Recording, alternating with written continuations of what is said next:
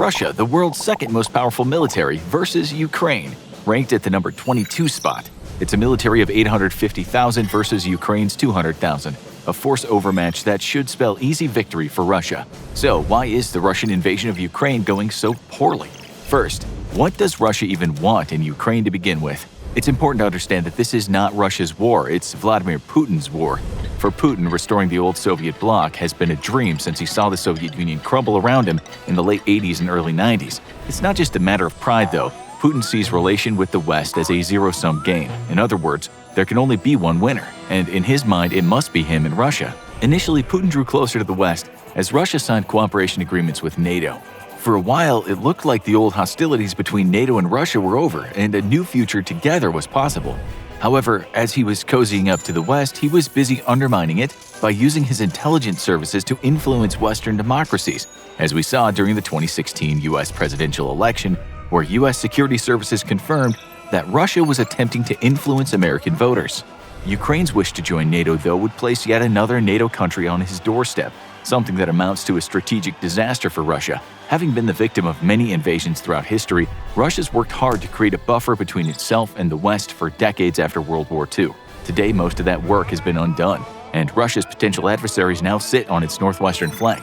In case of war, if Ukraine joined the alliance, it would allow NATO access straight into the soft underbelly of Russia. Ukraine joining NATO is simply unacceptable to Putin, and in his mind, it's vital for Russia's national security that Ukraine be friendly to Russia, or at least unfriendly to the West. Ukraine's growing desire for NATO membership thus represented a significant threat to Putin's goals of keeping NATO away, and its perceived weakness gave him a chance to put the former Soviet republic back into Russia's sphere of influence. He just needed to topple the national government and install a new one friendly to his interests. The seeds of today's invasion began with protests launched in 2013 after the Ukraine national government rejected the signing of the European Union-Ukraine Association Agreement, which was meant to establish a pathway to EU membership in favor of closer ties with Russia and the Eurasian Economic Union. Many in Ukraine saw this as Moscow influencing Ukrainian policy and a revolution swept across the nation. However, not all of Ukraine wanted closer ties to the West, leading to the breakaway republics of Donetsk and Luhansk. In response for a call for help from the Ukrainian president shortly after he was removed from power, Russia annexed Crimea and sent aid to separatists fighting Ukrainian national forces. Rather than deter the new Ukrainian government from joining NATO and the EU, though, this only created a sense of urgency for Ukraine. Joining the EU and NATO was seen as a matter of national security, and given Russia's invasion, the fear was well grounded. After rebuffing his threats if they should draw closer to the West, Putin saw an invasion as his only option. So what's gone wrong with the Russian invasion? Any good military operation starts with clearly defined goals, and here's where Putin's invasion met with its first strategic disaster. In multiple speeches, Putin made it clear that this was a special military operation tasked with denazifying Ukraine and ending a genocide of Russian-speaking people. This is not just blatantly false, as the thought of a Jew whose family died in the Holocaust leading a Nazi government is ridiculous in the extreme, but also not valid strategic goals. Generals need clear objectives so they can make plans to achieve them. By all accounts, Russia's invasion lacked set objectives. While removing Volodymyr the Iron Joker Zelensky from power was always a goal for Russia's armed forces, how exactly to do that and when was not clearly delineated. Should Zelensky be simply toppled, his government neutralized and rendered ineffective via exile, or should Zelensky and any supporters be arrested or killed? While it's still difficult to get an accurate picture of what has been going on behind the scenes in the Kremlin, we know that the Russian army seemed unclear of these two questions. At the start of the invasion, forces from Belarus began a march toward Kiev, while a full assault in the east aimed to push Ukraine's defenders back.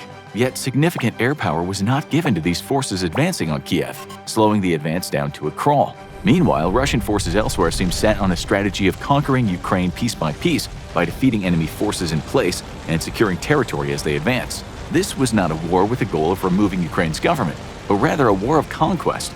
The lack of clear, well-defined objectives led to the Russian military getting bogged down early and quickly, as it seemed to fight anywhere it discovered Ukrainian troops, as opposed to quickly moving to secure strategic objectives. This type of war heavily favors the defender, as it leaves them in complete control of when and where battles take place. However, it cost Russia something even more important: time. The longer that Zelensky remained safely out of Russian hands, the longer he had to influence the world, something he did with stunning effectiveness. Each day that passed, Zelensky was able to rally more and more supporters from across the international community, leading to the fastest and most severe sanctions imposed on a nation in modern history. Zelensky's defiance of Putin also emboldened NATO and other countries to provide direct military aid to Ukraine, even leading to such unbelievable moves as the EU supplying the Ukrainian Air Force with fighter jets. Before the invasion, the US and its partners believed that shipping of such significant war material would only serve to provoke Russia into greater aggression and was unthinkable. However, as Zelensky managed to turn global opinion against Putin and the Russian military mired itself in pointless fighting, opinion amongst the US and partners quickly changed. Eventually, Putin realized his grave error, and at last clear instructions seemed to be given to his commanders: neutralize Zelensky and seize major cities at all costs. Suddenly, Russian forces changed tactics, and they were no longer bogging themselves down fighting Ukrainian defenders where they encountered them. Now they were bypassing entire Ukrainian positions to rush to secure major cities. Even more importantly, the push for Kiev began in earnest, with hundreds of vehicles and thousands of troops in reserve poured straight into the fight for Kiev in a bid to overwhelm the city's defenders. As of the writing of this script, the massive Russian advance on Kiev seems to be halted due to supply problems, though. Not relying on conventional forces, though, there's evidence that Putin has dispatched special forces kill squads to eliminate Zelensky, and Kiev has been locked down as the hunt for infiltrators continues. Russian electronic warfare assets sniff through signals coming in and out of the Ukrainian capital, with the goal of pinpointing Zelensky's exact location for an airstrike. Zelensky is finally a wanted man, but killing him now will not undo Putin's major strategic blunder. Russian troops called Zelensky a clown before the invasion, but now his own troops call him the Iron Joker. And the Iron Joker has already defeated Putin on the world stage by rallying it against him. Killing Zelensky now will only turn him into a martyr and a rallying point for Ukraine's defenders. Had Russia acted swiftly to take Kiev and neutralize Zelensky, something its conventional forces should have been capable of within days of the invasion, Putin may not have suffered as badly on the global stage as he had. The longer this invasion drags on, the worse it gets for Putin's Russia, as the world turns its back on every facet of Russian business and culture. As new intelligence has revealed, though, Putin didn't just fail at setting strategic goals for his military, he actually didn't even let most of his military leadership know about the invasion beforehand. While they were certainly aware of the buildup of troops along the border with Ukraine, even his most senior generals were blindsided by the order to invade. Putin had kept his plan to invade Ukraine so close to his chest that only a small group of individuals very close to him ever knew. Without foreknowledge of the coming invasion, Russia's generals had no way of drawing up battle plans and being prepared to prosecute Putin's orders. Instead, they were forced to improvise on the run, a recipe for disaster. The fact that most of the invasion troops were pulled from across the entire Russian nation also meant that once hostilities began, there was no time to coordinate and integrate chains of command. We've seen plenty of evidence that Russian military has been infighting amongst itself, and even engaging in full-blown arguments over radio. With no overarching strategy or chain of command, Putin's army is disorganized and ineffective.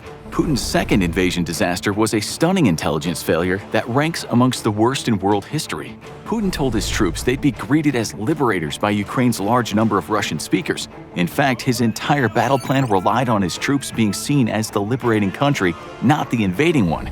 Thus, Russia's invasion force was by design smaller than required.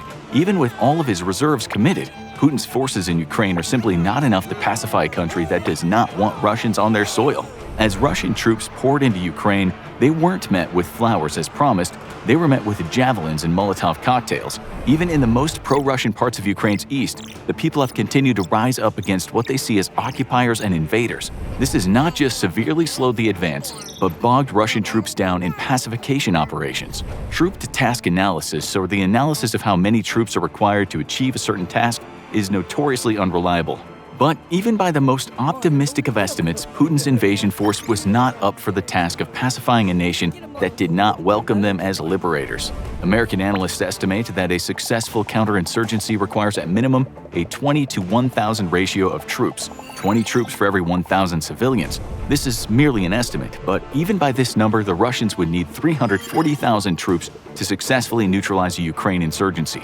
Russia, though, has poured 150,000 troops in its attempt to seize Ukraine, roughly a third of the total Russian ground combatants. While it will almost certainly prove to be sufficient for neutralizing Ukraine's military and installing a puppet regime, it's completely insufficient for actually controlling the country. Without immediately pouring more troops into the conflict, All Russia has succeeded in doing is ensuring that Ukraine becomes its own version of America's and the Soviet Union's Afghanistan, only much deadlier for its interest in troops both. There are signs that Russia's looking to fix this mistake, and by the time you see this video, those plans might have been put into effect. As of the writing of this script, rumors amongst the global intelligence community is that Russia's planning on instituting a draft to draw up the necessary troop numbers to neutralize Ukraine. Whether this is true or not, what is true is that as Russia's forces currently stand, achieving any sort of strategic success in Ukraine is currently impossible. Russia's next biggest pre-invasion failure was a logistical one. Before the invasion actually took place, Putin famously said that he was drawing down some of his forces to de-escalate tensions. The world breathed a collective sigh of relief. Maybe there wouldn't be an invasion after all. But just days later, Putin ordered his forces into action. Was he simply trying to lower Ukraine's and the world's guard? Not quite. According to Western intelligence, Putin's claim of drawing down forces was actually so his forces could do something that should have warned him the Russian military wasn't ready for invasion. As Putin moved his timetable for invasion along, an estimated up to 20% of his combat vehicles were in disrepair. The claim of drawing down forces was instead a ruse to allow his military to tow broken-down vehicles away from staging areas for repairs. This has been substantiated by media who have visited both the Russian-Ukraine and Belarus-Ukraine border since the invasion and discovered dozens of broken-down vehicles left behind in the process of being towed or repaired. With the Russian military suffering from sanctions for years and a stagnant economy back home, it's no surprise that so much Russian firepower was inoperable. But the sheer scale of broken-down equipment on the eve of full combat is shocking compared to a modern military such as the United States, which the Russian military theoretically is supposed to fight and win against. But this isn't where Russia's logistics problems end. As the invasion unfolded, Russian troops made slow but steady progress into Ukraine, and then suddenly stopped altogether for a few days. To the world's surprise, entire units had simply run out of fuel, ammunition, or food, and vehicles were abandoned by the dozens across Ukraine. How could this happen? As has been famously noted before, the Russian military has always had a problem with logistics. Compared to the United States, Russian units operated with up to 75% fewer logistics personnel, perhaps reflecting Cold War-era mentality that units were not believed to be survivable in a nuclear battlefield and would thus be destroyed or rendered combat ineffective long before significant resupply was necessary. It may also be simply due to poor military planning and a completely unrealistic expectation that heavy fighting would be sporadic and rare. Whatever the reason, Russian units began to run into supply problems by the third day of the invasion, further setting back their ability to make quick strategic gains necessary to circumvent mounting international outrage. Even worse, they left them at the mercy of Ukrainian air attack and lightning raids, with hundreds of Russian vehicles destroyed. Bottlenecks caused by stuck vehicles also gave the Ukrainian armed forces an opportunity to launch devastating raids and resupply themselves by pillaging the remains. But even as supply problems began to sort themselves out, a lack of Russian logistics led to massive traffic jams and further delay of critical objectives, such as the taking of Kiev. The famous column of vehicles attacking Kiev stretched for up to 60 kilometers at one point, snarled up in the world's largest traffic jam. Meanwhile, Kiev's defenders used the time to equip civilians and build defenses. Logistics might not be as glamorous as infantry, artillery, or tanks, but without good logistics, a modern army can't win. Force structure, though, was yet another of Russia's biggest mistakes.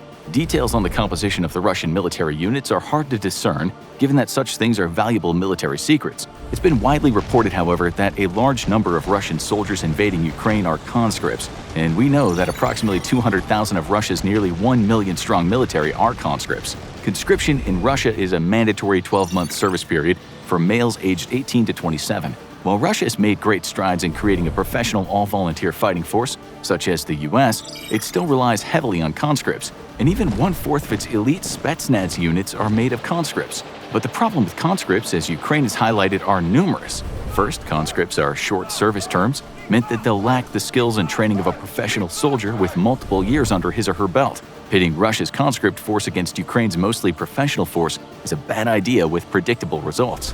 Secondly, though, conscripts have notoriously low morale and will to fight, as opposed to a professional soldier who has chosen to take up arms. This has never been clearer than in the way Russia's army has faced massive insubordination, surrender, and outright sabotage of their own equipment to avoid fighting.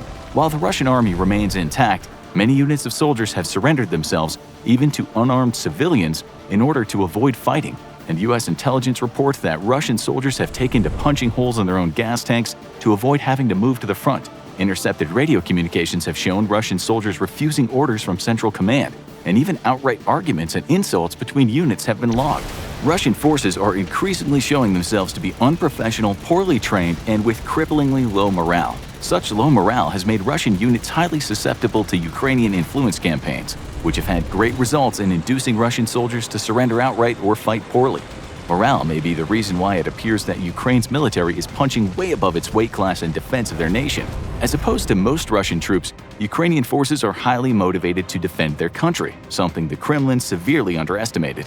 Fueling Russia's morale problems is not just conscription, though, but two other key factors. The first is the fact that many soldiers have claimed they had no idea they were invading until hours before the invasion began.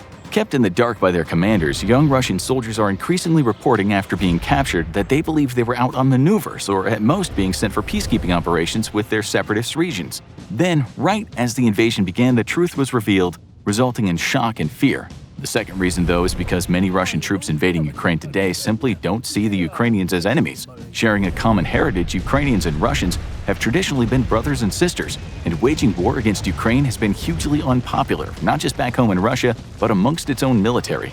Russian morale has been at critical levels for days now, but supply problems have only made it worse. The failure of high-profile operations such as the dual airborne assaults against Kiev in the first days of the war have only made morale problems worse. Russia's next mistakes begin with the invasion itself.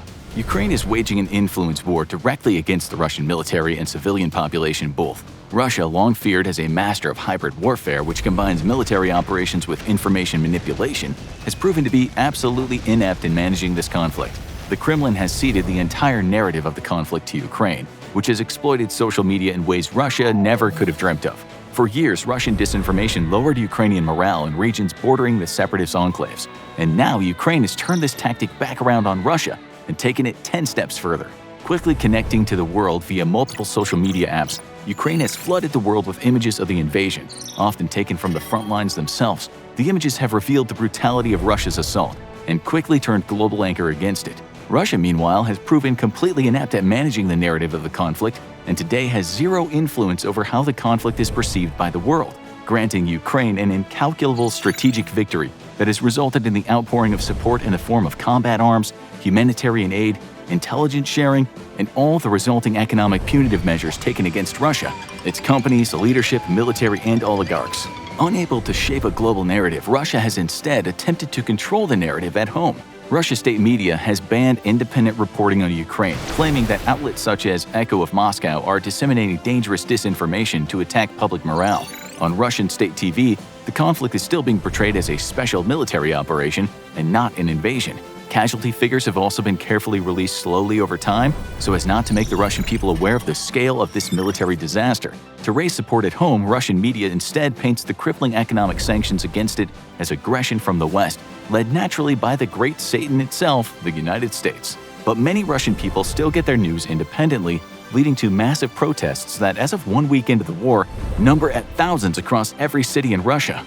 Older generations, though, who get their news primarily from their televisions and radios, still believe the Kremlin narrative about anti-Nazi operations and Western belligerence. Sadly, recent reports coming from Russia suggest that the Kremlin has begun massive efforts to block internet access to outside news sources.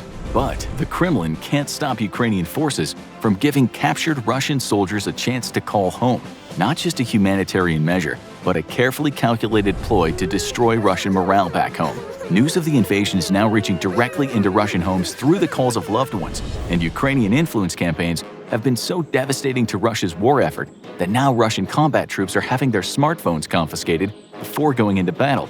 Russia's next opening day mistake was failing to properly utilize its massive advantage in striking power. Before the United States initiated a coalition invasion of Iraq into the First Gulf War, it undertook a shock and awe 100-hour air campaign with round-the-clock attacks on the Iraqi radar, air defenses, communication nodes, government buildings, and other militarily important targets. The U.S.'s air campaign was so incredibly effective that ground forces took only 4 days to defeat the Iraqi army.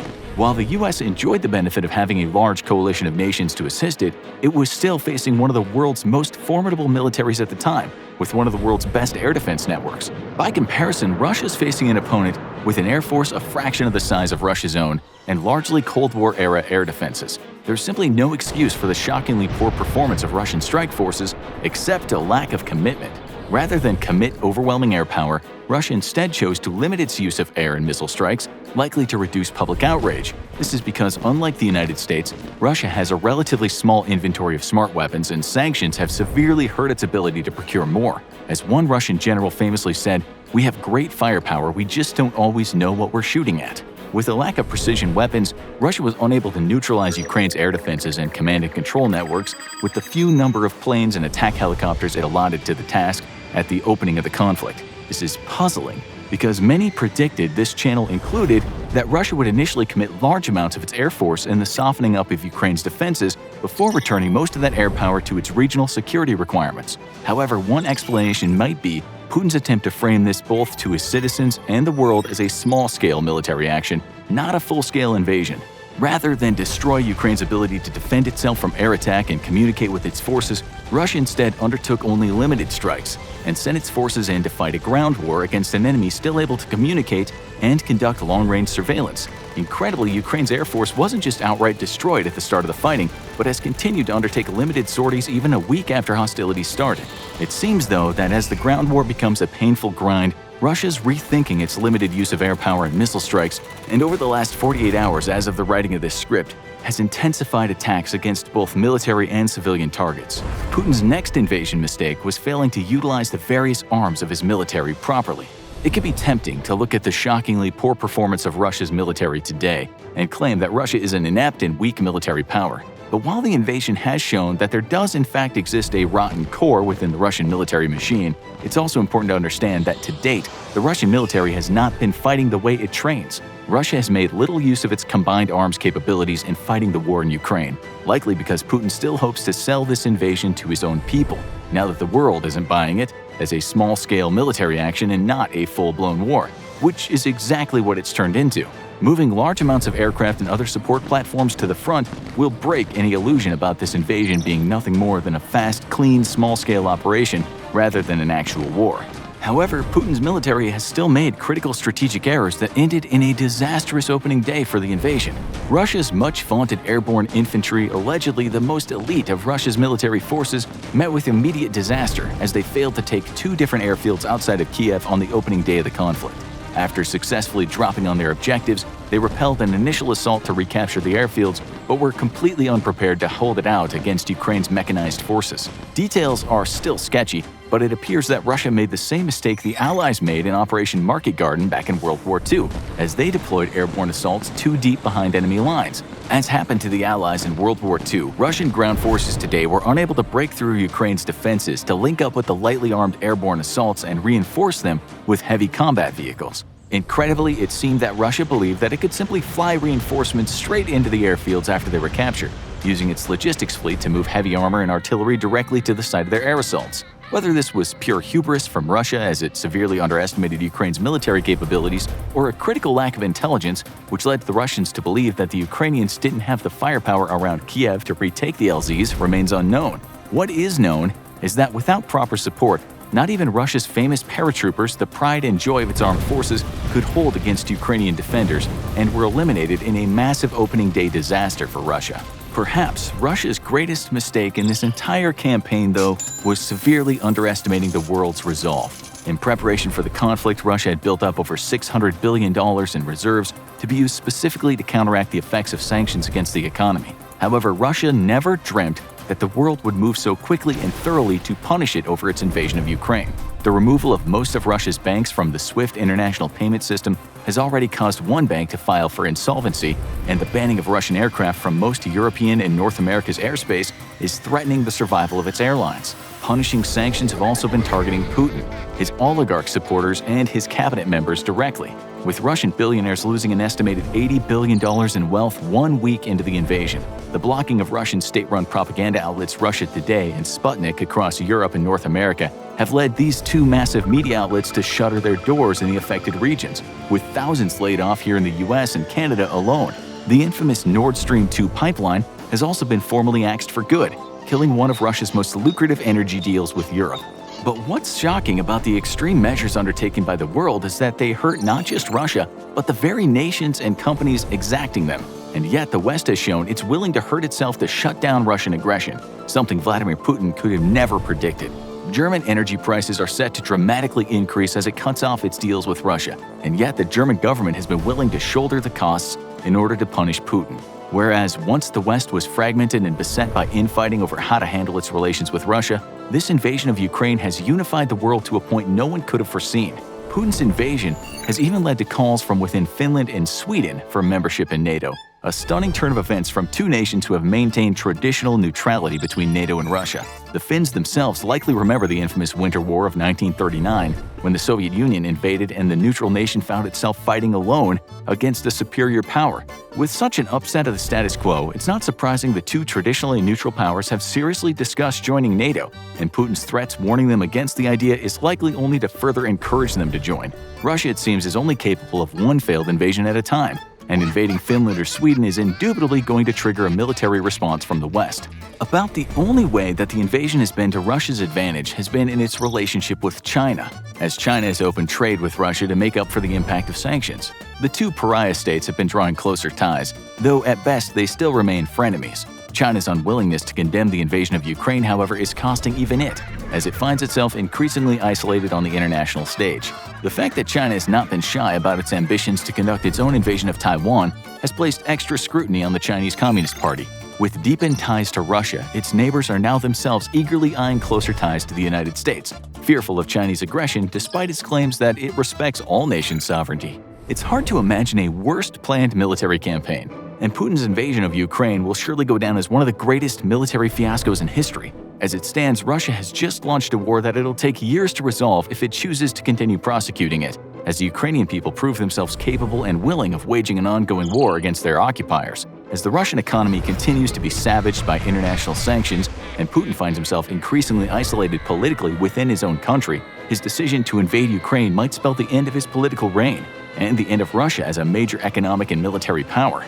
The war in Ukraine is the most destructive conflict that Europe has seen since the Second World War. And it's all NATO's fault because NATO is weak. No, this video isn't sponsored by the Russian Ministry of Defense. The fact is, the invasion of Ukraine is NATO's greatest failure in its short history, and it failed because the entire alliance is a shadow of its former self. The Great Peace dividend at the end of the Cold War finally made Europeans as weak as the Soviets always claimed they were. Even the United States severely curtailed its military capabilities. Now the peace is over and war is in Europe because NATO decided to take a 30-year nap. NATO was originally founded after the Second World War. Surveying the destruction in Europe and the rise of the Soviet Union, the US asked Europe, hey, what if we make the most Chad military alliance of all time? To which Europe replied, yeah, that's a great idea. And hey, also, what if you pay for like most of it? Thus, NATO was born out of a desire to ensure peace in Europe and deter a third, far more catastrophic world war. The containment and deterrence of the Soviet Union was a top priority for everyone who didn't like the idea of turning the world into a permanent fallout LARP event. But even a conventional war with the Soviets would be catastrophic for Europe and inevitably end with many of the continental European powers becoming yet another Soviet republic. And that's why the United States was integral to the alliance. But this required it to station a large amount of its forces in Europe itself. Otherwise, it would take months to build significant military power in Europe, by which time Soviet hordes would have overrun most of the continent. But the alliance didn't just see the US as a safeguard against the Soviet invasion, it was also a check against the resurgence of a different evil altogether. For the better part of, well, its entire history, Europe has struggled with nationalism. During the first half of the 20th century, however, the rise of nationalism across the continent set the stage for two catastrophic wars. Left reeling in the wake of the Second World War, both the US and the exhausted Western powers feared that from the ashes a fresh wave of nationalism would spring up. Now, some trilogies are great, Lord of the Rings, Alien, but other trilogies are crimes against humanity, The Hobbit, and World Wars. Nobody had any interest in yet another war arising from Europe's favorite hobby of electing a dictator into power and then bashing your neighbor's face in with a bunch of tanks. The US took on the form of a Hobbesian benevolent leviathan and was seen as a check against the rise of nationalism in Europe. NATO would make the US heavily invested in European security, ensuring it didn't simply lose interest again and piss off across the pond like it did for much of the previous 100 years. Americans, for their part, were extremely skeptical in further involvement in Europe after two world wars, and isolationism has always run deep in America due to the security of having two oceans between itself and the rest of the world.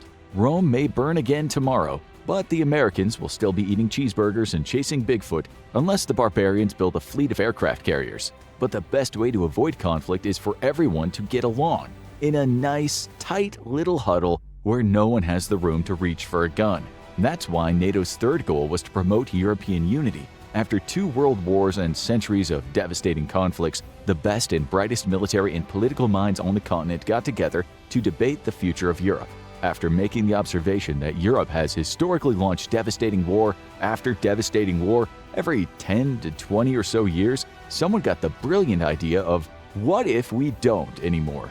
And the goal of European unity was born. Thus, NATO served to create the groundwork for the European Union, which would ultimately be the best guarantor of peace. If Europeans could stop fighting each other, here's looking at you, France and Britain, and Germany, then another world war would likely be prevented. Further, European unity encouraged political integration, a matter of much concern as communism spread its tentacles across war-torn Central Europe, and after the overthrow of the Czech Republic's government by rebels. Therefore, the Soviet Union saw communism as the only way to ensure its own survival against the capitalist West. And thus, the stage was naturally set for conflict between the two blocs. In 1949, NATO was officially born, and war disappeared forever. Well, not quite, but to its credit, NATO truly is the most successful international alliance of all time. The Delian League may have protected Europe from being overrun by a Persian invasion, irrevocably changing its entire history, but it didn't stop the outbreak of a world-ending nuclear war. NATO's greatest success is ensuring that the Cold War never turned hot. Through a combination of containment and deterrence, NATO was able to ensure that any conflict between itself and the Soviet Union would incur costs too unbearable or simply not have the seeds it needed to ferment. Without NATO, a fragmented Europe would have been torn by the struggle between capitalist West and communist East, creating a nightmare of potential powder kegs that could signal the opening festivities to the Third and final World War. NATO's greatest strength was presenting a unified face against Soviet expansionism and political influence, even if that did mean occasionally the individual states would take decidedly undemocratic measures to silence pro-communist individuals. Hey, you either get to own the means of production or you get to not live through a nuclear holocaust. NATO's second greatest strength was, well, its strength. Unified, the North Atlantic Treaty Organization was far more powerful than any individual state. And this is what allowed the alliance to stand against an at times aggressive Soviet Union. The alliance was ready to exact a blood cost from the Soviets for any push into Western Europe, both by conventional or nuclear means. But that was tricky, given the alliance's greatest military power by a long margin was all the way across the ocean. In essence, the United States was like the Justice League's Superman to Europe's Batman. Batman is cooler, he often has better story arcs, and he has free healthcare. But when the Soviets and Darkseid come invading, you really want Superman out there punching T-62 tanks with big, dumb, super strong fists. The challenge for the alliance was that most of America's firepower was across the sea or in other potential hotspots. Sometimes its military was heavily involved elsewhere, such as during the Vietnam War, and other times it was busy liberating South American democracies from themselves. During the Vietnam War alone, a significant amount of U.S. firepower was tied up for nearly 2 decades. And it was here that NATO was more important than ever before. By presenting a unified front, the Western European powers presented a significant obstacle to the Soviets, even without full U.S. commitment. But things may not have been that way, which is why NATO's political maneuvering was also one of its greatest victories. Spain, for example, could have been a serious chink in NATO's armor up until it joined the alliance in 1982. But this future was far from certain. After Spain's Francisco Franco died in 1975, it was Juan Carlos, King of Spain and appointed ruler by Franco, who led the nation through democratic reforms. But the Soviets had attempted to heavily influence Franco, albeit without much success given that Franco fought the communists during the Spanish Civil War. Had things gone differently, Spain might have been the westernmost member of the Soviet bloc, a move which would have escalated tensions in Europe to unfathomable levels. Deft political maneuvering and the culture of European unity fostered by NATO helped ensure that this did not come to pass. NATO's unity, however, also helped to severely curtail nuclear proliferation, further adding to its list of successes. Under Article 5 of the Alliance Charter, an attack on one member is an attack on all, and this includes nuclear weapons. The early Cold War was a crazy time. The world was rebuilding from a catastrophic war, liberalizing its values, the Beach Boys were selling Americana around the world, and the threat of nuclear annihilation hung over the head of every nation on the planet. The nuclear attacks on Hiroshima and Nagasaki sent a very loud and clear message to every country. The only way to not get nuked is to have nukes. Thankfully, the scientific knowledge and technical expertise to build a nuclear weapons program made it very expensive and extremely hard to develop nuclear weapons, but that still left it within the scope of many of the world's leading nations. Working to limit the spread of nuclear weapons and reduce the risk of self-extinction via aggressive stupidity, the United States brought in countries from around the world under its nuclear umbrella, and NATO was instrumental in helping that happen. But NATO also legitimized America's promise to go nuke for nuke with anyone launching a nuclear weapon against a non-NATO partner such as Japan or South Korea. Without that legitimacy, both of these nations would rightly question whether the US would truly be willing to trade Los Angeles for Seoul or Tokyo in a nuclear war. And the answer is no, absolutely not. But we would gladly trade the entire state of Florida. With an ironclad commitment to NATO's Article 5, though, nations under the American nuclear umbrella could feel safe and snug in America's big, strong, radioactive nuclear arms, knowing that the US had the credibility to respond in case of a crisis. This directly helped limit nuclear proliferation and thus reduce the risk of humanity permanently logging off because it was too stupid to not blow itself up. Averting global nuclear disaster, stopping Europe's favorite hobby of waging war against itself, and setting the stage for the EU is basically going to make you a ringer for the gold medal in the best alliances in history category. But despite that, Ukraine has proven that NATO is a failure, completely biffing its biggest challenge since the Cold War. In the early Cold War, it was a crazy time. The end of it was even crazier. The entire world breathed a sigh of relief as the specter of nuclear annihilation vanished. Europe's unity took massive steps forward, and grunge music was destroying the majesty of the 80s hair metal power ballads. Humanity had negotiated the nuclear minefield that was the Cold War, with NATO at the forefront. But the moment the Berlin Wall fell, so too did NATO spending. By the fall of the Soviet Union, NATO defense spending was in free fall, and it was its European contingent which was the worst offender by a very long shot. The next war would be fought with hugs and kind affirmations, at least if you asked European NATO members, busily slashing defense budgets so they could buy more croissants and build more discotheque. The United States also severely curtailed its defense budget and sat down leaders from its entire defense sector for a teary-eyed breakup.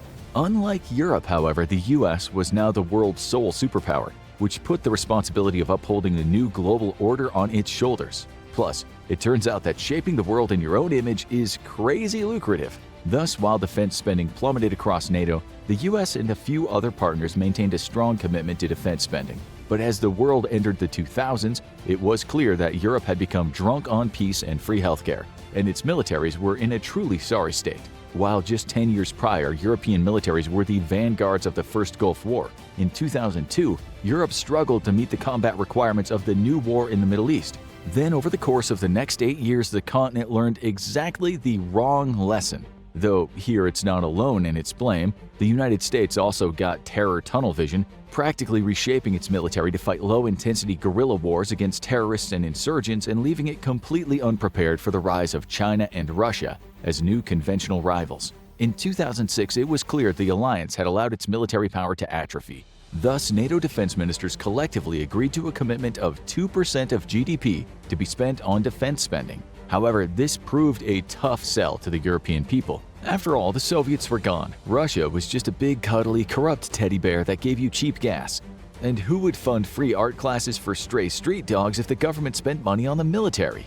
Unsurprisingly, nations failed to meet the 2% spending goal. Incredibly though, even after the invasion of Ukraine by Russia, still only 7 nations meet this spending goal: the US, UK, Poland, Estonia, Greece, Latvia, and Lithuania. We're not going to say that Europe freeloaded off the US's commitment to defend Europe, but Europe definitely freeloaded off of America's treaty obligations to defend Europe, a fact which has over the years brought increasing frustration for US voters. But the truth is that a stable, secure Europe is of direct national security interest for the US, and America benefits greatly politically and financially from a peaceful Europe.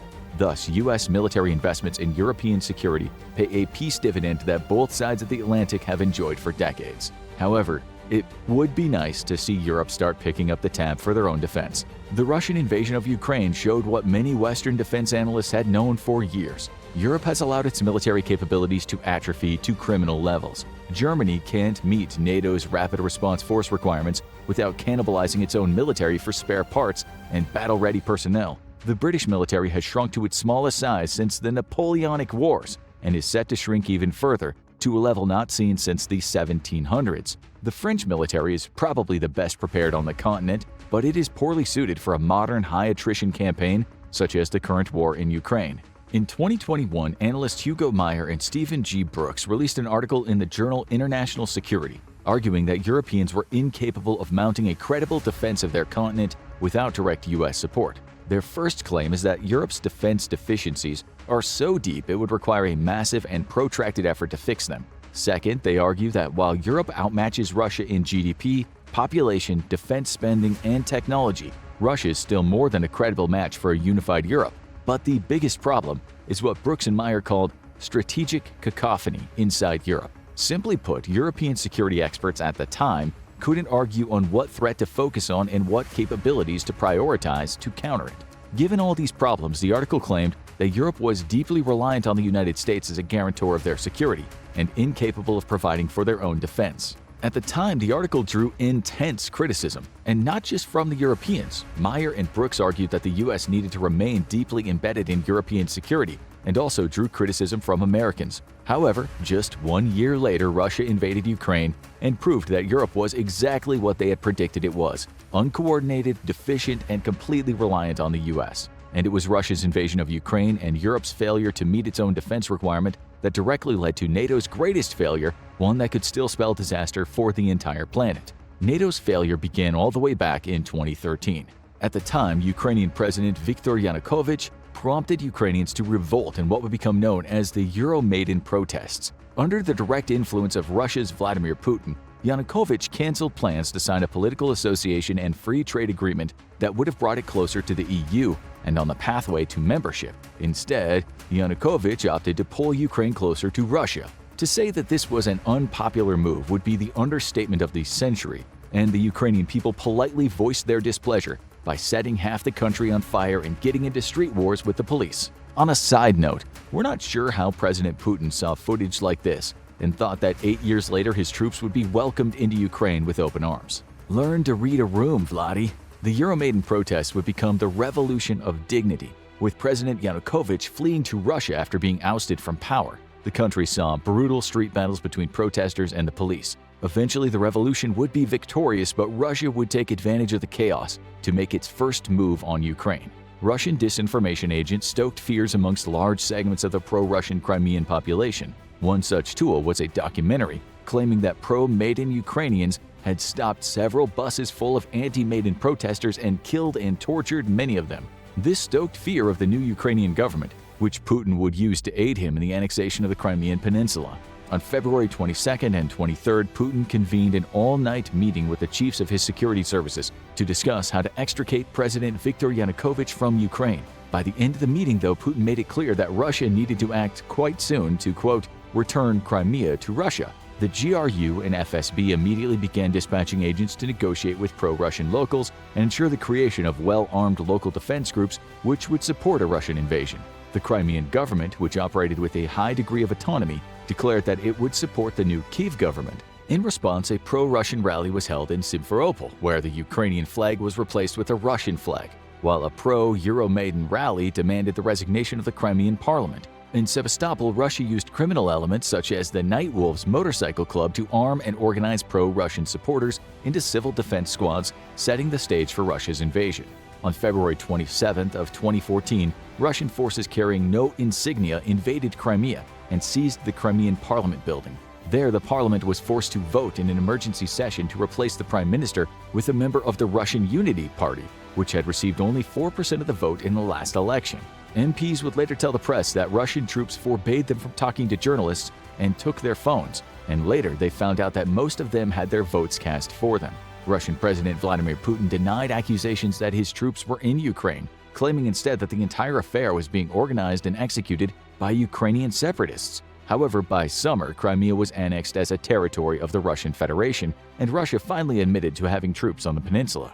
The international response was swift and flaccid. The UN passed a non-binding resolution with 100 in favor, 11 against, and 58 abstentions, declaring the annexation invalid, sending Russia the equivalent of a frowny face emoji over text. Sanctions preventing Russian and Crimean officials from traveling to Canada, the US, or the EU were passed, and Japan issued mild sanctions, suspending talks relating to military, space, investment, and visa requirements with Russia. The sanctions were largely seen as a joke by the Russian Federation, with the Russian Duma passing a resolution by unanimous vote asking the West for all members of the Duma to be included on the sanctions list. NATO's failures in Ukraine began with the Russian annexation of Crimea. While economic sanctions did have some effect on the Russian economy, they failed to target Putin or those closest to him directly. They also were not targeted in their scope, limiting their impact on Russia's ability to wage further aggression against Ukraine. Future sanctions would be a bit more robust, forbidding the sale of certain dual-use technologies to Russia that could be used for both civilian and military applications, seriously hurting Putin's ability to provide drones to his armed forces, for example. However, overall, the sanctions failed to deter Russia from further aggression. NATO's military response was equally flaccid and consisted mostly of the alliance's easternmost members asking for more American presence in their countries. The Baltic states, as well as Poland and Romania, saw the writing on the wall and realized that they were now on the front line of a new conflict with Russia. Thus, they demanded permanently stationed brigades on their territory from NATO, but naturally only the US was prepared to meet the requirement. Poland reached out to the US directly and asked for protection, with the US deploying 2 brand new infantry brigades to Polish bases, as well as strengthening its armored forces in the region. Plans for a new forward deployment base in Poland to house 1,000 US soldiers were quickly finalized, and Romania followed suit by building a new military base on the Black Sea to serve as a forward deployment point for US troops. Bulgaria partnered with the US to expand its military bases and bought tanks and missile systems from US firms, with Lithuania hosting a rotating US motorized brigade and buying new US equipment to train with. While in many ways these decisions were a boon to the US defense industry, they also severely strained America's military and logistics. Americans, rightfully so, began to question why it was them picking up the tab for European defense, a sentiment which President Donald Trump made very clear as he mulled over removing the US from NATO. The lack of a credible military deterrent on NATO's borders allowed Putin to act with near impunity in his Crimean invasion, as did the divisiveness among NATO's members on Russia itself. The United States and the Baltic nations, alongside Poland and Romania, have long called for the continued containment of Russia as a potential adversary, but the rest of NATO's European members have been extremely reluctant to cooperate on any measure to contain Russia. Instead, they all but sabotaged NATO from within. Germany aggressively pursued economic ties with Russia, working under the false assumption that close economic ties would make Russia a more agreeable neighbor. However, despite repeated warnings from the US, Germany basically handed Russia all the leverage it wanted over it. It not only helped speed Europe's energy dependence on Russia through investments in the Nord Stream pipeline, but it actually helped sabotage energy sanctions against Russia over the invasion of Crimea by lobbying for their removal. In its hunger for cheap energy and new markets, Germany did all it could to hand Russia the keys to Europe. Turkey, France, Italy, and Hungary too scuttled NATO plans to mobilize more resources to counter potential Russian aggression. Seeking closer financial ties, the 4 nations feared that pursuing a containment strategy and clearly naming Russia as a European security threat would jeopardize economic relations with Russia. Turkey, now a thorn in NATO's side under President Erdogan's rule, even went against NATO policy and purchased air defense systems from Russia. As a result, the US kicked Turkey out of the F-35 program, resulting in chilly relations that persist to this day. Indeed, Turkey has since been walking a tightrope between its commitment to NATO and its ties to Russia.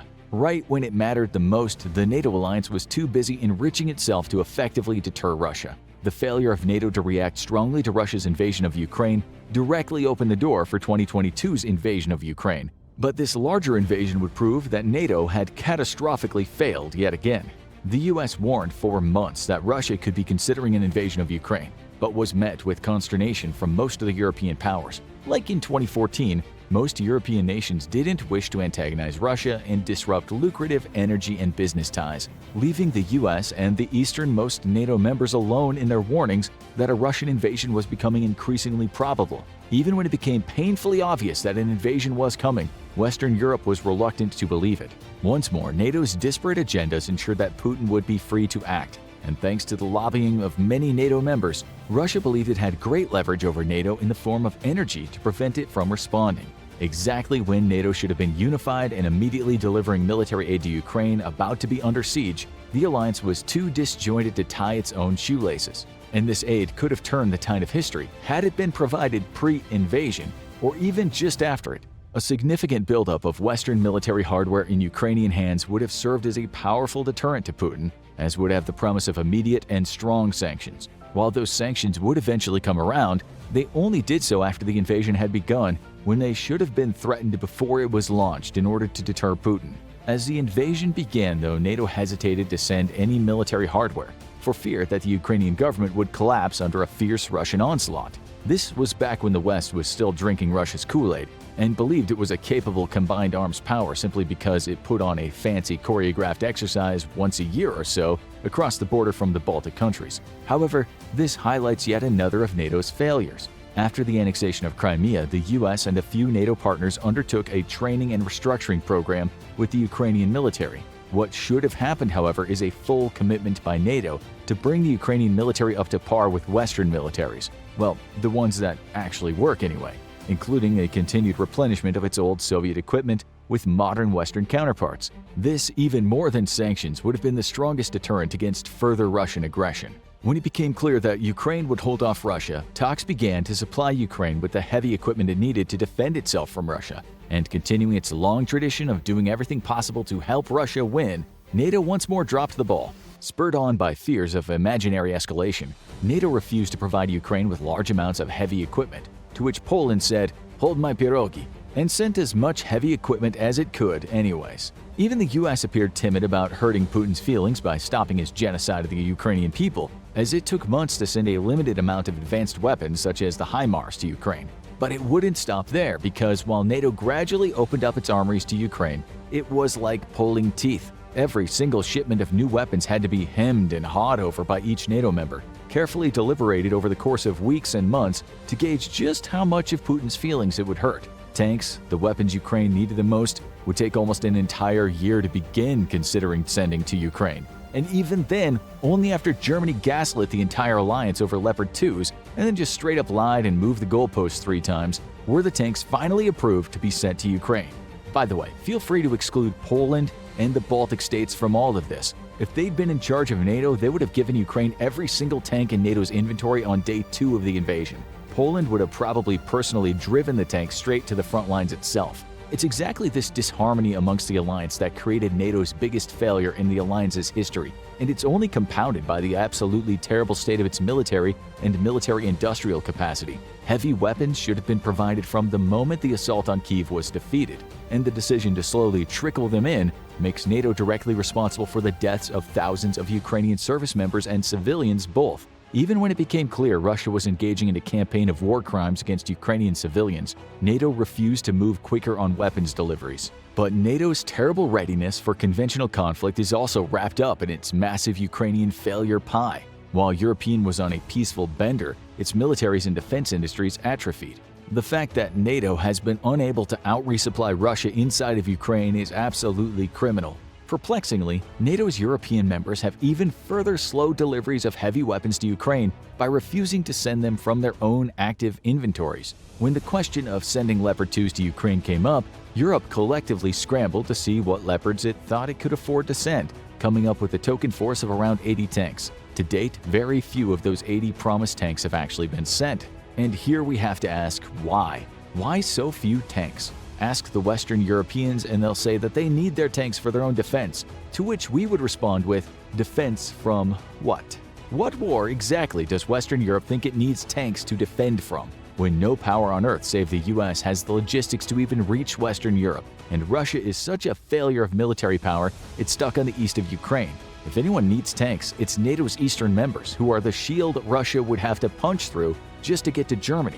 Unless Russia learns how to grow T-14s and T-90s on trees, then teleport them 1,000 miles from Russia into the heart of France, we're pretty sure that Western Europe needs its tanks right now like the ocean needs water. And the United States isn't off the hook either, as it alone has hundreds of armored vehicles in storage that could easily be provided to Ukraine.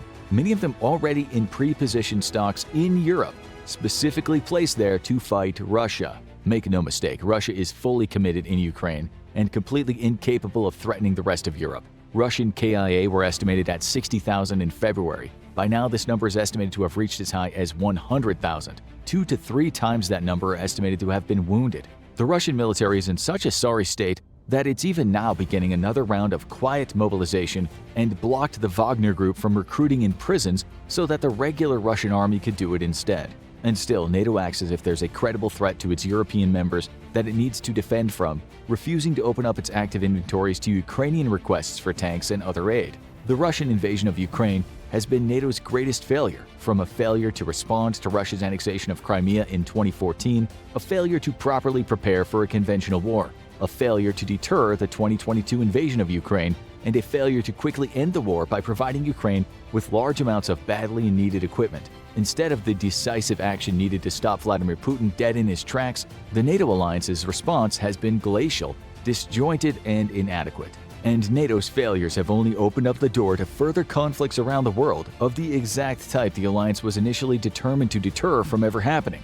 While Western sanctions against Russia have given China a slight pause in its ambition to retake Taiwan by force, NATO's flaccid military response has only emboldened it to act, knowing that Taiwan would be much harder to supply in the midst of a full-scale war than Ukraine is. An invasion of Taiwan would disrupt the global semiconductor market, throwing the entire global economy into a tailspin. A successful invasion, however, would then place an authoritarian China, hostile to democratic ideals, in charge of the most important resource of the 21st century, with Taiwan producing over 60% of the world's computer chips and 90% of the most advanced ones critical for cutting-edge technologies. To prevent China from holding the Western-led liberal world order hostage through chip embargoes, decisive action and unity is needed from the only international alliance capable of stopping the Chinese Communist Party. And right now, the odds of that happening aren't looking too good, as the most successful international alliance in history, made up of the richest nations in history, struggles to win a war in its own backyard. Ukraine needs all the help it can get against Russia, and there is one European country that has stepped up in a big way. While major powers such as France, Germany, and Britain have been hesitant to send military aid to Ukraine for various reasons, Poland has almost single-handedly led the rally for Europe to support the war effort. Without Poland, things might have turned out much differently after the first year of fighting in Ukraine, and Vladimir Putin might be looking at victory rather than defeat. The Ukrainian people have shown the world just how strong they are by repelling the initial invasion of their country and pushing Russian forces out of much of their territory. However, Russia still has an advantage. This is not because Putin has the best equipment, skilled soldiers, or brilliant tactics. It's because the Russian military and population are massive. Vladimir Putin will continue to hire mercenaries and throw conscripts at Ukraine until he can wear them down. The good news for Ukraine is that its greatest ally is right next door. Poland might be Ukraine's best hope of winning the war. Recently, the Polish government has increased military spending to strengthen its forces and has been Ukraine's biggest advocate since the war even began. Poland has sent over $1.7 billion worth of weapons and aid to Ukraine since Russia invaded. In fact, Poland is Ukraine's second largest weapons provider after the United States. However, Ukraine's neighbor has done much more than just delivering tanks, guns, and ammunition. Poland has forced other nations in Europe to send Ukraine help by leading by example. When certain countries needed to be convinced that they should supply Ukraine with weapons it desperately needed, Poland was the one who dragged them kicking and screaming to do the right thing. Ukraine needs Poland more than perhaps any other ally, and as you're about to find out, Poland might be the only thing keeping Ukraine from succumbing to the seemingly endless onslaught of Russian soldiers that are being sent to the front lines. First, let's look at the direct impact Poland has had on the war thus far. It's important to remember that Poland has had its fair share of disputes with Russia in the past. It wasn't up until the Soviet Union began to collapse that Poland was able to hold its first free elections in 1990. Up till that point, the Polish people were being oppressed by Moscow, which is something they have not been quick to forget. Poland is very aware that if Russia had been successful in taking Ukraine at the beginning of the war, they could have been Putin's next target. This is why the Polish government was more than willing to send tanks, weapons, and aid to Ukraine while simultaneously ramping up its own military military spending.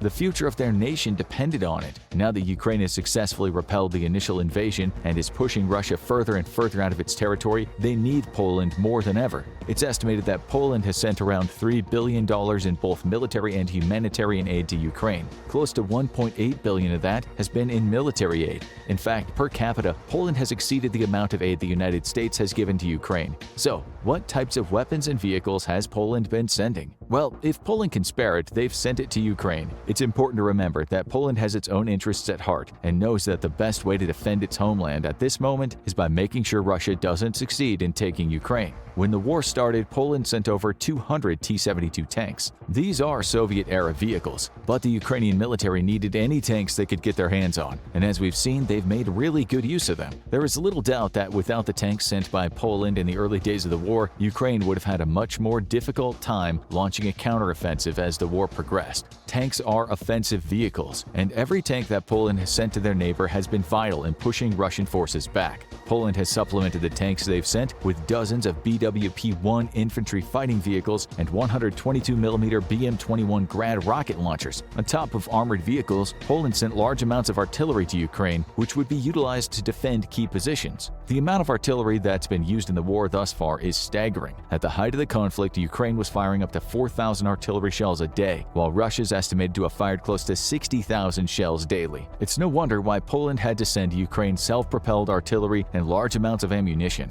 Ukraine has also been in desperate need of air defense. It's been reported that Poland has sent around 100 R-73 air-to-air missiles to help Ukrainian aircraft defend their territory. Another anti-air weapon that Poland has offered to Ukraine is the 160 PPZR Pioran, a portable air defense system that's used to shoot down low-flying planes, helicopters, and UAVs. Poland has also aided in Ukraine's reconnaissance efforts by sending drones such as the WB Electronics Fly Eyes to help scout areas and locate enemy troops. On top of the vehicles, anti-air missiles, and artillery, Poland's also delivered an unknown amount of guns, ammunition, and mortars to Ukraine. Poland wants its neighbor to be able to defend itself, and the Polish government is not afraid to continue sending money and any weapons it can spare. But there's also another vital role Poland plays in Ukraine's acquisition of weapons. The close proximity of Poland to the fighting has allowed it to act as a staging ground for nations that wanted to send weapons and vehicles to Ukraine. Much of the aid coming from across the world is funneled into Poland and then transferred to the Ukrainian military. Poland's also very important because it's where Ukrainian soldiers are being trained to use new weapons and vehicles that are being sent by the West. Most recently, reports have been coming out of Poland that Ukrainian troops are being trained on German Leopard 2 tanks as they prepare to receive these vehicles in the coming weeks and months. It would be a disaster if the weapons reached the front lines and were useless because Ukrainian soldiers didn't know how to operate them. It's just another reason why Poland is so vital to the Ukrainian war effort. They've taken it upon themselves to ensure that when supplies and weapons reach the Ukrainian military, they'll have the training to effectively use the assets and decimate Russian forces. However, perhaps the most important reason that Ukraine needs Poland in its fight against Russia is not because of what it's sending out, but because of what it's doing on the world stage.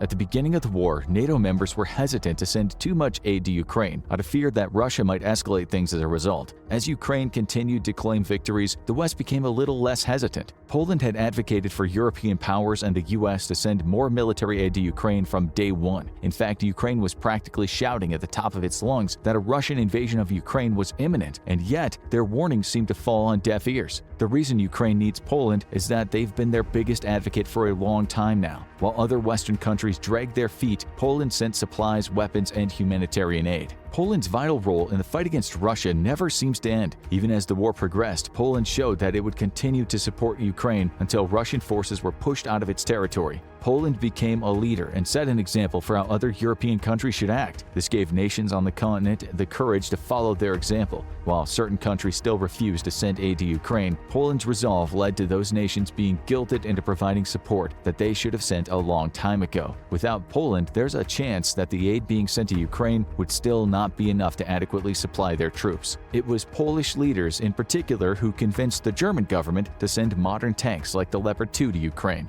Germany was hesitant to commit their tanks to the war effort for far too long. This was for several different reasons, but needless to say, it was Poland and its actions that helped convince Germany to finally do what was right. Even if Germany had gone the other way with their decision, Poland threatened to send dozens of their own Leopard 2s in defiance. Along with motivating other countries to send more military aid to Ukraine, Poland's also been advocating for tougher sanctions on Russia to try to slow its wartime production. The less money Russia has coming in, the better. If Russia doesn't have the funds to pay for its mercenaries, factories, and military, it'll have a much more difficult time launching an offensive or holding back Ukrainian forces in the coming months. Without the leadership of Poland throughout the war, Ukraine would be in a more precarious position. Poland has become a powerful voice in the conflict and a main advocate for Ukraine, even as Germany and other Western powers drag their feet on sending aid and tightening sanctions. But this is nothing new. Ever since 2004, when Poland joined the European Union, it warned of the growing threat being posed by Putin's Russia. The fact of the matter is, Poland has seen it all before. They have dealt with the brutality of a Russian tyrant ruling their country, yet these warnings were willfully ignored, and now Ukraine is paying dearly for it. Currently, Poland is one of the countries leading the charge to send F-16 fighter jets to Ukraine to help defend against Russian aircraft. At the end of January, Poland even said they were willing to give the Ukrainian military their F-16s just to provide them with more aerial support. However, until NATO agrees to transfer F-16s to Ukraine, Poland cannot legally provide them with the aircraft they desperately need. Even though the jets are currently being held back, it seems that Poland will continue to advocate and fight for sending the weapons and vehicles Ukraine requires to win the war. But besides being Ukraine's biggest ally when it comes to gathering support, Poland is also doing some other miraculous things to aid the Ukrainian people in their time of need. Poland has accepted more refugees into their borders than any other European country. It's estimated that there might be as many as 3.5 million Ukrainian refugees in Poland. At the very least, we know there are over 1.5 million registered refugees at this point in time. Poland has been leading humanitarian efforts to assist the people of Ukraine, just like it's led the charge to send more military aid. The refugees in Poland are provided with healthcare, education, and possible employment, which is amazing when you consider how much money and resources Poland has also sent to the front lines. Without Poland, the Ukrainian people would be suffering even more than they already are. To be fair, Poland is one of the strongest, wealthiest, and closest countries to Ukraine's borders, but they also have gone above and beyond to help the Ukrainian people when it seems like certain nations around the world are doing the bare minimum. And the truth is, as much as Ukraine needs Poland, the rest of Europe needs them as well. Since Poland joined NATO in 1999, it's become a key component in the defense of Europe's eastern borders. Its strategic location is one of the main reasons it's not only able to aid Ukraine, but protect the rest of Europe from Russian aggression if things get that far. The nation has also enjoyed massive economic growth, allowing Poland to expand its military while improving the lives of its citizens. Without Poland's military and economic growth, Europe would have a lot more to worry about on its eastern front. Obviously, Poland isn't the only deterrent against Russia invading the rest of Europe.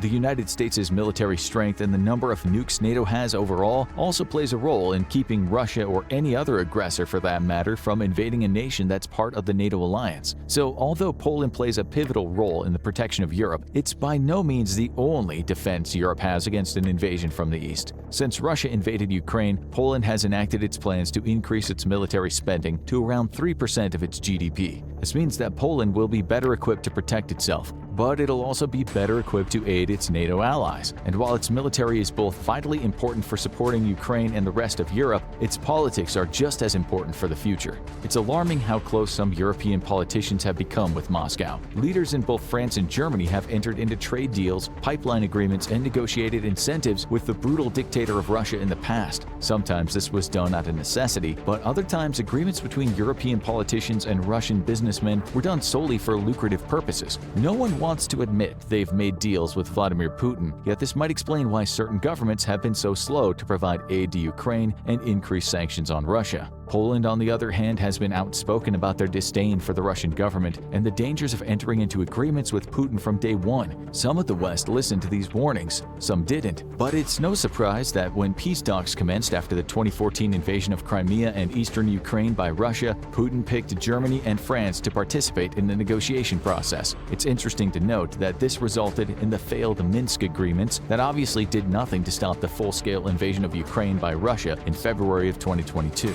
Ukraine and Poland both know what it was like being under the rule of Moscow during the Soviet era. Although it's been over 30 years since the collapse of the Soviet Union, people who suffered under the Soviet regime are still around to advocate against a Russian-led Eastern Europe.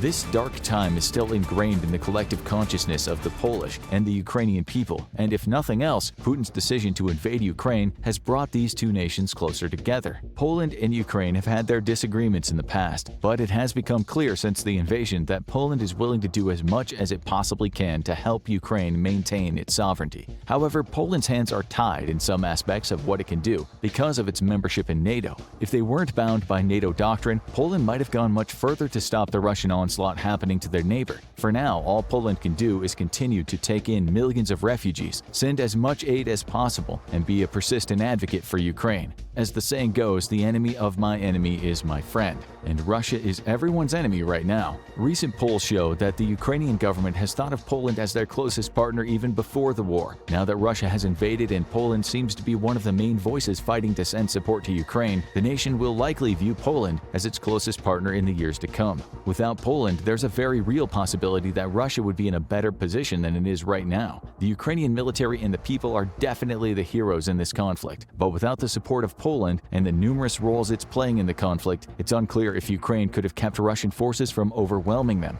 The weapons and the aid that Poland has provided have been incredibly important to the war effort. However, its advocacy for Ukraine and the leadership role it assumed in European politics might be even more vital. It seems clear that as long as Russia continues to wage this war, Poland will continue to support Ukraine in any way it can. And even after this conflict is over, it's almost a guarantee that Poland will continue to play a pivotal role in NATO's defensive plans. Poland's economy and military strength have made the nation one of the most influential in Europe, and without them, Ukraine would likely not be able to win the war against Russia. One of the most damaging leaks of classified documents ever to hit the United States occurred earlier this year on the popular web app Discord. It involved dozens, some say over 100, previously classified intelligence reports, analyses, and briefing documents. One of these documents from February 2023 painted a bleak picture of Ukraine's ability to successfully prosecute the war, pointing to significant force generation and sustainment shortfalls, and the likelihood that any future Ukrainian offensive, if not properly supported with enough troops, would result in only modest territorial gains.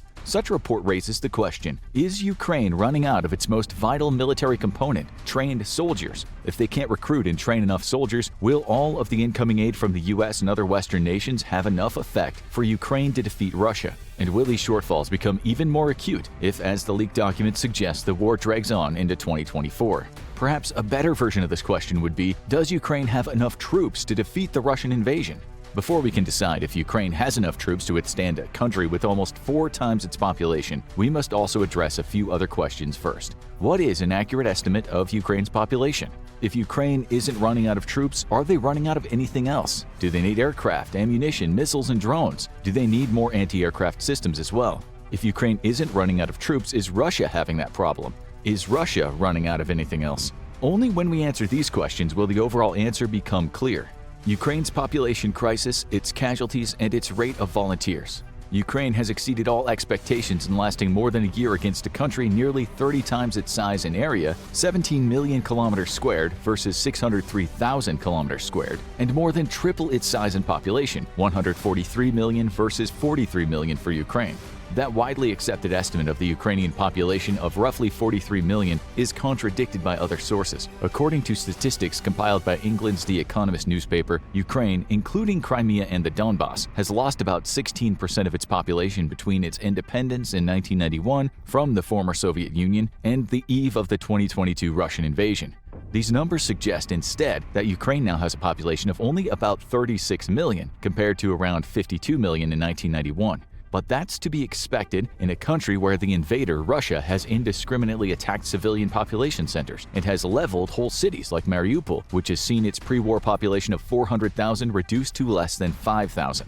This same Russian effort to depopulate any area of resistance has been repeated across whole regions of Ukraine. It's clear that for some time, both Ukraine and Russia have seen a decline in their populations. For Ukraine, the 2014 invasion of the Donbass region and Crimea initiated their population decline.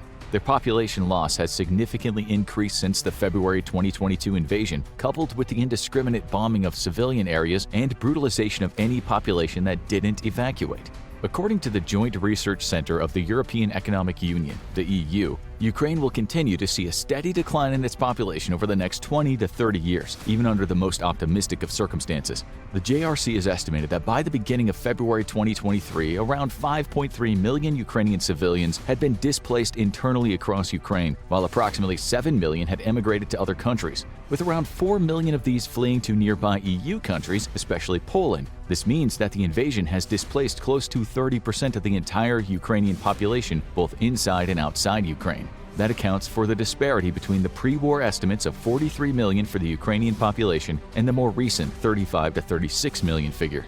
It would seem then that Ukraine could be facing a shortfall of the younger demographic that usually makes up military service recruits. However, those numbers don't account for the overwhelming number of volunteers that have flooded into Ukraine, more than they can adequately train and supply. Since the beginning of the invasion in February 2022, Ukraine has seen an overwhelming response not just from within its own borders, but from abroad as well. An estimated 2,000 to 3,000 foreign fighters are believed to be serving in 3 battalions of a unit named the International Legion, according to analysts and academics monitoring them. But because the Ukrainian government wishes to keep such figures private, these numbers are just a best guess estimate. In the early months of the war, Ukrainian officials estimated that as many as 20,000 volunteers from more than 50 countries had arrived to help fight the Russian invasion. But according to analysts and interviews with many of the foreign fighters who stayed, the vast majority appear to have returned home before the summer. Hundreds of the better-trained volunteers have also been integrated into smaller units that operate independently of the International Legion.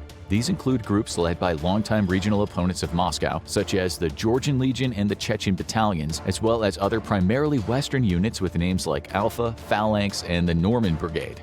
Some of these foreign volunteers who stayed are being used to train young Ukrainian recruits, though their training is often rudimentary. Where a Western nation like the US would spend up to 10 weeks of training in a boot camp, the Ukrainian recruits often get as little as 3 to 5 days, though most will get around 2 to 3 weeks. It's not just the total number of troops that Ukraine has that is important, but also the number of troops who are trained well enough to survive for the most dangerous first few weeks of their deployment. It's also clear that the numbers of Ukrainian men and women who volunteered were more than the Ukrainian army could train in the early war.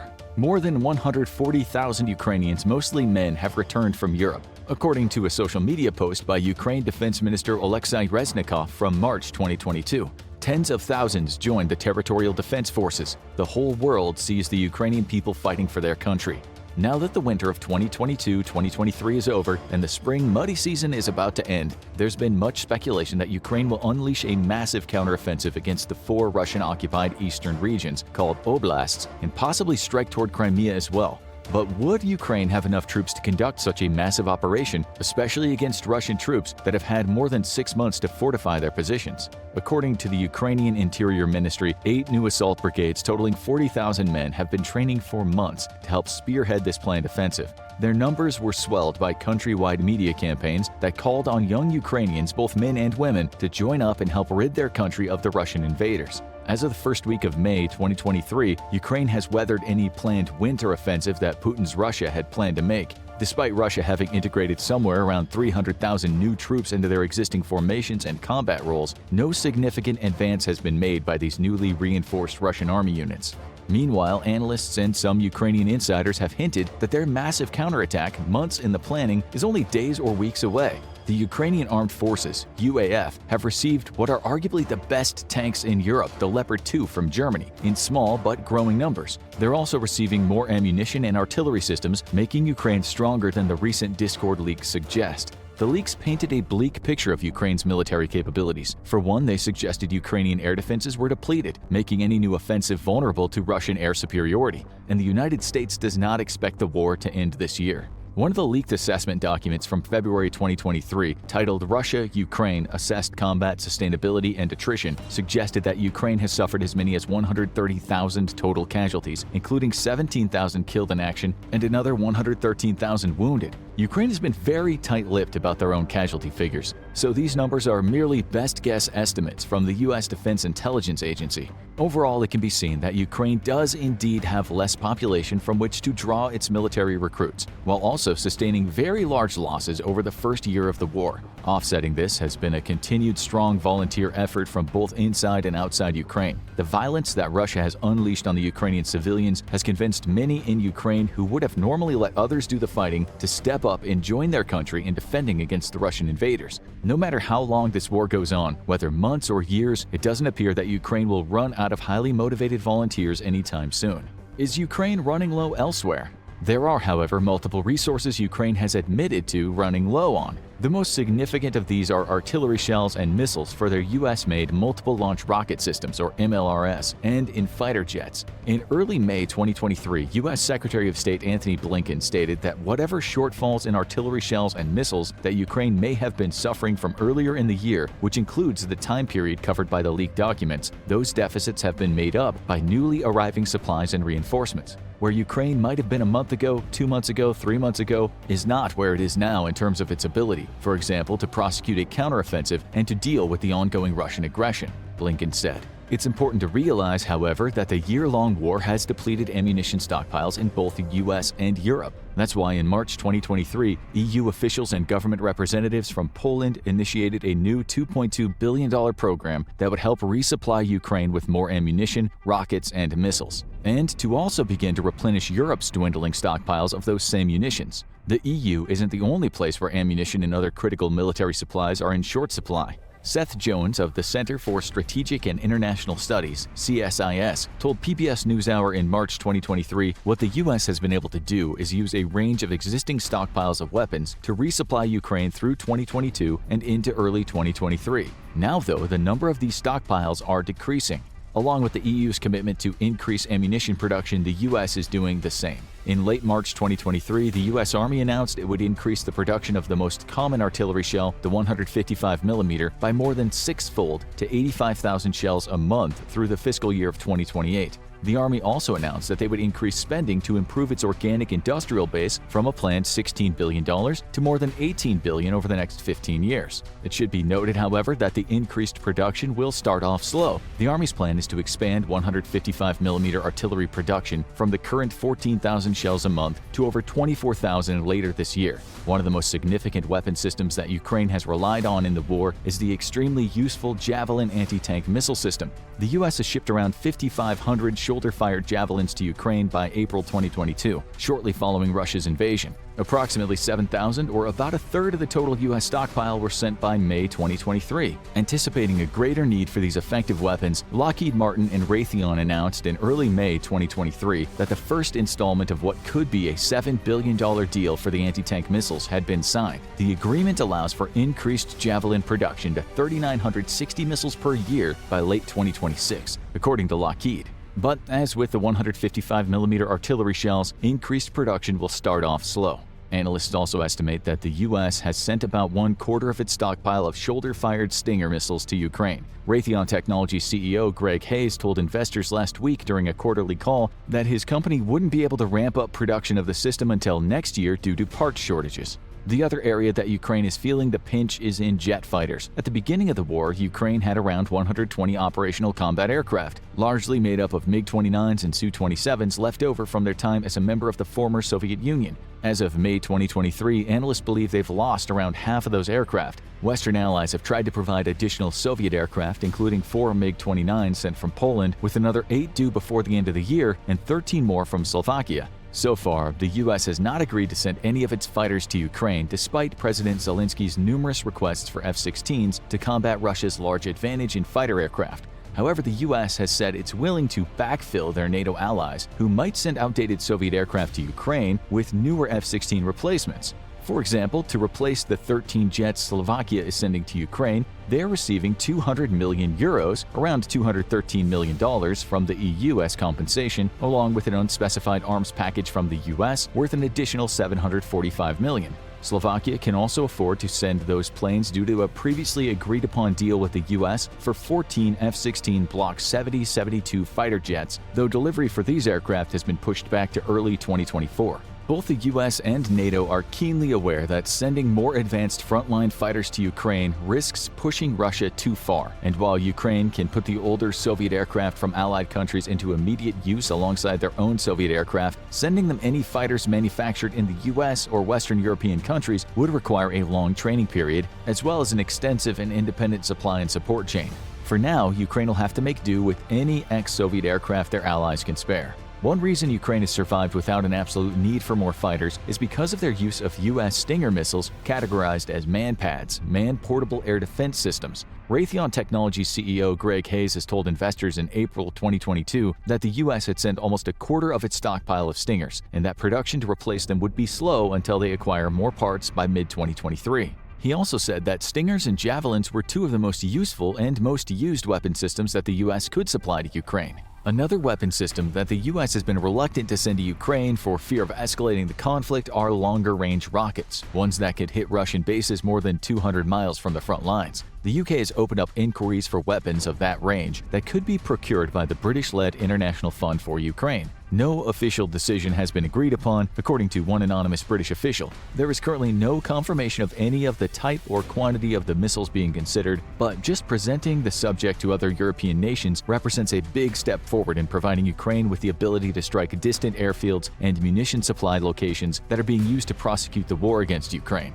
The U.S. also has thrown its hat into the ring in this regard, as the Biden administration is clearly willing to supply any weapons short of frontline fighters and long-range missiles. On May 9, 2023, the U.S. Department of Defense announced the latest package earmarked for Ukraine, totaling $1.2 billion, under a sweeping program called the Ukraine Security Assistance Initiative, USAI. This package will supply additional air defense systems and munitions, equipment to integrate Western air defense launchers, missiles, and radars with Ukraine's air defense systems, ammunition for counter-unmanned aerial systems to bring down Russian drones, more 155mm artillery shells, and commercial satellite imagery services, as well as support for the training, maintenance, and sustainment activities. Much of this is not a direct expenditure, but is allowed under the Presidential Drawdown Authority, or PDA, which allocated an initial $11 billion in aid, much of it drawing from existing stockpiles of U.S. material, with additional supplemental allowances of more than $3.7 billion for the fiscal year of 2023.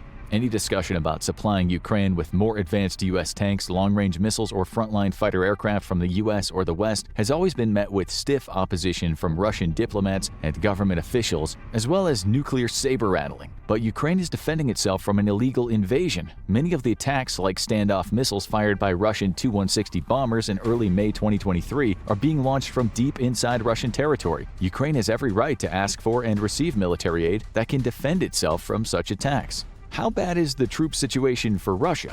However bad the casualty situation and need for replacements may seem for Ukraine, the situation for Russia is even worse, according to those same leaked documents. The analysts that prepared those assessments suggest that Russia has suffered as many as 223,000 overall casualties, including 43,000 killed in action and as many as 180,000 wounded. Russia's ground forces have lost a significant portion of their combat veterans and are approaching exhaustion, while they're being replaced with untrained and unskilled replacements. Those areas where new recruits were being drawn from are now beginning to run dry. The private military group Wagner has found few volunteers from Russia's prisons, owing to Wagner's extremely high casualty rate. There are reports that Wagner's even being denied access to recruit from Russian prisons, as Russia's own military wants to use them as their own recruiting grounds. Meanwhile, reports indicate that Wagner has turned to Belarus's prisons for additional recruits. The most significant battle area for the first 5 months of 2023 has been the area around Bakhmut. The fighting and combat losses in Russia's continued efforts to take the city have been extremely high and have been compared by some to the same kind of losses suffered in the fighting around Stalingrad. Though neutral observers would say they are still magnitudes apart. The Soviet Union might have lost more than 750,000 troops defending Stalingrad over the course of 5 months of intense fighting. In comparison, Germany lost more than 500,000 troops over that same period.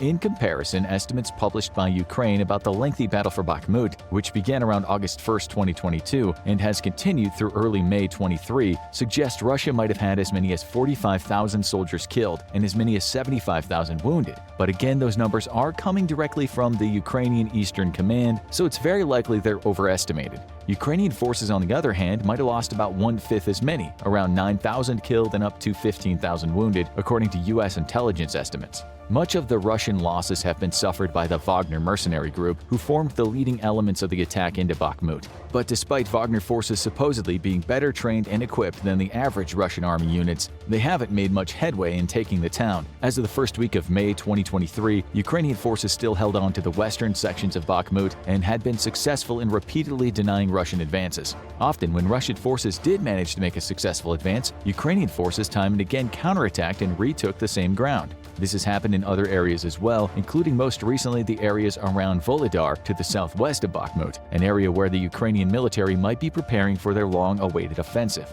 It was clear within the first few months of the invasion that the Russians had failed to allocate enough forces for the complete subjugation of Ukraine. In September 2022, Putin announced a mobilization of 120,000 new troops, though a law was also passed making it a crime for anyone in Russia to call the invasion a war. Those 120,000 weren't enough, however, and further conscriptions raised the total to around 300,000 by the end of the year. These nationwide call-ups have had a serious side effect. On top of losing 250,000 men as casualties of war, an additional 1.3 million other young men and women have fled Russia ahead of the conscriptions and frequent impressments of citizens from right off the streets. Many of those who left are the young professionals that Russia desperately needs and cannot replace. These migrants have left for various reasons, but primarily to escape the military mobilization and to flee Western sanctions that have caused enormous economic distress within the nation.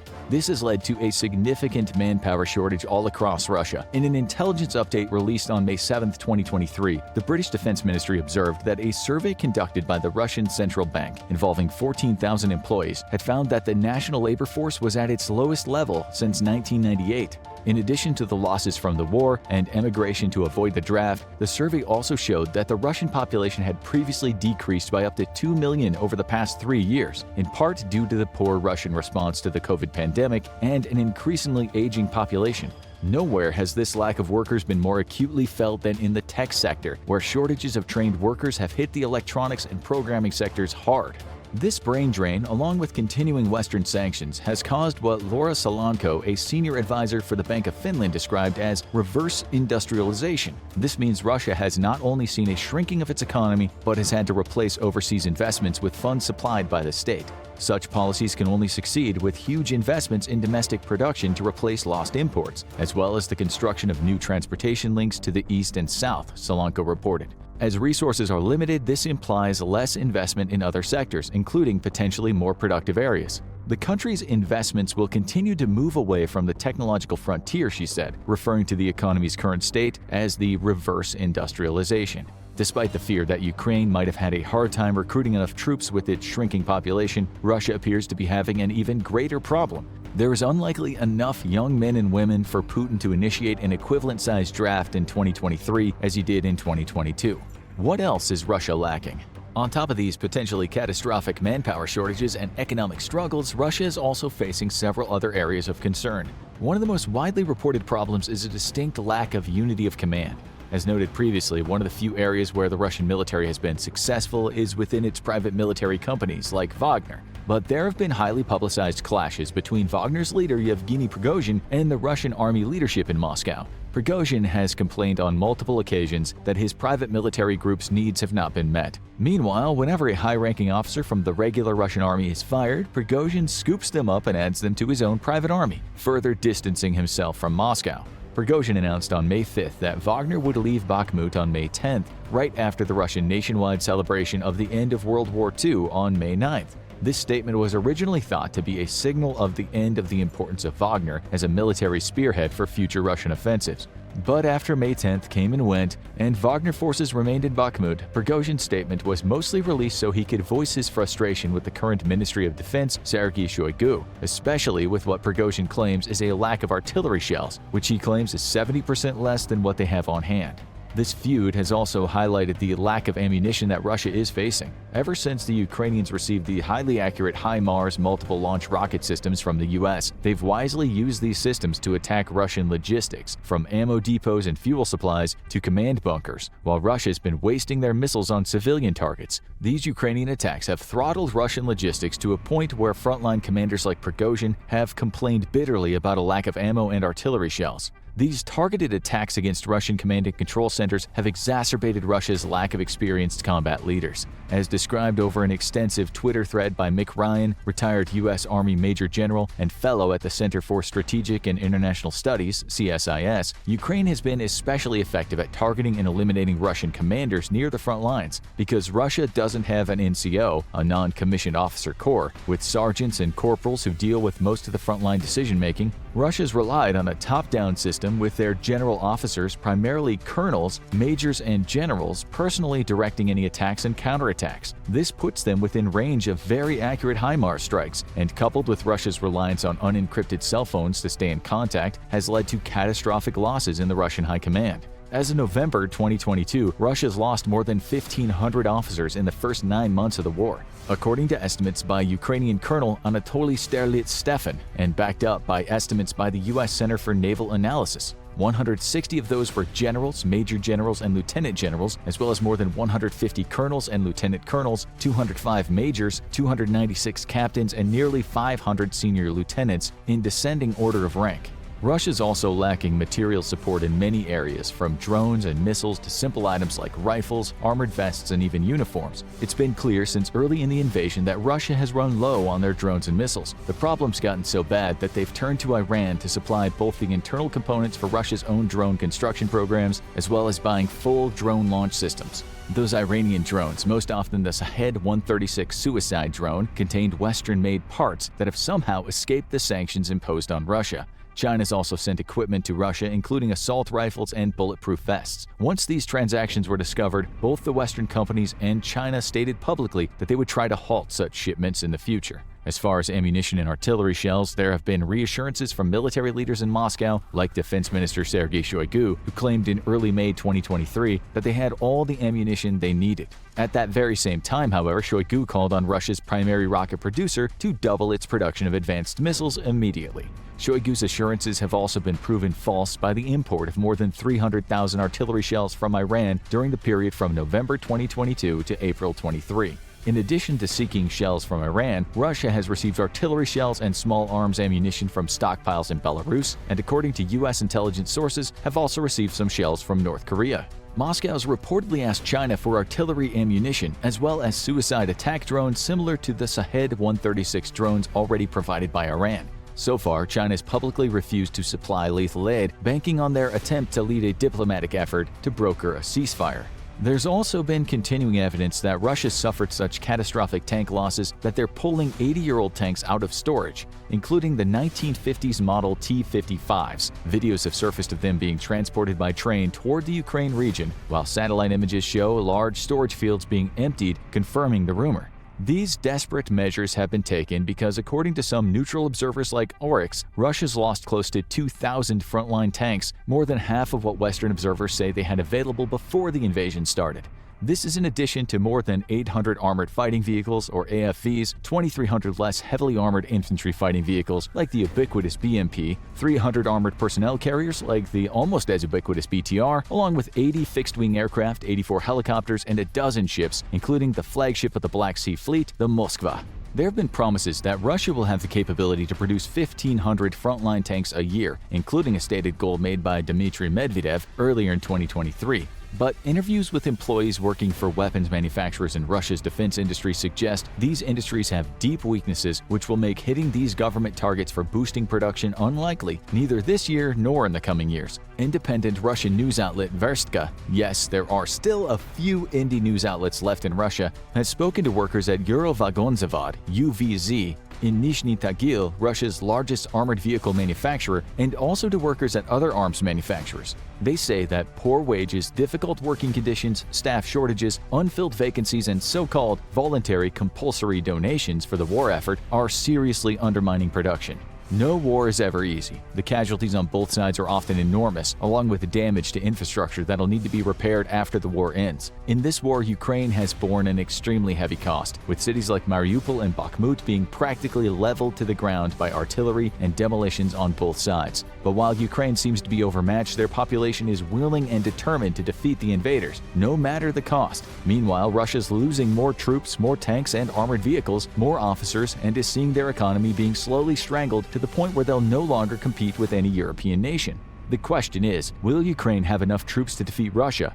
The answer is an overwhelming yes. If you were like most people, you probably scratched your head when media outlets first reported back in August that Ukraine was ready to receive the National Advanced Surface-to-Air Missile System, or NASAMS. Mainly in the shadow as a next-generation surface-to-air defense system, little has been known about NASAMS until now. This is because the highly classified secret weapon is the weapon of choice for about a dozen other countries when they have to shoot down an air threat. So what exactly is NASAMS, and why is Russia so afraid of Ukraine using it?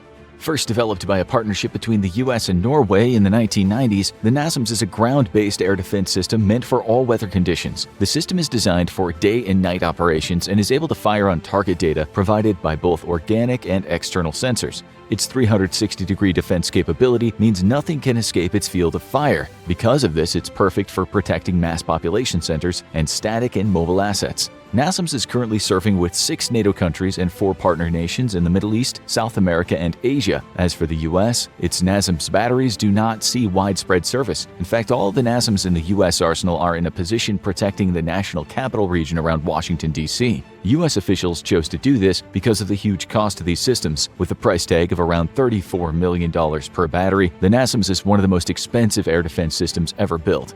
NASAMS is not just a missile battery, but a whole self-contained package. While there is a mobile missile launcher, this would be useless without a fire control radar. The system is tailorable to use either Norwegian-produced radars or domestically built ones. Countries like the US have opted to build their own radars to integrate into the system. The US version of NASAMS integrates the US-built MPQ-64 Sentinel air defense radar. It operates in the X-band of the energy spectrum and in both passive and active modes. This means that the radar can passively look for targets or actively pulse energy in all directions. Why a user would want to do this depends on the role the NASAMS is serving. Passive operations allow the batteries to remain concealed until the last moment. By not emitting any radiation, the NASAMS in passive mode can stay protected from radiation-seeking missiles meant to destroy it. The battery can then switch to active mode to get the most accurate fire control data either before a launch or as a horizon scan to verify that the passive radar returns are accurate. The missile system is also fitted with a Fire Distribution Center command and control unit. This portion is part of the command vehicle that accompanies each missile battery. Like the radar, this can also be tailored to each country's needs. For example, older versions of NASAMS are only Link 11 capable, while newer versions are Link 16 capable. What these tactical data links are is just secure ways to transmit information between units. Because of this capability, NASAMS batteries can utilize fire control data from further away units by passing it through a common data link. The advantage of this capability is that it greatly extends the coverage and the range of NASAMS batteries. Unlike older Cold War systems that could only shoot down what their own sensors could acquire, a NASAMS can shoot down a target that it never actually picked up with its own radar. The system is also great for its ease of use and interoperability based on its modular design. The standard NASAMS unit consists of 3 multi-mission launchers, a command post, a shelter module, and a tactical control cell with tactical control officer consoles. The different components are normally linked together in a hardwired communication network to prevent jamming and detection. The system's modular design means it can be adapted to meet the needs of different countries. By not grounding the system in a particular data link, software program, or weapon, the NASAMS can get continuous upgrades as they become available. Because of the data links the NASAMS is capable of using, the standard NASAMS units can be integrated with a variety of anti-air capabilities, including cruise missiles, drones, and unmanned aerial vehicles. The units are highly mobile and can be transported by truck or rail. This means that they can shoot and displace to avoid counterfire. By being dispersed, the missiles and launchers have increased survivability against enemy attacks. The Fire Distribution Center automatically performs all the calculations that would be impossible for a human to do by hand in real time. For example, when the system detects an inbound threat, the Fire Distribution Center then has to take that raw radar data and do something with it. But how does it do it? When the radar picks up a return for an incoming missile, the FDC first tells the radar to start tracking the target. Once enough data has been collected to determine that the unknown contact is a missile and not something else, the computers start analyzing what it could be. Because standard Russian weapons like the Iskander and the Kalibr missiles have distinct flight paths, speeds, and frequencies, all this data is fed into the computer to decide what the threat could be. After determining with as much certainty as possible what the threat is, the system then selects the weapon for the operator to use. If the operator agrees with the computer's assessment of the threat, missiles can go downrange to destroy the threat. Speaking of missiles, the wide range of missiles that the NASAMS can fire give it one of its greatest strengths. One of the primary missiles is the AIM-9 Sidewinder, developed by the U.S. Navy and the United States Air Force during the 1950s. The Sidewinder is an advanced air-to-air missile with superior airframe and weapon technology. The missile has a wide range of applications, including air-to-air, air-to-ground, and surface-to-air. Its versatility allows it to be used on a wide variety of modern tactical aircraft. The AIM-9X Sidewinder, in service with the NASAMS, is the latest variant of the AIM-9 Sidewinder missile. The U.S. military first tested the AIM-9X Sidewinder missile in May 2006. In 2015, the Army successfully launched the AIM-9X Sidewinder Block II missile from the National Advanced Surface-to-Air Missile System. This missile is the most advanced short-range air-to-air missile in the U.S. inventory. It features a highly maneuverable airframe and an advanced infrared countermeasures feature. Additionally, the missile's terminal guidance features a new imaging infrared seeker. This seeker improves its tracking stability and provides greater tracking sensitivity. The AIM-9X Sidewinder missile is currently in service with 22 countries around the world, making it one of the most prolific anti-air missiles today. Though it was true that the earlier versions of the Sidewinder were not great, the U.S. has worked out those issues during its more than 60 years in service. Now, it's one of the most potent and cost-effective air defense missiles out there.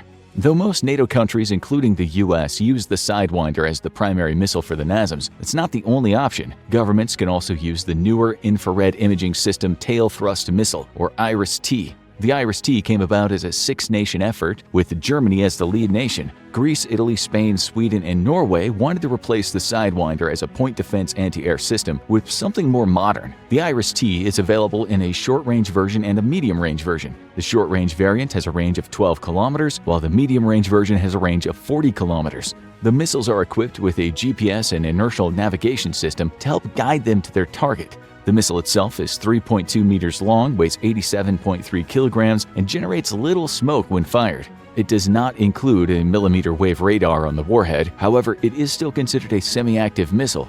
A semi-active missile receives radar data with the Fire Direction Center once the missile is in flight. As it goes through its flight path, the missile gets continual updates for its position and where the target's located at that time. The missile is equipped with an infrared imaging seeker for its terminal phase, and the seeker acquires the target when the missile is within striking distance. This matters for Ukraine because they now possess the world's most effective point defense anti-air system. With its complex radars and advanced computer software, the NASAMS can pick up and calculate accurate fire control solutions for even the most advanced missiles Russia has to offer. The fact that the NASAMS can use a wide range of missiles is another great selling point. Because the Sidewinder has been in service for so long, NATO countries have vast stockpiles of them just lying around. While the newer IRIS-T missile has some advantages over legacy Sidewinders, the missile is still more than potent against Russian attacks. Because an air defense system is only as good as you have enough ammo to shoot, with nearly unlimited stockpiles of Sidewinder missiles, Ukraine can shoot down expensive Russian ordnance faster than they can produce it for a fraction of the cost. While it's unknown exactly how many NASAMS Ukraine has and their current setup, we still have a pretty good idea. After President Biden announced in August that Ukraine would get these systems, the U.S. delivered the first 2 batteries in October. Because these systems came from the U.S., they are likely armed with Sidewinders and use the Sentinel radar. As of November 2022, at least 4 more systems are being paid for by NATO to be donated to Ukraine. These systems would definitely be coming from the factory floor. But even though the NASAMS sounds really impressive, it only matters if it performs well. In 2020, the U.S. Air Force wanted to see just how good the NASAMS was. The details remain classified, but the Air Force claimed that the successful shoot-down of a dummy cruise missile was the lowest intercept ever recorded. This matters so much because a missile can do a few things to defeat anti-air systems. It can change its course, change its speed, or change its altitude. While missiles during the Cold War tried to go above maximum height and come down, most of today's missiles, except for anti-tank missiles, prefer to stay close to the ground. This is because if a missile can get below the minimum scan height of a radar, the NASAMS would never see it. However, with that Air Force test, the U.S. proved that NASAMS could destroy targets from near ground height up to 50,000 feet in the air. But while the Air Force still keeps the test data under wraps, it looks like they are not bluffing. In mid-November 2022, the NASAMS made its combat debut. One of the 2 batteries given to Ukraine engaged a barrage of 10 cruise missiles. Both Ukraine and the U.S. confirmed that they had a 100% kill ratio. With such impressive results, it's no wonder that Russia was scared of NASAMS blanketing Ukraine. A Russian tank clanks down a dirt road. Ukrainian soldiers received intel that the enemy would use this route to reach their next objective. The Ukrainian soldiers wait to spring their ambush while they laugh as they see an obsolete Soviet-era tank appear over the crest of a hill. Since the war began, Ukrainian forces have destroyed or captured hundreds of Russia's best tanks. These ancient machines have been brought out of mothball storage to fill out the ranks of Russia's armored forces after the devastating losses it saw in the first few months of fighting. How did Russia find itself in such a predicament, and where have all its tanks gone? In our scenario, the Ukrainian strike force sights the tank using their FGM-148 Javelin. At that very moment, the tank comes to a stop. The turret begins to swivel, facing directly at the Ukrainian strike force. They've been spotted. The commander shouts the order to fire. The Javelin's missile launches into the sky. There's a loud click as the T-62 tries to fire, but the shell jams in the barrel. Time and neglect have rendered the tank almost entirely useless. A few seconds later, the Javelin falls from the heavens and detonates on top of the Russian tank. Another piece of armor bites the dust as the Ukrainian soldiers pack up their gear and head to the next target. There are very practical reasons why Russia has run out of modern tanks and has been forced to use their Cold War stockpiles to pad their army. We'll talk about all of them as this show progresses. This type of scenario has played out across the Ukrainian battlefield since the invasion of the country began back in February 2022. Putin really believed that Russia could just roll across the border and claim Ukraine as its own, but this is not what happened. At the beginning of the conflict, Russia boasted it had over 2,800 tanks. Yet now we're seeing old armored vehicles being brought out of storage to replenish the Russian battalions. Hundreds of Soviet-era tanks have been loaded onto rail cars and carried to the front lines. When Russia invaded Ukraine, the main tanks being used were the T-72s, which were already decades old. Newer tanks have also been deployed, but in nowhere near the same numbers as the T-72. Before the war began, military advisors warned Putin that if the full might of the Russian military wasn't deployed in the initial invasion, they might run into trouble later on. And this is exactly what happened. The hit-and-run tactics the Ukrainian forces engaged in allowed them to not only destroy Russian tanks, but capture them and repurpose the vehicles for their own use. And as we quickly approach a year since the conflict began, it's becoming more and more clear just how much trouble Russia is in. The fact was made abundantly clear when a video surfaced of the precursor to the T-72 being taken out of storage and deployed to the front lines. The tank that is now making an appearance in the war is the T-62, which is all but obsolete. This choice of an ancient tank is surprising, as Russia has somewhere around 10,000 tanks in storage, many of which are newer than T-62s. So why is Russia bringing one of its oldest tanks out of retirement? The answer to this question is so embarrassing even Putin must know how dumb he looks. The Russians have hundreds and even thousands of T-64s, T-72s, T-80s, and T-90s, all of which are newer than the T-62s. But that's the problem. The tanks have been neglected for so long that the newer models, which have more sophisticated components, need massive amounts of repairs. However, T-62s were built using Soviet-era technology and have fewer electronics and moving parts. The simplicity of the T-62 has allowed some of them to last for decades without needing the maintenance that modern tanks require. Many of the more sophisticated tanks that came after the 62s are believed to be beyond repair. Another factor the T-62s have going for them is that Russia has a huge number of them in storage. The sheer number of these tanks constructed during the height of the Cold War likely means that at least a few were found without too much corrosion or rust damage. Even more unfortunate for Russia is the fact that their most advanced tank to date, the T-14 Armata, has not even begun rolling off the assembly line in any meaningful numbers yet. Several years ago, Russia planned on purchasing thousands of these tanks to serve as their main armored force in future conflicts. However, production never began. Putin ordered more tanks to be built, but it's too late. Harsh sanctions and a lack of resources have brought the T-14 production to a standstill. The fact that Russia is now deploying tanks that were starting to be retired in 1975 does not bode well for their war effort. There are several reasons that Vladimir Putin and his army are now scrambling to find ways to replenish their armored division. Much of it has to do with Ukrainian doctrine and their refusal to give up their country. But Russia itself has made some huge mistakes, which they're now paying for dearly. Things are even worse than they appear for Russia as they begin pulling old tanks out of deep storage. When tanks like the T-62 were retired, they were put in huge warehouses or parked outside, where the elements quickly began to corrode them. Even the tanks that were sealed away in large structures were never taken care of. This means that pickings are slim, as the Russian military scours the thousands of decommissioned tanks for ones that'll work well enough to send to the front lines. Russia is currently facing a tank crisis as they put more retired tanks on the front lines. However, it's only a matter of time before this leads to a catastrophe, as they'll eventually run out of working tanks altogether. It's theorized that the Soviet-era tanks are being deployed just long enough for new tanks to roll off assembly lines. But as we know, these new tanks may never come. This has led to a real crisis for the Russian military. It's pulled back and dug in along the territory it already controls in the Donbas region, so the troop numbers, supplies, and armor can be replenished. It's estimated that Ukrainian forces have destroyed at least 4 Russian tanks a day since the conflict began. Obviously, on days when there's intense fighting, more tanks are lost than when there's a lull. However, recent estimates suggest the Russian military has lost over 8,400 vehicles and pieces of equipment since the conflict began. This includes around 1,500 tanks, which have either been completely destroyed or captured by the Ukrainian forces. At this point, Russian military officials must be incredibly embarrassed and afraid for their lives. Putin does not take too kindly to failure, and these numbers suggest the invasion has been a huge failure thus far. As Russia starts replenishing its battalions with obsolete tanks, the numbers of losses will only increase for Russia. Less advanced tanks make easier targets, which means the Ukrainian military can keep using the same tactics, while simultaneously taking out even more of Russia's armored divisions. What makes Ukrainian troops so effective against Russian tanks? Some of the reasons are pretty obvious, while others are almost unbelievable. A big part of the Ukrainian military success has to do with the quality of their weapons. Ukraine is by no means fully stocked with the weapons and gear they need. They're constantly pleading with NATO to send them more military aid, including anti-tank weapons. As the next phase of the war begins, Ukraine will need to prepare for another Russian push forward. And as things stand now, it looks like Russia will launch another attack using tanks and artillery after they bombard major cities and Ukraine's infrastructure with missiles and kamikaze drones.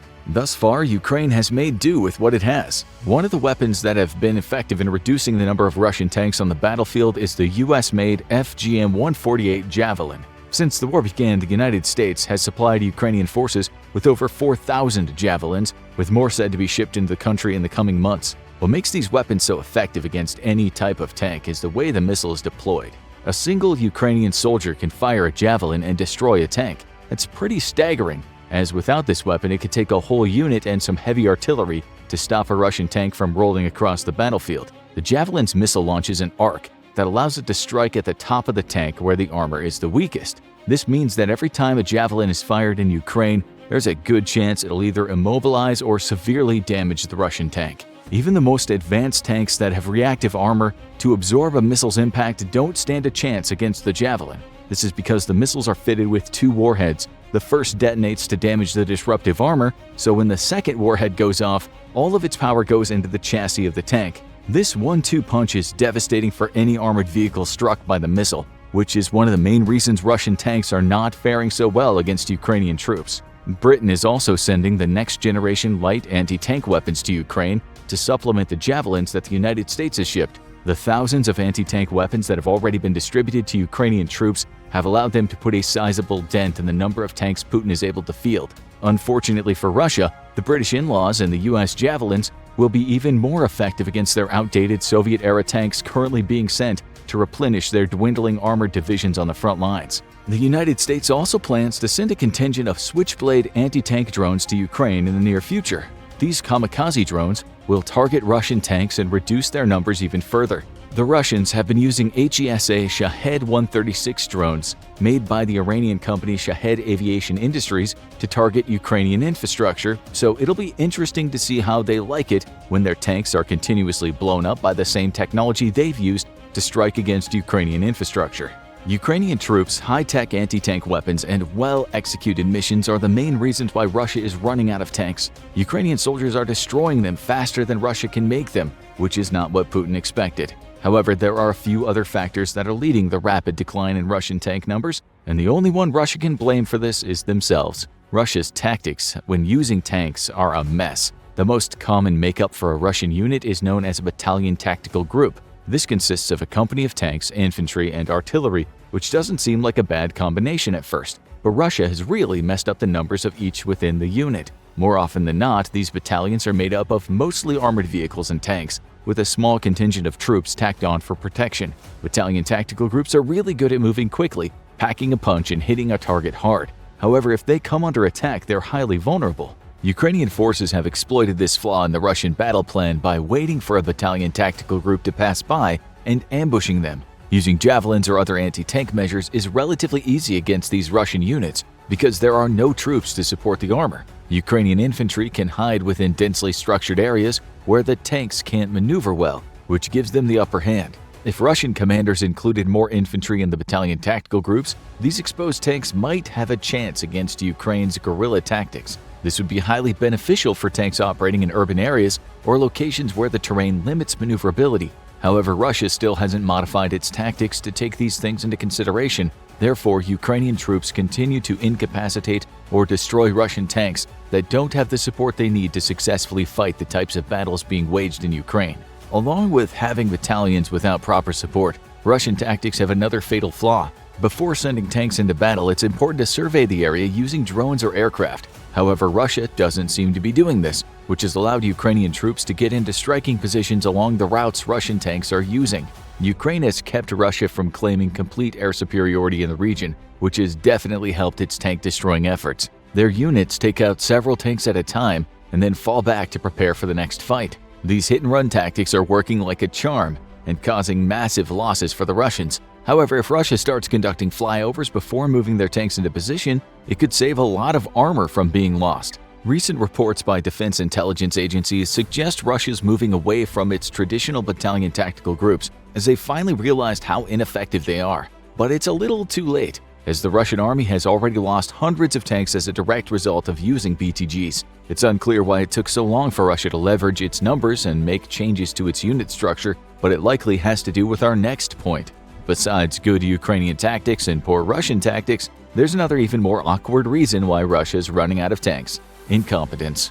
Data collection conducted by independent organizations has suggested that somewhere around half the tanks Russia has lost during the war have either been abandoned or captured. Most experts believe this is due to the incompetence of Russian soldiers. To be fair, it's not entirely their fault. Many of the Russians fighting in Ukraine were just conscripted before the invasion and don't have any battle experience. This factor, on top of very little training, is a recipe for disaster. This has led to entire tank crews abandoning their vehicles and running for their lives. The craziest part is that abandoned tanks are not always the result of Ukrainian ambushes or even fighting breaking out. Some of the Russian tanks that Ukraine recovered were deserted because they had run out of fuel. Think about that for a moment. A war machine worth millions of dollars left for the enemy to capture because it ran out of gas. That brings wartime incompetence to a whole new level. It's almost as if Russian soldiers don't care if they win the war or not, which might be closer to the truth than Putin or anyone in his government wants to admit. Last spring, tanks got stuck in the mud as the snow melted. Regardless of the risks, the Russian high command ordered the tank battalions to push forward in these conditions.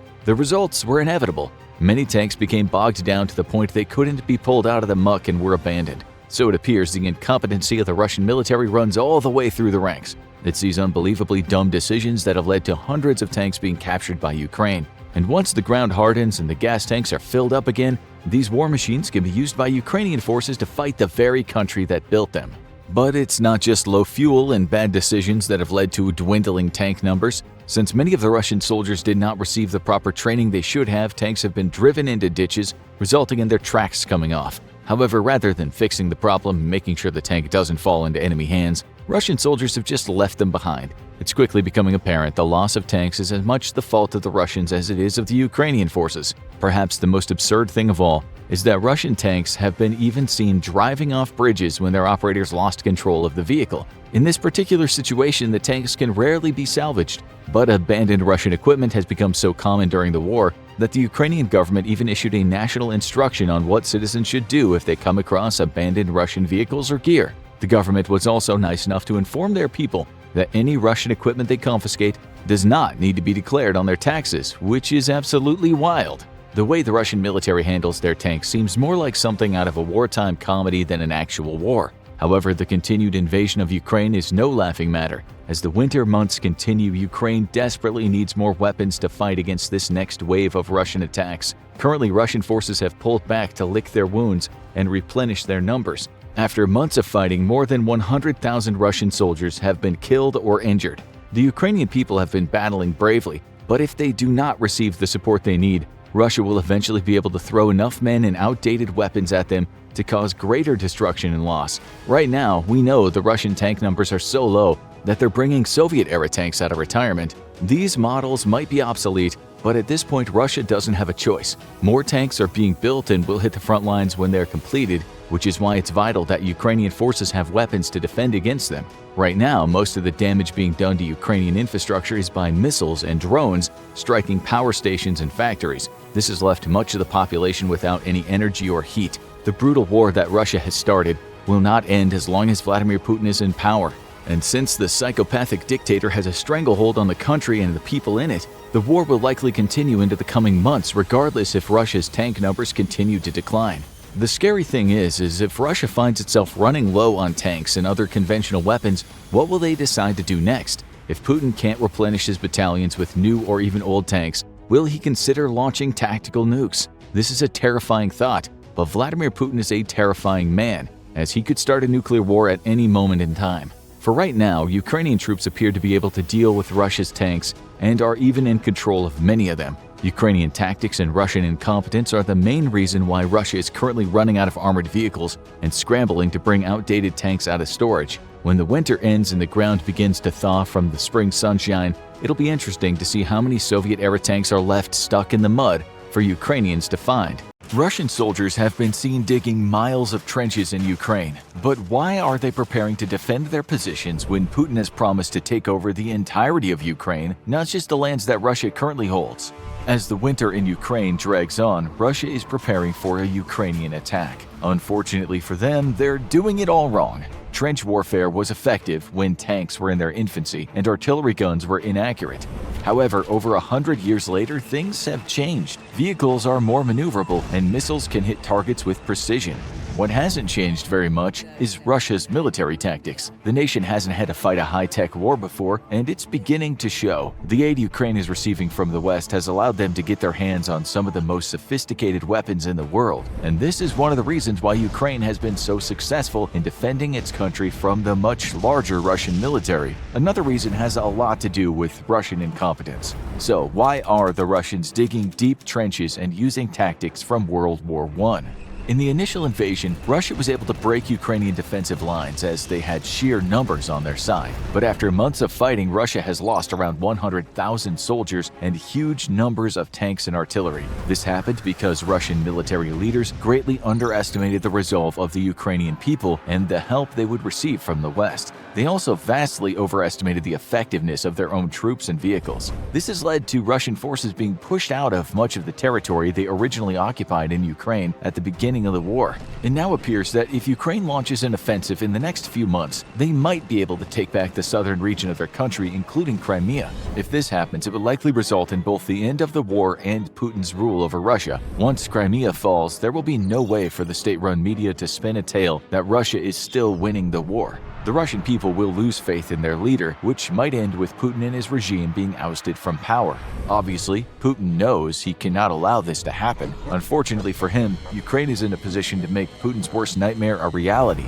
Ukrainian forces have pushed all the way to the west bank of the Dnipro River in the Kherson region. The next Ukrainian offensive will need to cross the river and reclaim the rest of Kherson Oblast from Russia. If they're allowed to do this, it's only a matter of time before Ukraine pushes into Crimea and Russia will suffer a crippling defeat.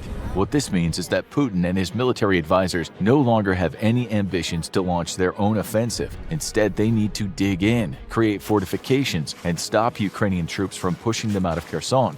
This is why satellite images have spotted new trenches being excavated by Russian conscripts over the past couple of months. Other fortifications are being built to hold the line, but the trenches seem to be one of the core parts of Russia's tactics. Like many of the strategic decisions made by Russian military leaders during the war, the defensive plan of using trenches seems to be half-baked. If Russia was trying to stop Ukrainian forces from penetrating their defensive lines, they should be constructing multiple lines of trenches that run parallel to one another. This will allow them to fall back if things went sideways. Also, having multiple trenches means that any advancing Ukrainian forces will be slowed down significantly while trying to break through the defensive line and could then be targeted by Russia's artillery to decimate their ranks.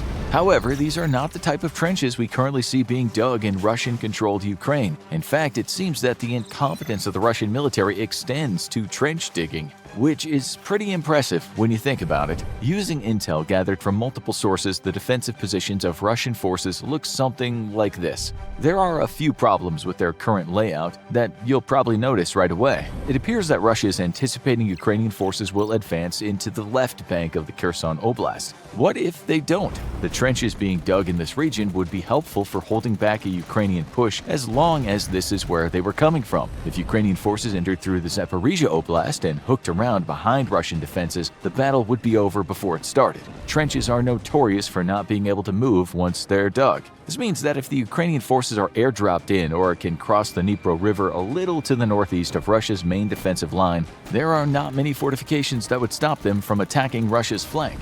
This would be a difficult attack to carry out as the bridges across the river have been destroyed by both sides. But the trenches being dug by Russia seem to be out of place even if Ukraine does attack through the left bank. It's hypothesized that the trenches would be used as defensive structures that Russian soldiers could attack from. There's a key reason why Russia is using trenches instead of launching its own offensive, and it has to do with how poorly their troops did in the initial invasion. Russian soldiers are in short supply, and experienced Russian soldiers are even harder to find.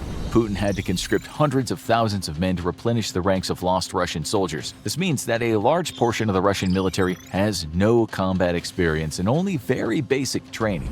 It's much easier to put conscripts into trenches with guns and tell them to defend their hole than trying to organize a complicated offensive with multiple maneuvers without properly trained soldiers. This is why so many trenches are being dug. Inexperienced Russian soldiers will be much more effective in a defensive position than they ever could be carrying out offensive attacks.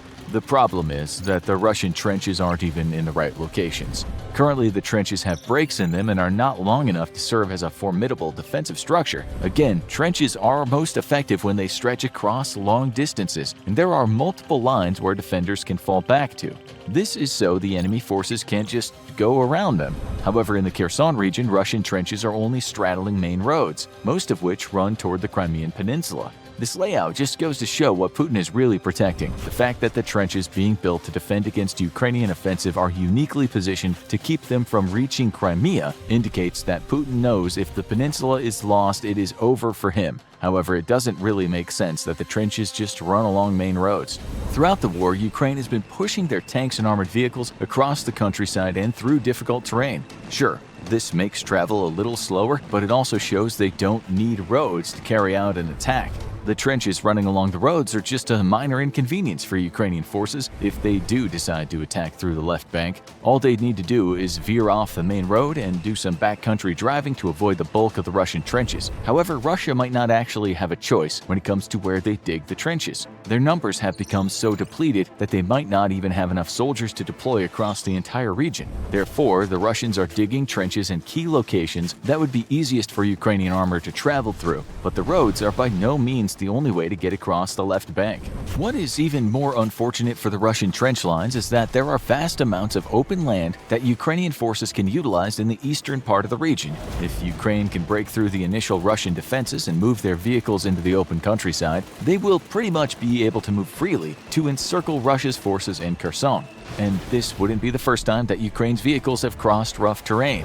When they took the northern region of Kherson starting in September, their forces traveled through thick mud and undeveloped land to outmaneuver Russia's artillery and soldiers. By using this same tactic, Ukraine could circumvent Russia's trenches altogether. And the crazy part is that Russia knows that the Ukrainian army is capable of doing this, since they used the very same tactic only a few months ago. Russia's plan might be focused on digging trenches along major roads right now due to wet winter weather conditions, which might make it difficult for forces to move through the region. However, as the temperature continues to drop, the ground will become harder, allowing for easier passage by vehicles. There's no reason that Russia should assume Ukrainian forces won't take the open countryside once they cross the Dnipro River and begin to reclaim the rest of the Kherson Oblast. Yet, it appears to be exactly what they've done.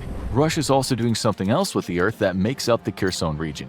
On the Kinburn Peninsula to the west of the left bank, Russian soldiers are building raised mounds that could be used as defensive structures against any Ukrainian soldiers that enter the area. However, this still doesn't help them against a push to circle around the trenches and other fortifications to the east. It's clear that Russia is digging trenches and building earthworks to try to fend off an offensive attack, even though they were the ones who invaded Ukraine to begin with. All of this shows just how desperate the situation is for Russia. If they're putting all their eggs in one basket, and if Ukrainian forces don't attack exactly where Russian defenses are set up, it'll be a catastrophe for Putin and his military. But the crazy thing is that since all of the information we've been discussing is on the internet, Russia must know that there's a huge gap in their fortification plans. And even more important than that, Ukraine must also know. This means that whatever type of offensive Ukraine launches in the coming months will likely take advantage of Russia's poorly executed fortification efforts. It's not unreasonable to assume that Ukrainian forces will find a way into the Zaporizhia region and circle around behind the Russian army in their trenches, cutting them off from the reinforcements and supplies.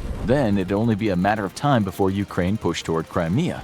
There is the possibility that Russia is laying a trap and deceiving Ukrainian forces with their poorly built trenches. However, this seems highly unlikely as their strategic planning thus far has lacked the foresight to pull off such a plan. But perhaps Russia is luring Ukrainian forces into the Zaporizhia Oblast, where mobile defenses such as artillery, tanks, and aircraft will be waiting for them. Again, this seems unlikely, but the hit-and-run tactics of mobile defenses are how Ukraine defeated so many prior Russian attacks. Perhaps Putin and his military advisors have learned something from Ukraine. If their plan is to allow Ukrainian forces to come to them and then fall back to a fortified location, drawing out the conflict, the question then becomes, what is the end game for Russia? Will the Russian military allow Ukraine's army to enter the region just to lure them toward the trenches where they can mount a long-term defense? Suppose this is what Russia has in mind. If they can get Ukraine to amass a large attack force and then pull them closer to their main defense, Russia might have some surprises waiting for the Ukrainian soldiers. Perhaps they'll set up minefields in the countryside that they seem to have left wide open. Or maybe Russia's waiting for Ukraine to gather a large enough attack force and then decimate it with a tactical nuke.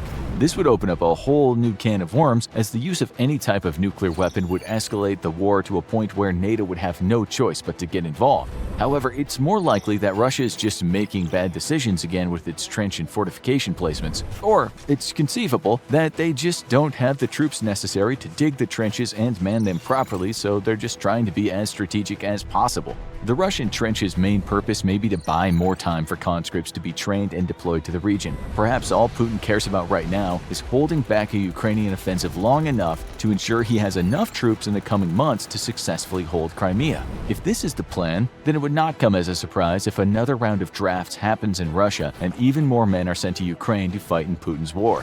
If the trenches were dug just to buy time, maybe the Russian military is hoping that a new influx of conscripts will allow them to launch a counteroffensive sometime in the spring or summer. We'll probably never know what's going through the heads of Putin and his military advisors, but thus far, their plans have not been working out so well. Then again, the trenches might just be the best line of defense that Russia can come up with at the moment, and if it were done properly, the trenches might make a huge difference. Ukraine has been using HIMARS rocket launchers, which fire GMLRS rockets and ATACMS missiles to decimate Russian ammunition and weapon supplies. A huge tactical blunder that Russia made at the beginning of the war was stockpiling large amounts of supplies in concentrated areas. They did this to allow for easy distribution to the front lines. Unfortunately for Russia, when Ukraine received HIMARS rocket launchers from the US, it allowed them to easily destroy these supply caches. Although it's interesting to note that before being delivered, the United States modified the rocket launchers to ensure they couldn't launch long-range missiles, as they did not want to give Ukraine the ability to strike Russian cities. The thought process for this was probably to keep the war from escalating further, but it's also kinda messed up as Ukraine is fighting to keep its sovereignty from Russia. Either way, the HIMARS that Ukraine does have has allowed them to destroy Russian weapons, artillery, tanks, and soldiers. The trenches being dug could be used to reduce the damage done by these rocket launchers. Some of the trenches are wide and deep enough for armored vehicles to drive through. Therefore, if a Ukrainian offensive begins with an artillery strike or rocket bombardment, Russian forces could seek shelter in their trenches. This could save the lives of at least some of their soldiers and keep their vehicles and supplies safer than having them out in the open. Although the missiles that Ukraine has can travel up to 50 miles and hit a target within 10 feet of accuracy, so it's not clear how effective the trenches will be against them. That being said, Ukraine is desperately trying to get its hands on more missiles and rockets as supplies are running low. Perhaps the trenches are also being dug in hopes that if Russian forces can hold out long enough to have newly trained conscripts join their ranks, they'll be able to strike against Ukraine before they can receive more weapons from the United States and Europe. The other place where Russia is digging trenches is even more surprising than the seemingly ineffective trenches in Ukraine. Intelligence from the UK has shown that new trenches are being constructed in Belgorod, Russia. That's right, Russia is digging trenches in its own country. This comes as a surprise, as Ukraine has made it clear that its main goal is to take back the land that Russia has stolen from them and that they have no intentions of invading Russia itself. So, why has Putin ordered the construction of trenches within Russia's borders? It appears these trenches are being constructed to repel an attack by tanks and armored vehicles, even though it seems highly unlikely that Ukraine would ever invade Russia while it's still fighting to take back its own lands. Putin has used the threat of invasion as a way to mobilize Russian citizens to care more about the war. Like the misinformation being spread by the state-run media, these new trenches on Russian soil are probably just an attempt to unify the Russian people behind the current regime and their decisions. Putin is losing the war in Ukraine, but if he can still instill fear into the Russian population, he might be able to renew patriotic sentiments and bring the people back to his side. This doesn't seem likely to work, but Putin has brainwashed many people in Russia so far for so long that they might believe his invasion propaganda. If he can make the Ukrainian military look like a force of evil trying to wipe out Russia and its people, then he can justify continuing to fight the war against Ukraine. This might seem like a convoluted plan to a rational person, but Putin is a psychopath who will do whatever it takes to stay in power. If Russia loses Crimea and is pushed out of Ukraine, the Russian people who are already suffering because of sanctions due to the war could rise up. Putin has put his own head on the line by invading Ukraine, which is probably one of the reasons the Russian military has been ordered to dig trenches. Putin needs time to figure out how to turn the war around. Unfortunately, whatever Putin has planned for the next phase of the war means there will be only more pain and suffering. The trenches will make it harder for Ukrainian forces to take back the Kherson region, as they will provide Russian soldiers with at least some protection from artillery and rockets. This will only result in the war dragging on even longer and the deaths of more people, all because Putin saw something he wanted and no one tried to stop him from taking it until it was too late. This video was made using insights from vidIQ. Stick around after the video to find out how we used vidIQ as our secret YouTube weapon while making it. Russia is making big threats again, as another US weapon shipment to Ukraine is prepared, boasting of dire consequences and threatening to draw the US into the war directly. But something is different this time. Putin seems scared, and analysts say this new weapon could be a game changer. Why are US Patriot missiles the most important weapon systems to be sent to Ukraine so far in the Russia-Ukraine war? The Patriot missile, or the MIM-104 Patriot, is a surface-to-air missile system that has quickly distinguished itself from the crowd. Designed by defense contractor Raytheon and in service since its first incarnation in 1981, it's become the primary missile system for the United States and its allies. It gets its name from an acronym: Phased Array Tracking Radar to Intercept on Target. So it has more going for it than just a cool name. While its missiles deliver a powerful punch, its secret weapon is its radar component, and it made its debut with a splash. When it first appeared on the scene, its purpose was to gain a competitive edge in a war that most people hoped would never happen. Then came the Gulf War, as Saddam Hussein invaded Kuwait and was met by a unified opposition from most of the world. As Saddam bombarded his enemies with the deadly Scud missiles, the Patriot system went into action and reportedly neutralized 40 Scuds with its own missile barrage. It was an unambiguous success. Soon enough, everyone wanted one, and the US was happy to oblige. Today, the US has provided Patriot missile systems to many of its allies. This includes Middle Eastern allies Saudi Arabia, Kuwait, Qatar, and the United Arab Emirates, as well as Israel, who's used them effectively in the ongoing war with Hamas. South Korea and Japan have both been equipped with the missiles, as has Taiwan, likely in preparation for a possible attack by China. And in Europe, Germany, Spain, Sweden, Greece, Romania, and the Netherlands, all equipped with the system. But then came one game changer of a deal. It was early 2022 and Vladimir Putin's army was marching into Ukraine. Many people were worried he wouldn't stop there. After all, he had repeatedly said that NATO was not allowed to be on Russia's borders, and if he annexed Ukraine, that would put several countries, including Poland, in his crosshairs. The US wanted to send a message, so on March 9th it was announced that the US would be sending 2 Patriot missile systems to Poland to deter any possible invasion. And while it wasn't explicitly said, everyone knew it was a warning to Russia, and one that could have become a serious threat if Putin did conquer Ukraine. Of course, as we all know, things turned out very differently, and Ukraine asked, why can't we join the party? President Volodymyr Zelensky has not been shy about asking for more assistance, to the point where he's gotten into shouting matches with other world leaders who feel he's asking for too much. And one of his top goals has been to get his hands on the Patriot missile system, which would make it easier to accurately intercept Russian missiles. This could be a game changer in the war. Russia's attempts to invade and occupy Ukraine have largely been met with failure. as the Russian army has been expelled from multiple cities. The Russian Air Force isn't equipped for precision missions, so the main tactic Putin has been using is bombarding cities, essentially destroying the city of Mariupol and continuing to bombard the capital of Kyiv, which means that neutering this tactic could be a game changer. This isn't the first missile system Ukraine has asked for. They also requested an Iron Dome defense system from Israel. Israel declined, likely due to pressure from Russia, which has troops on its border with Syria, a nation with close ties to Russia. However, Israel maintains that the Iron Dome wouldn't be able to protect Ukraine from Russian missiles. The system is designed to fend off low-altitude Hamas rockets, which often come in large numbers. Its interceptor missiles aren't equipped to battle high-altitude missiles from Russia.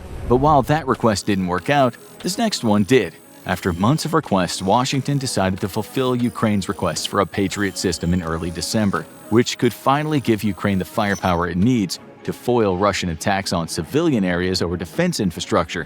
While this is a major boon to Ukraine's defenses, it also hits Putin another way. It shows that for all its intimidation, NATO forces are not afraid to fortify Ukraine and give it what it needs to defend itself. The recent massive gains for Ukraine have changed the way people think about the conflict around the world, making the possibility of Ukraine actually winning the war and regaining all its territory, or even reclaiming the Crimean Peninsula, look like a possibility. And that means people want to be on the winning side.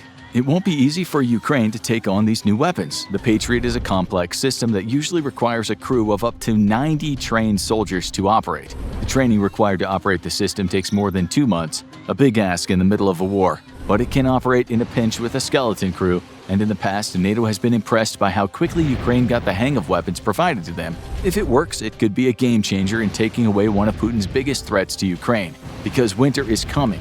In fact, it's here. Ever since Putin's army was pushed back from Kyiv and has since even been expelled from many eastern areas, he's focused on trying to break Ukraine's will. And one of his chief tactics has been targeting energy infrastructure. Power plants and even nuclear plants have been bombed repeatedly, plunging much of Ukraine into darkness and cutting off heating supplies. As the temperature drops well below freezing, life for Ukrainian civilians doesn't just become uncomfortable, it becomes dangerous. As military movements have slowed in the cold weather, Putin has kept up the bombardments, hoping to inflict a slow death on Ukraine.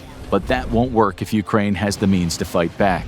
The Patriot missile system is ultimately a defensive one, so it's not going to inflict any casualties on the Russian forces or target their military infrastructure, something Ukraine has had little problem with until now. What it can do is intercept Russian missiles before they hit their target, potentially sparing those essential power plants from a deadly blow. Until now, most of Ukraine's defenses have been made up of Cold War-era technology, usually inherited from the Soviet Union after Ukraine gained its independence. Ukraine has used it admirably, but there are limits to its capability that Putin has been taking advantage of. But he may have no answer for the Patriot. While drones will remain a threat, they're too small to be intercepted by the Patriot system. They also can't do nearly as much damage as Russian missiles. If the constant pounding of missiles could be stopped by the Patriot system, then it's likely Putin could once again find himself on his back foot, especially once the weather changes and Ukraine becomes more aggressive in trying to take back the territory it's lost in the early days of the war, which probably explains why Putin isn't all too happy with the US. Putin's made many dramatic statements over the course of this war, including threatening NATO directly and boasting his willingness to use nuclear weapons. As the conflict has dragged on and it became clearer that he would not be sweeping to victory, his belligerence only increased, and now he's once again boasting of dire consequences over this new investment. A military spokeswoman even said that providing this weapon system could mean that the United States has essentially become party to the war. Is Putin about to escalate? Well, he definitely wants people to think he is, hoping to bluff the US and NATO out of this upgraded missile shipment, but he's talked a big game over the course of the entire war and has rarely followed suit. If he was to directly attack US forces or target NATO in response to this delivery, it would be seen as a declaration of war, one that would immediately be met by military retaliation, and odds are that his new few remaining allies like China would immediately take a step back and say, "We're not with him." The generals under him would have to make a hard decision: follow Putin into a possible World War III or try for their own Operation Valkyrie. But that doesn't mean a response isn't likely. The Patriot isn't going to be causing any Russian casualties, so Putin can't realistically claim it's an escalation or a declaration of war. So what he's most likely to do is try to target the batteries instead of the infrastructure they're protecting. One effective bombing raid could neutralize the expensive equipment, but the problem is that the Patriot is designed with this in mind.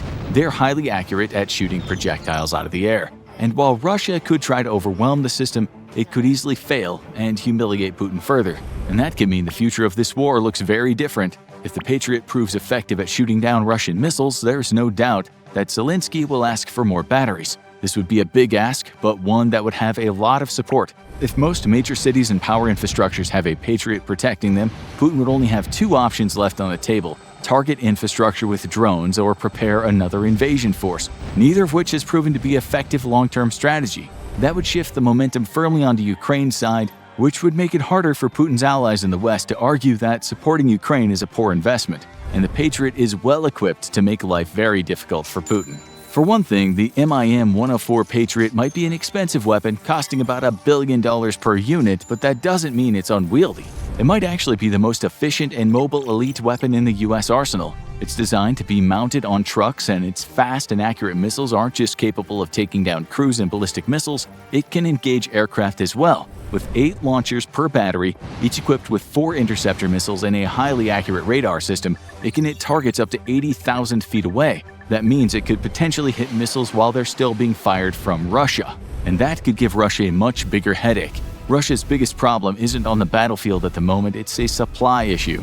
They've been embargoed by much of the world, prohibited from buying any non-essential goods. Even China has been hesitant to arm Russia for the war in Ukraine, wanting to play both sides against each other. Pretty much its only willing supplier has been Iran, and they don't have the capability to restock Russia's arsenal, which means that as Russia has been depleting its missile stores faster than anyone expected, without the possibility of restocking, and Patriot missiles start shooting them out of the sky before they hit their target, it could essentially disarm Russia, which means this upcoming delivery could be a tipping point. Russia has warned the US away from delivering Patriot missile systems to Ukraine, but the US seems confident. Russia has never looked weaker in this war, and its threats don't carry as much weight as they used to, which means Putin might be more desperate than ever before and will try anything he can to take Ukraine's powerful new defense tool off the table. This video was made using insights from vidIQ. Stick around after the video to find out how we used vidIQ as our secret YouTube weapon while making it. As the rest of the world was dealing with hangovers and still eating turkey sandwiches, something unexpected happened in the Russian-Ukraine war. Vladimir Putin, not usually known for his festive spirit, asked for a Christmas truce. Ukrainian leader Volodymyr Zelensky almost choked on his vareniki when the news was delivered to him. But gall on that man, he thought. Was Putin really in the mood for peace, revealing to the world his more humanitarian side? Or was this proposed ceasefire cooked up with the darkest of intentions, coming from a man very well known for his seemingly boundless cunning and conniving nature? Before we untangle this web, you need to hear some basic facts. Christmas for the Russians is not the same as Christmas for most of you guys. Since the country is of the Eastern Orthodox variety of Christianity, things are slightly different. Same goes for Eastern Orthodox Christians everywhere, including in Ukraine. Simple reason is they're basing Christmas time on the Julian calendar, which Julius Caesar introduced in 45 BC. Most folks go by the Gregorian calendar, the one named after Pope Gregory XIII. So when Putin called for a temporary peace, he was thinking about a 36-hour period starting on January 6th. It's worth noting here that while Putin said he's Eastern Orthodox, no one knows just how serious he is about God and everything connected to God. His piety might merely be theater. Maybe he embraces the Christian religion only to maintain a certain public image. Just this last Christmas, the Kremlin sent people the message thanking the church for unifying society, preserving our historical memory, educating youth, and strengthening the institution of family. That's what we mean by creating a certain public image. Many leaders around the world talk this way about religion, but it doesn't necessarily mean in their private time they practice what they preach. With that in mind, you might wonder if Putin was trying to look devout last Christmas, but in the back of his mind, he wasn't thinking about the sacrifice Jesus Christ made for the good of humanity, but was adding up all the ways that being outwardly pious can help him in the capacity of war and public relations. We can't say for sure. Only Putin himself knows how he feels about Christianity. We can say that his war in Ukraine was made a lot easier with religion at his side. The Ukrainians, for the most part, don't believe Putin is the kind of guy who would wish goodwill on mankind, not at Christmas and not at any part of the year. For many, Putin uses religion to gain support, given that so many people in Russia and beyond are Orthodox Christians. He knows if you want to invade countries, you need God behind you. Ask most leaders of warring countries from the past to the present. War is all good when you have the green light from the big man.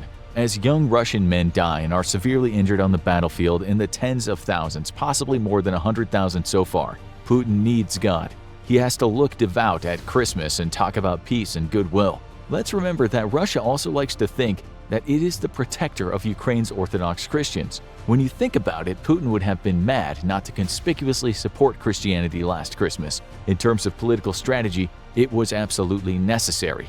And that's exactly what the Ukrainian leadership thought after Putin announced the possible ceasefire. They called the truce a cynical trap, just another move in the propaganda stakes. They didn't believe Putin's proposed provisional peace for a second, and as you'll see, they had good reason to think that way. Before we talk about that, we should introduce a man who wields a lot of power in Russia, a guy Putin certainly needs on his side. He is Vladimir Mikhailovich Gunyayev, the so-called Patriarch of Moscow and all Russia. He is known as His Holiness. This guy is the top dog where religion is concerned in Russia. Over the last century, Christians haven't had it easy in Russia. The communists, when Lenin and Stalin were in charge, persecuted and killed many of them. Over the years, millions of Christians were executed. The persecution only really ended when communism finally collapsed in Russia. It's understandable then that the church leaders in Russia, especially the older ones, are somewhat wary of the state. Still, Gunyayev is behind Putin 100%. It was him that called for the truce. But let's not fool ourselves and think Putin wasn't the one who came up with the idea. Gunyayev is said to have KGB connections back in the day, the organization Putin worked for before he got into politics. They've remained close for many years. Gunyayev plays a key part in Putin's politics these days. As the saying goes, they're as snug as a bug in a rug, with the rug being Russia. They often meet to talk shop. When Russia invaded Syria, Gunyayev gave full support of the church. Putin has paid back in kind, letting it slide when Gunyayev was seen enjoying some time on a luxury yacht or when he was filmed wearing a watch worth around $30,000. In short, these two guys are in cahoots, which works for both of them. They would both be hit hard if the other withdrew their support. That won't happen though, as the proposed Christmas truce is proof. It shows exactly that the church is being utilized in this war. When the war started, Gunyayev came out and talked about the forces of evil in Ukraine. After Ukraine had success in its counteroffensive later in the year, and many young men from Russia were being sent home in body bags, Gunyayev reminded the public that all the dead soldiers had committed a sacrifice that washes away all sin. For centuries, religious leaders have said things like this. Putin needs such words, so again, this is why he was so devout looking at Christmas time. As we said, Ukrainians already believe the Russian church leader is Putin's war servant, both working together to propagandize the people. No sooner was the truce announcement made public that one of President Zelensky's top advisors said the Russian Orthodox Church was nothing but a war propagandist dressed up as a humane entity. He added that this is the same church that has called for genocide in Ukraine and has supported a greater militarization of the Russian Federation. Ukraine didn't just say no to the truce, but said you can stick it up your egoditya. They knew what Putin was thinking. About how folks feel about Christmas truces, Putin understands very well the entire world shed a tear for the first time when they heard about the unofficial Christmas truces that happened on battlefields in Europe during World War I, when British and German soldiers had peaceful get-togethers in no man's land and talked about football while handing each other cigarettes. Calling a truce was supposed to be a powerful bit of propaganda, encouraging the world's people to reminisce about stories of foes getting along for a day at the height of bloody carnage. Ukraine said the gesture wasn't just hollow, but an insult to anyone who really wants peace. The country's officials said that after Putin had called for the ceasefire, his soldiers were busy exchanging fire with Ukrainian soldiers on the fronts in the east and the south. If he was serious about a truce, would his troops not have at least stopped firing for a while? Those shellings took place just hours after the Kremlin announced. As a large number of Orthodox Christians reside in the areas of the hostilities, we call on the Ukrainian side to declare a ceasefire to allow them to attend church services on Christmas Eve, as well as on Christmas Day. Around the time those shellings were happening, the governor of the Kherson region said there had been a strike on a fire station that killed one rescuer and wounded another 4 people. Ukrainian officials also reported many buildings had been wrecked by strikes in the eastern city of Kramatorsk. Still, a Russian spokesperson said it had only struck back after its positions had been attacked. We're not sure who fired first, but we do know that one Ukrainian leader was so concerned about a fake ceasefire that he wanted Ukrainian people in battle-ravaged areas to not even attend church, saying there could be terrorist attacks due to this so-called truce. Was he exaggerating? Sure, he might have been. We can't only blame Putin for deviousness. War is a messy business. Nonetheless, a Ukrainian MP named Inna Sovsun told the BBC, "We're 2.5 hours into this proclaimed ceasefire, and actually the whole territory of Ukraine is under air raid alert, so I think that speaks for itself." Ukraine said there's no way it would agree to any kind of peace, not even for 5 minutes, if the Russians didn't get out of its territories. The country said It doesn't go around attacking troops and civilians in foreign countries as Russia does. It said it only fights occupiers, so there would only be peace if Russia left. Let's also just remember here something that happened in the Syrian war. At certain times, Russian and Syrian forces said they were opening what is called humanitarian corridors. These are ceasefires in areas so the population of war-torn cities and towns can get away without becoming a casualty. It seems that didn't happen, and when people fled, the bombs still dropped. One Syrian activist told the press, "When they talk about these humanitarian corridors or ceasefires, we never believed them. How can you trust someone to stop who is bombing you all the time?" Would Putin have done the same thing again? That's what Ukraine thought. President Zelensky said the truce was a tactic to halt the fighting, so Russian forces could regroup in the areas of the eastern Donbass. He appeared on TV and told the people they now want to use Christmas as a cover, albeit briefly, to stop the advances of our boys in Donbass and bring equipment, ammunition, and mobilized troops closer to our positions. Some of you viewers we know have hearts of gold, and you like to believe in man's humanity to man at Christmas time. Sorry guys, but we have to tell you, Ukraine or anyone else who might sound cynical about Putin's truce is just telling you as it is. And that's what we think anyway. Putin is hardly inventing the wheel here. Nations throughout history have used peace negotiations or part-time truces as propaganda. It's just the reality of war. Even when those Brits and Germans and older allies and enemies were playing soccer and burying their dead together during World War I, the news folks received at home in their respective countries was all about how their troops were ever so kind and not subhuman like those other troops. In war, each side wants to say the enemy drew first blood, and they also want to seem like they're the ones who are the victims and only want peace. We might recall January of 1968, when the North Vietnamese and the Viet Cong said they would lay off the killing for the Lunar New Year. Did they do it? Like hell, they only used it as a piece of propaganda, but those devious merchants of death also used it to launch a surprise attack on the South Vietnamese. It seems truces weren't always observed properly many times throughout history. We found an article in the New York Times from 1971 that talked about a Christmas truce in Vietnam. The article stated, American and South Vietnamese spokesmen said the truce had been violated at least 19 times by the enemy. The Viet Cong's clandestine radio accused American and South Vietnamese forces of at least 170 violations. The story said this was actually a good year in terms of carnage being caused while the truce was on. People died on both sides, bombs still dropped. On Christmas Day, American warplanes bombed the hell out of Laos and Cambodia. The article explains that B-52 bombers flew from Thailand and made a mess of trucks on Laos Ho Chi Minh Trail complex. For the Viet Cong, it was business as usual as they fired on American planes.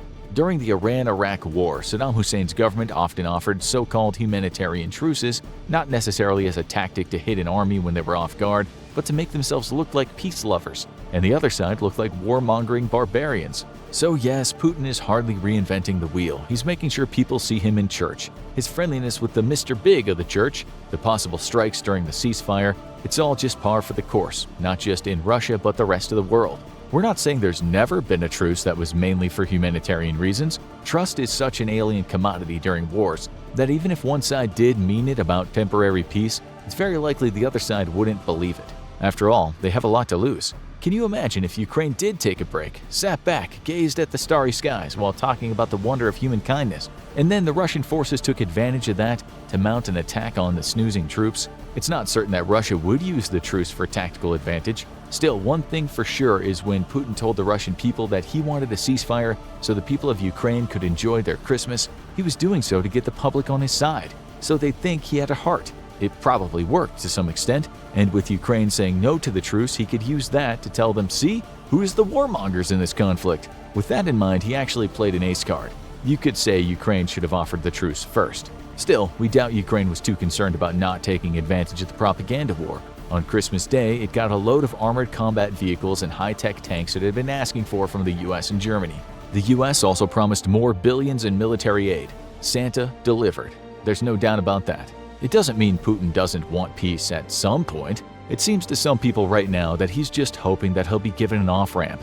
Ukraine, though, with the full support of the West, with all those highly sophisticated weapons flooding into the country, will no doubt demand that if there is an off-ramp, that going down is a damn bumpy ride. It's also highly unlikely Ukraine will want to end the war while all those fancy Western weapons are coming to its aid, some of which have reportedly ended up as far as Africa. Weapons getting into the wrong hands is another reason folks in the West might want that off-ramp to come sooner rather than later.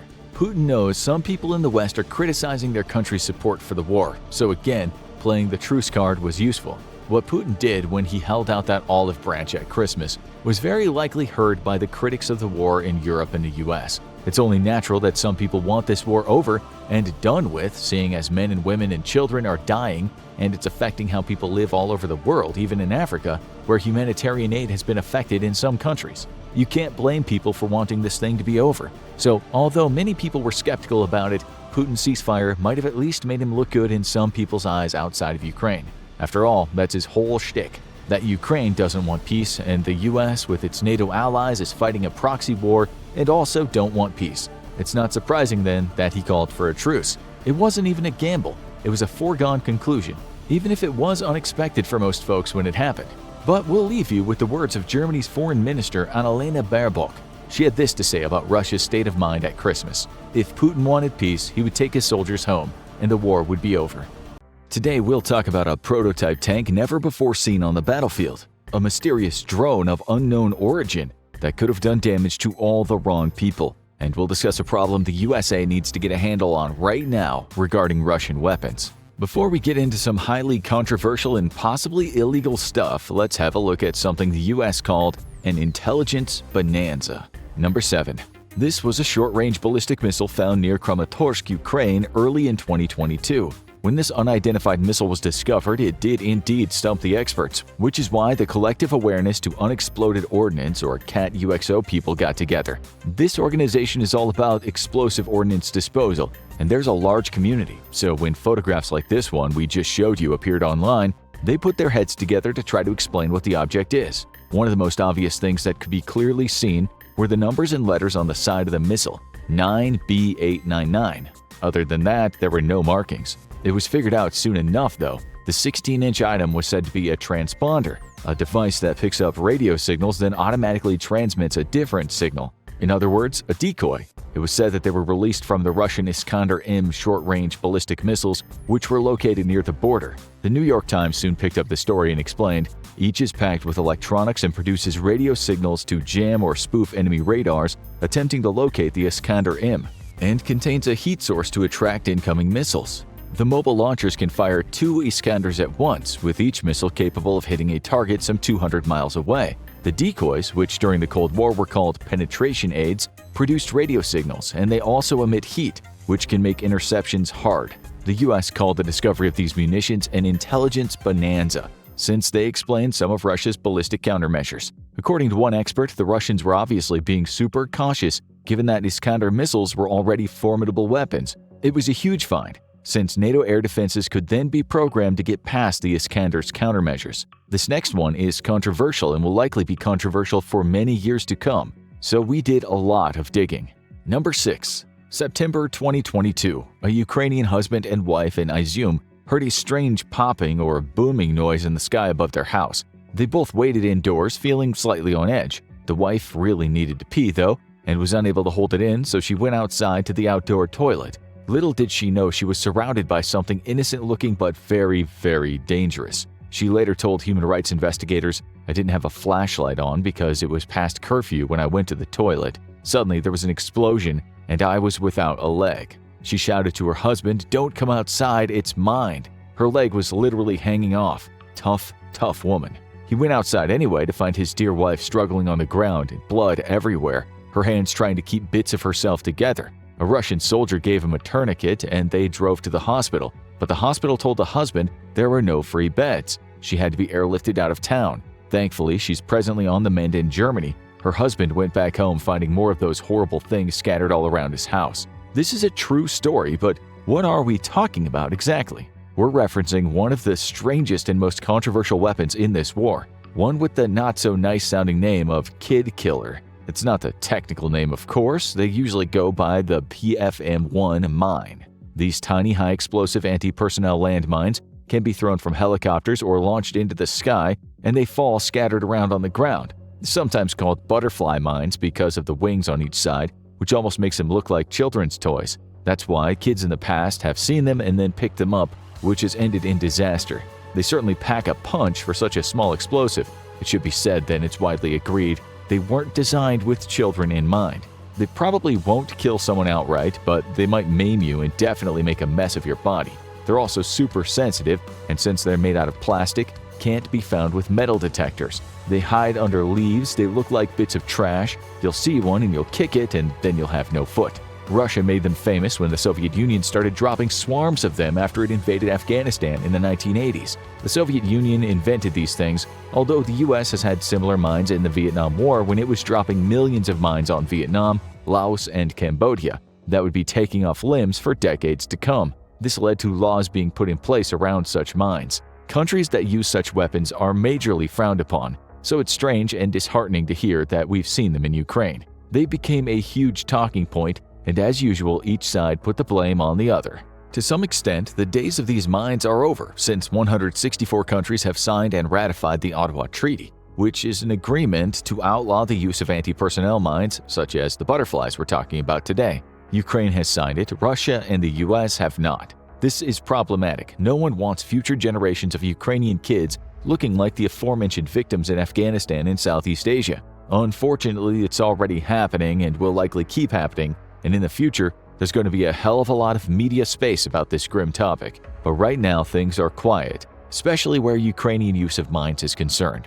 The question everyone's been asking is, who is using them? In 2022, there were many reports about Russia using butterfly mines in Ukraine, which were then shared on Twitter, sometimes by Ukrainian officials. It was a bad look for Russia. We should explain that Ukraine, having signed the Ottawa Treaty, told the EU in 2012 it would destroy all its butterfly mines. It did destroy hundreds of thousands of them, but failed to meet the destruction quota after the EU handed over €3 million for the job. In 2020, Ukraine said it would not destroy any more and was keeping its stockpile of 3,363,828. This is where the story gets murky, because Russia has said Ukraine has been using them, and Ukraine has said Russia has been using them.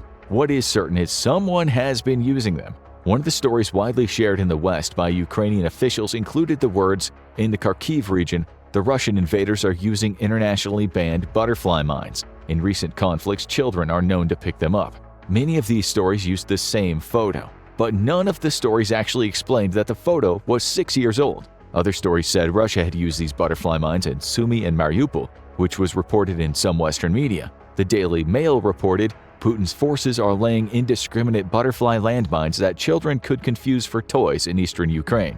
Again, there was no actual evidence in the article, but talk about limbless children caused volcanic outrage. In a 19-page report written prior to these news stories, Human Rights Watch showed ample evidence that Russia had used 7 types of anti-personnel mines, but didn't mention the butterfly mines, nor did it talk about injuries. Russia was rightly condemned for the ones it did use. Human Rights Watch said Russia had used the POM-3 anti-personnel mine, aka the Medallion, not a mine that looks like a toy, but an illegal, terrifying, destructive mine nonetheless. These mines were fired by the ISDM Zimlidela-1 mine-laying rocket launcher, which can send mines up to 10 miles away. Again, we cannot stress enough how much of the world is really against such weapons, so their use by Russia in Ukraine was not always expected. The medallions have a sensitive seismic fuse, which means they can go off even when someone is approaching them. They also sometimes explode all by themselves. Human Rights Watch wrote, Russian forces have repeatedly used anti-personnel mines and committed atrocities across the country, but this doesn't justify Ukrainian use of these prohibited weapons. The story now was saying both countries had breached international humanitarian law. It should also be said that Russia used similar mines between 2014 and 2015 in the Donetsk and Luhansk regions, and there were no reports of Ukraine using them. But in 2022, videos showed how Ukraine had used them in Donetsk. They were all over the place in some of these videos. HRW said in January 2023, Ukraine should investigate its military's apparent use of thousands of rocket-fired anti-personnel landmines in and around the eastern city of Izium when Russian forces occupied the area. It added that Ukrainian forces had been firing butterfly mines or petal mines in large numbers over Russian military facilities. Pictures were taken this time stating each mine was filled with 37 grams of liquid explosive. NPR later wrote, many mines reportedly ended up in private vegetable gardens near sidewalks and on residential roofs. The cities Ukrainian medical workers worked in reported they had to amputate limbs from almost as many as 50 people, including 5 children, as a result of mine injuries. A 77-year-old man was killed after stepping on one, and according to Human Rights Watch, 4 lost their foot or lower leg.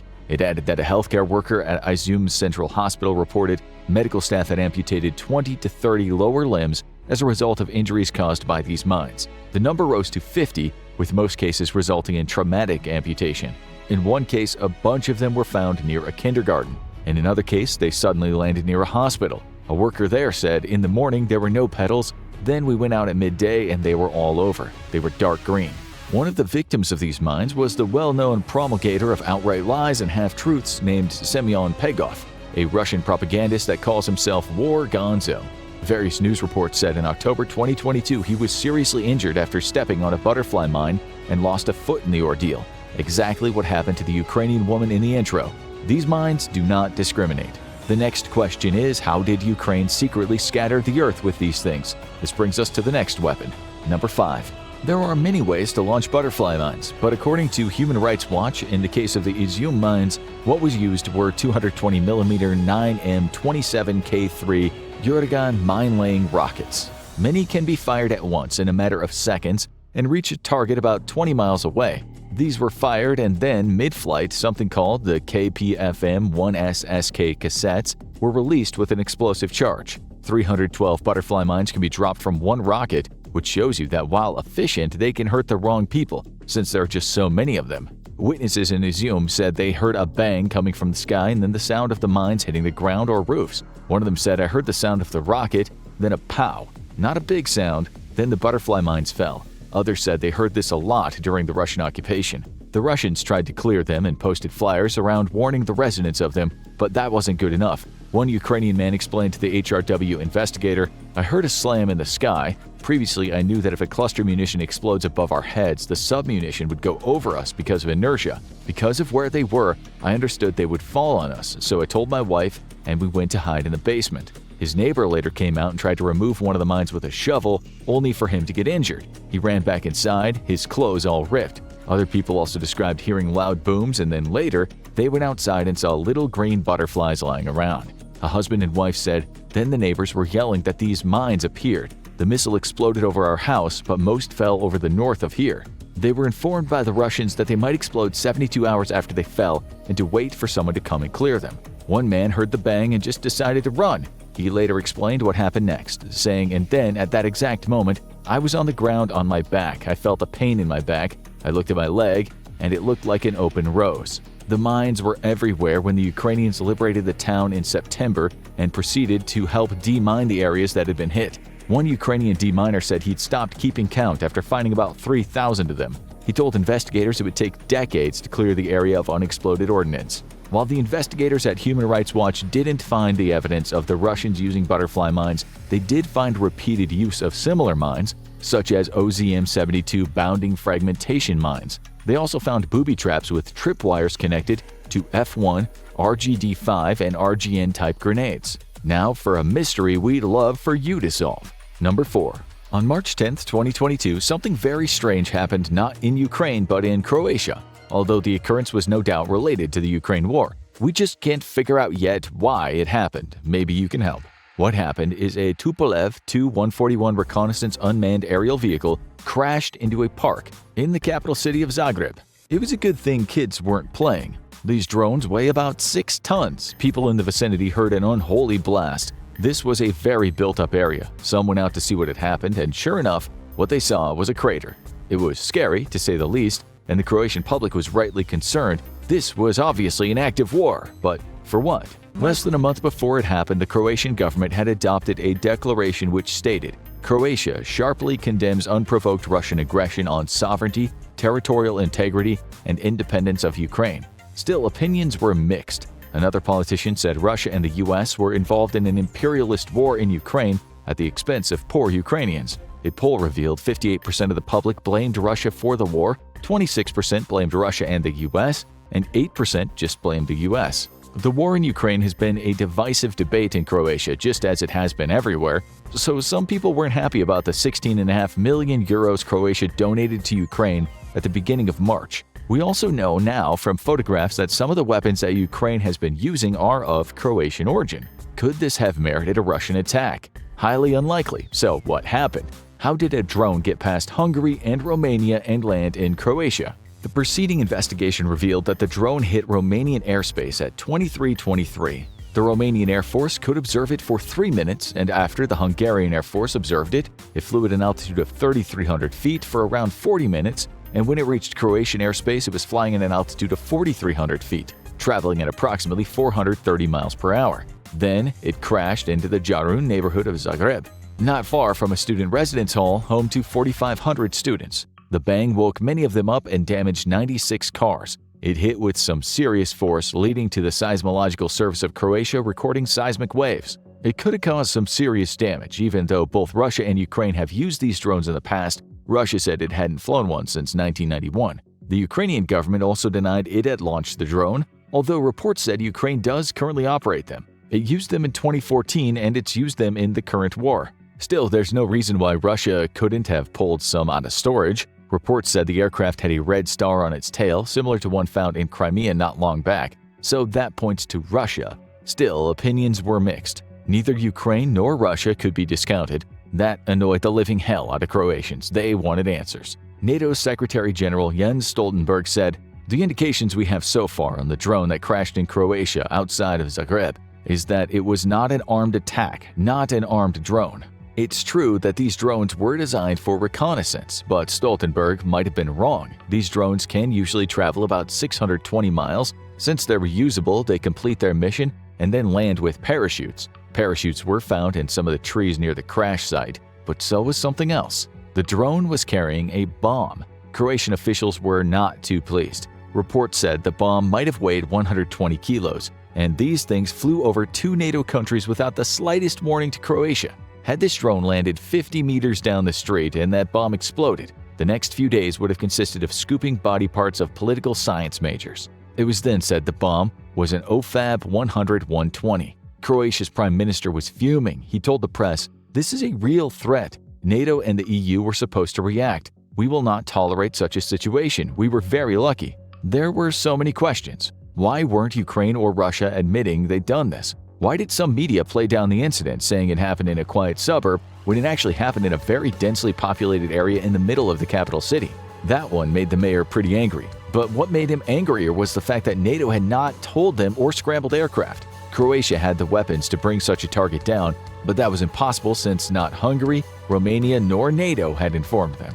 The rest of Europe was not too pleased either, with some people commenting that it looks as though Russia or Ukraine can now launch aircraft over other countries armed with powerful explosives without anyone saying anything. Surely it's not supposed to work like that. Isn't it NATO's job to be on top of that kind of thing?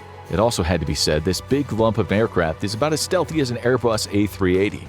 The big question is, why Croatia? If Ukraine launched it, well, it should have been going in the opposite direction. If Russia launched it, then it was absolutely nowhere near its target. Some people speculated that the drone had been programmed to fly to the Yarun area of Ukraine, which sounds like Yarun, but that seems like grasping at straws. Still, someone joked on Twitter, "People in Odessa, Texas, get ready." Now for something that apparently puzzled everyone. Number 3. This one was quite the find, what the media are calling a treasure trove of Russian intelligence. It was a ground-based electronic warfare system called the Krashuka 4. It was found in a forest near Kyiv in March 2022, partly damaged but still intact. Such units are used to jam radar reconnaissance satellites and drones. They can track airborne targets and control aircraft, which reports say were very useful for Russia in its war against Syria when the units messed with the control signals to the TB2 Bayraktar drones and made them crash. A big deal, since those drones could destroy tanks and other armored vehicles. Seems Russia left this thing behind in a hurry, barely able to cover it up with branches. But what secrets did it contain, if any? That wasn't made public. But we do know that Western intelligence agencies were puzzled that Russia would leave something so pivotal to its war effort behind. This next one was even more unexpected. Number 2. This was called a one-of-a-kind find. It was a piece of machinery extolled as a super tank with outstanding power. It was a Russian ace in the hole, which nonetheless seemed to have experienced setbacks because of funding issues. It never got off the ground. We're talking about the Black Eagle T-80UM2. This was developed in the late 90s and was similar to the T-80, but importantly, one of the differences was where the ammunition was stored. This factor alone could have saved a lot of lives in Ukraine, since reports from the battlefield explained that the design in Russian tanks had led to what was called a jack-in-the-box effect. This flaw has been known in the West for decades, and it was taken advantage of in Ukraine.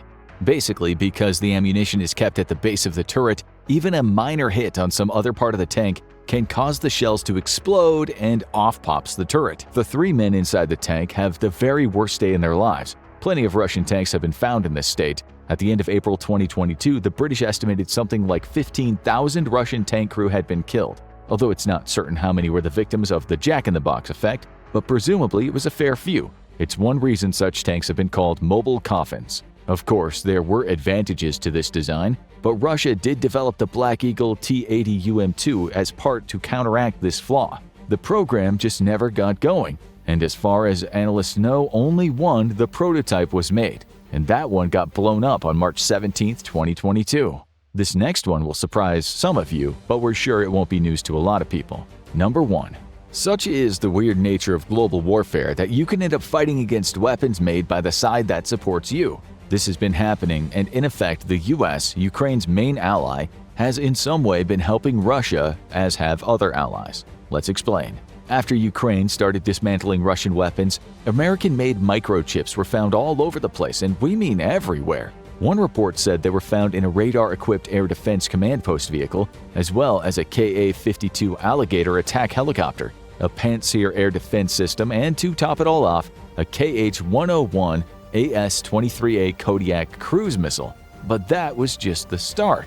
It's perhaps shocking but highly understandable. The arms industry is not known for its ethics. Reuters said halfway through 2022 that it wasn't just made-in-America tools found in Russian weapons. The report explained that 450 foreign-made components were pulled out of Russian weapons in Ukraine. It said this provided evidence that Moscow acquired critical technology from companies in the United States, Europe, and Asia. In fact, reports stated that when Ukraine looked at cruise missiles and air defense systems and other battlefield items, they ran predominantly on Western components, 2/3 of which were American-made, with the other countries being the UK, Japan, South Korea, Germany, Switzerland, and the Netherlands. Another report said that RUSI, a UK defense and security think tank, discovered at least 450 different kinds of unique foreign-made components across these 27 systems, the majority of which were manufactured by US companies with a long-standing reputation for designing and building sophisticated microelectronics for the US military. As we say, this won't come as a surprise to many people, but it might have bugged certain Ukrainians when they pulled apart those Kh-101 cruise missiles, weapons that had already caused untold damage. The missiles were packed with 31 foreign components, 28 of which were fired in an attack on one day, March 9, 2023. But they've been used throughout the entire war. Some people later pointed out that the Russians had evidently been quite reliant on foreign powers' business. Others said the discoveries certainly do raise serious questions about Russia's ability to produce weapons by itself and how much it needs countries like the US in this regard. One analyst said it showed a total dependence on Western technology for Russia and a total breakdown of controls that is supposed to stop this from happening. The sad fact is, weapons from this war and the components inside them will be traveling far and wide for years to come. Some reports say Javelin and Stinger missile systems have ended up on the black market. Some have gone to Africa, according to the Nigerian president. CNN reported that Russia had captured some US-made weapons and sent them to Iran. None of this is totally clear, and you have to be careful walking through the minefield of misinformation on both sides. But it's absolutely certain that some of these weapons will end up on the black market in the hands of nasty people. There are reports of Western weapons being sold on the dark web, although some people suggest this might be Russian propaganda. Nonetheless, Interpol's chief in Europe said it's inevitable criminals will get their hands on these Western weapons and flood the international market. He added, "We should be alarmed, and we have to expect these weapons to be trafficked not only to neighboring countries, but to other continents. This is one of the consequences of war. In 5 or 10 or 20 years, you won't know whose weapons are being fired at you." For now, it seems Russian claims of Western weapons flooding the black market are exaggerated and a part of a disinformation campaign to worry the West. However, if the past is anything to go by, this is a story we'll be coming back to for years to come.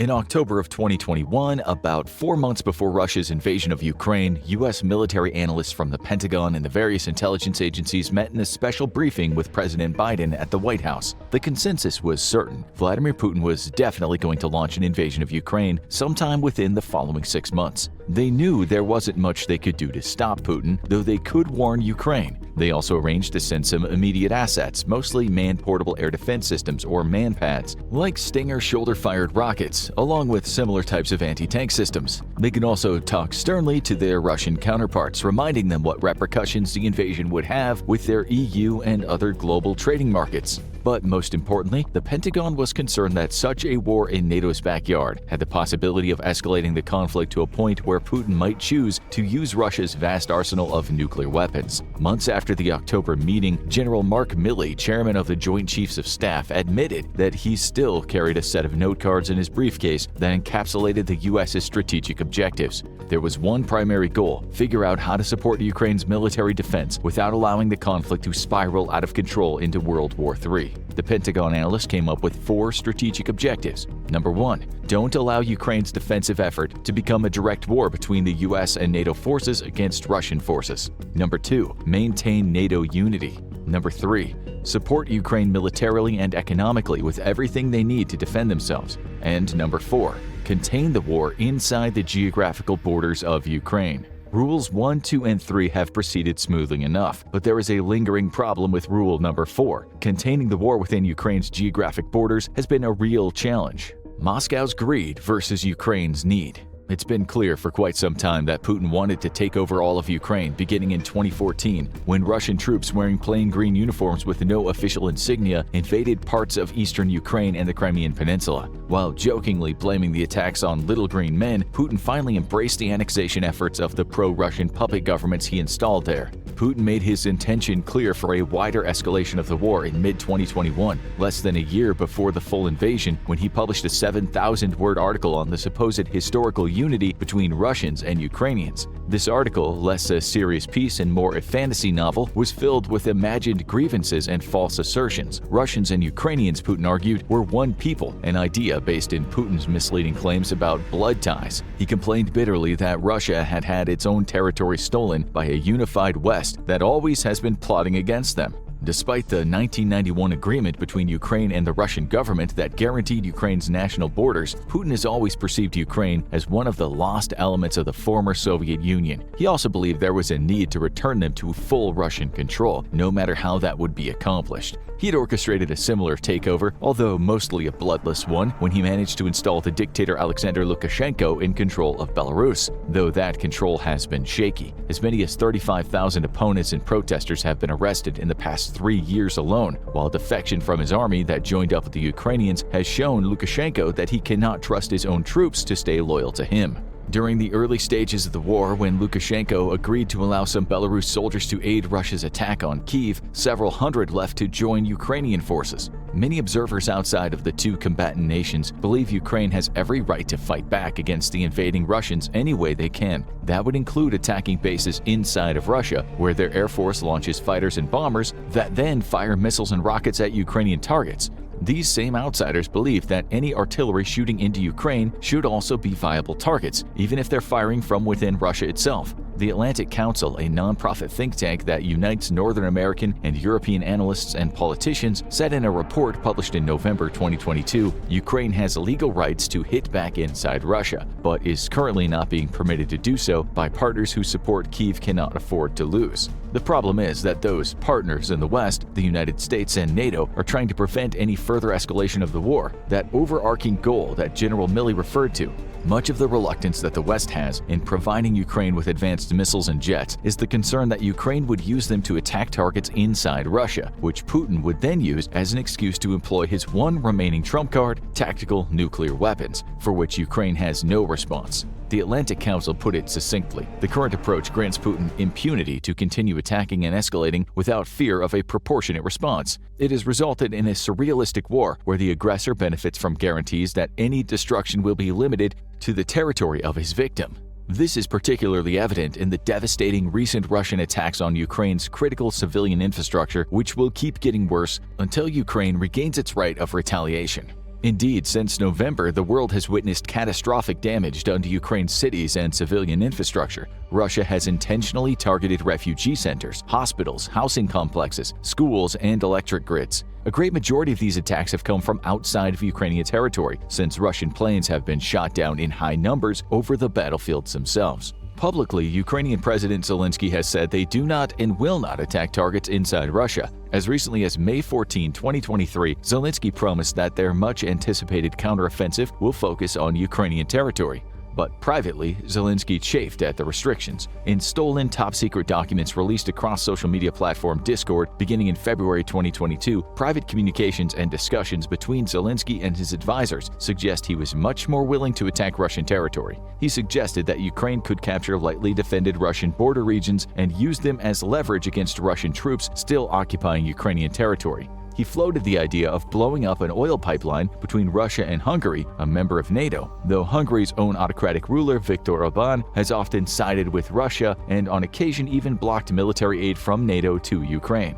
In talks between Zelensky and some of his top generals in late February 2022, he expressed concern that Ukraine does not have long-range missiles capable of reaching Russian troop deployments in Russia nor anything with which to attack them. Zelensky then suggested that Ukraine could use drones instead of missiles to attack known military deployment positions in the region of Rostov in western Russia, according to one of the previously classified documents. After the classified documents were made public, Zelensky was asked if he had ever suggested occupying parts of Russia. In an interview he gave to the Washington Post in Kyiv, he dismissed the U.S. intelligence claims as fantasies, yet reiterated his country's right to use any tactics in order to defend its people. Ukraine has every right to protect itself, and we are doing that. Ukraine did not occupy anyone, but vice versa, Zelensky said. When so many people have died and there have been mass graves and our people have been tortured, I am sure that we have to use any tricks. Though Ukraine has received billions of dollars worth of advanced weapon systems, U.S. President Biden has repeatedly refused Ukraine's request for the Long-Range Army Tactical Missile System, also known as ATACMS, which have a range of over 185 miles. Since the start of the war, Biden has said that the U.S. is not encouraging or enabling Ukraine to strike beyond its borders. He has given the same reasoning behind the U.S.'s reluctance to provide Ukraine with more advanced aircraft like the F-16 Strike Eagle, which could be used to fire missiles into Russian territory. The exact thing Russia is now doing with their own attack aircraft and strategic bombers, or even to carry out air-to-air combat closer to Russian air bases. Although this has been put into question since Biden has confirmed that he will allow Ukraine to use F-16s. But does Zelensky even need to commit his own troops and weapon systems in risky cross-border attacks? Is it possible that Russians are performing exactly the kind of counterattacks that Ukraine would like to do themselves? Waging war inside Russian territory. From almost the beginning of the war in February 2022, there have been a series of damaging explosions and mystery fires all across Russia and portions of Russian-occupied Ukraine, primarily the Donbas region and the Crimean Peninsula. The number of such attacks is too high to discuss in detail. One such list has more than 65 events in just the 10 months of 2022 following the invasion. The sites of these attacks are primarily connected in some fashion to the war, or have been used in the support of Russia's forces waging a war. Military bases and recruiting centers have been attacked, warehouses storing weapons and ammunition have been blown up, trains used to ship men and material to the front have been sabotaged, and oil storage centers have been set ablaze. There are several very high-profile incidents that showcase the inability of Russia to protect itself from such attacks. April 21, 2022, a fire in one of Russia's most important defense research institutes killed 7 and was followed hours later by another mystery fire at a nearby chemical plant. April 30, 2022, a massive fire engulfed a coal-fired power plant on the far eastern island of Sakhalin. May 21, 2022. A fire broke out at Russia's famed Central Aerohydrodynamic Institute about 25 miles southeast of central Russia. November 21, 2022. A large warehouse fire close to Moscow's central railway stations caused 7 deaths. December 26, 2022. An explosion and a massive fire engulfed 1,800 square meters worth of storage buildings in Novosibirsk. December 31, 2022. Part of a Russian nuclear power plant caught fire. January 3, 2023. A series of explosions rocked a military facility in Novoyoskol in Russia's Belgorod Oblast, followed by numerous secondary explosions as ammunition cooked off. January 9, 2023. A military conscription center went up in flames in the city of Bratsk. January 12, 2023. A huge fire engulfed a massive timber processing plant in Siberia. April 15, 2023. Explosions and large fire erupted at a tank training area in the city of Kazan in southwestern Russia. March 3, 2023. A mysterious explosion less than 100 miles from Moscow left Putin and his aides scrambling for answers. One of the most prominent explosions was the presumed attack on the bridge that connects the Crimean Peninsula with mainland Russia. On October 9, 2022, an explosion occurred in the roadway portion of the combined road and train bridge. The ensuing fire heavily damaged the railway support structure. As a result, the attack severely limited the amount of traffic that each side of the bridge could carry, which is a main supply artery for Russian troops in Crimea. The explosion occurred the day after the 70th birthday of Russian President Vladimir Putin, though Ukraine claimed they did not order the attack. Partisan activity, train derailments, fires, and explosions seem to be everywhere across Russia and Crimea. And though Moscow and Putin's minions had plenty of blame to cast, not one saboteur was ever caught. Out of the hundreds of incidents, the only individual ever arrested was the woman who handed the explosive-packed statue to a Russian mill blogger, and even then, it wasn't clear whether she was duped into doing it. With the hundreds of other attacks, the people involved were never caught. One of the most highly publicized attacks was a drone strike against one of the buildings near Red Square in Moscow just days before the annual victory parade on May 9th. Ukrainian President Zelensky denied this attack was their handiwork, and most analysts agree there are too many elements that suggest this was a false flag attack, including the surprisingly crystal-clear photography of the incident from multiple angles at 2 o'clock in the morning, along with the fact that there were two unidentified people climbing the exterior staircase at precisely the right moment. Still, whether this was a false flag orchestrated by Putin or a daring drone strike from the anti-Putin Russians, the attack underscored just how vulnerable all parts of Russia seem to be these days. Recent Ukrainian admissions. Only recently has Ukraine admitted to carrying the war into Russia itself. For example, it wasn't until mid-May of 2023 that Ukraine admitted to targeting pro-Russian propagandists. Major General Kirilo Budanov, the head of Ukraine's military intelligence service, admitted in an interview for a YouTube channel that Ukraine successfully targeted quite a few people that were known as Russian propagandists. There have been several high-profile attacks against Russian pro-war commentators since the beginning of the war, including the death in a car bomb of the daughter of Alexander Dugin, an ideologue known as Putin's philosopher, in August of 2022. That blast was thought to have been meant for Dugin himself, as his daughter was driving Dugin's car and Dugin was driving hers. Then there was the death of well-known online supporter Vladimir Tatarsky, known as the pro-Wagner military blogger, who was killed by an exploding statue of himself inside a St. Petersburg cafe in April 2023. Then in May 2023, Zakhar Pryelpin, Russian nationalist writer, politician, and vocal supporter of the invasion of Ukraine, was seriously injured in a car bomb attack in the Nizhny Novgorod region that killed his driver and flipped their car onto its roof. The combination of hundreds of mysterious fires, attacks on infrastructure by what appear to be saboteurs, destruction of rail lines by what Moscow called partisan activity, and drone and missile attacks on bases distant from the Ukrainian border all suggest that either Ukraine was actively attacking Russian targets or the anti-Putin elements in Russia were able to get their hands on sophisticated weaponry and plenty of volunteers. The concept of Russian volunteers would soon reach a whole nother level. The Belgorod invasion. In the early morning hours of May 22, 2023, several explosions occurred in the region adjacent to Ukraine called Belgorod, a Russian oblast, followed by a small but significant armed incursion by two Russian volunteer units fighting along with Ukraine. The Belgorod area and its main city of the same name had been part of the short-lived country of the Ukrainian People's Republic in 1918 until both were taken over by the Red Army in late 1918. To this day, though, Belgorod residents primarily speak Russian, although they do speak a dialect of Russian with heavy Ukrainian influences. The identity of the attackers was unknown at first, but it soon became apparent that there were two main units, the Russian Volunteer Corps, RTK, and the Freedom of Russian Legion, LSR.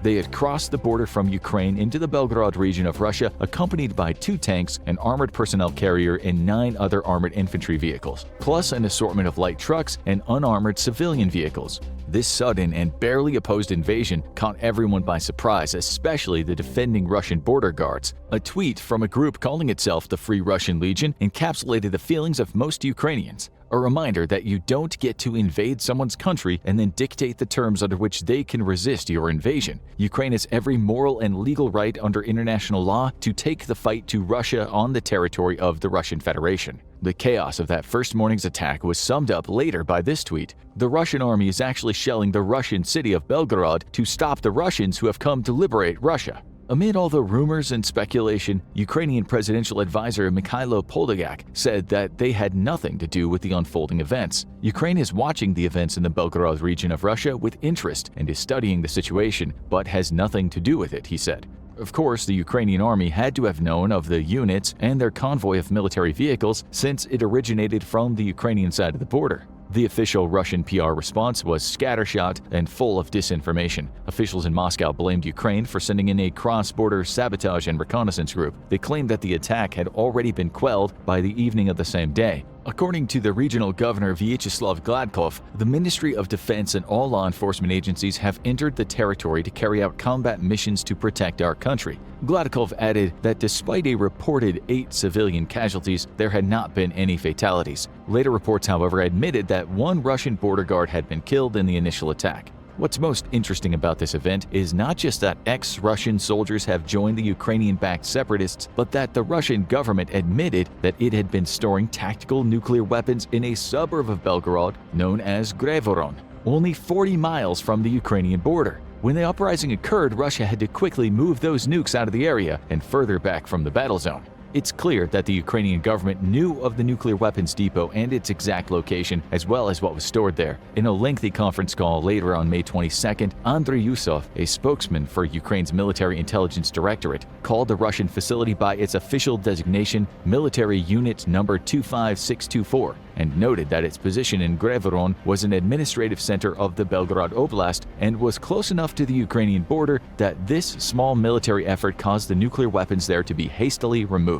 This raises several other serious questions. Was Ukraine, through these Russian units, attempting to capture those weapons to use them against Russia or to have them on hand to threaten Putin the next time he threatens to use nukes in the war, as he's done multiple times already? Is it possible that other separatists might try to steal those weapons to aid Ukraine? Are there other stockpiles of tactical nukes that are also this close to the Ukrainian border? Will Russia decide to move them back as well? And what was the point in having such a dangerous weapon so close to the border? Despite Russia's official prognostication that all the invaders had been killed that first day, by the end of day 2, the two groups were continuing to send out images of them holding the territory in and around Belgorod city itself, while reports were coming in of 2 additional incursions across the Russian border to the east of the Belgorod attacks. The easternmost of these 3 enclaves near the border town of Kozinka had tripled in size within just 24 hours. The insurgents in just 2 days had managed to gain control of more than 40 square miles of Russian territory, compared with the 60 square miles around the city of Bakhmut that cost the Russian armed forces 100,000 casualties and took almost 10 months to accomplish.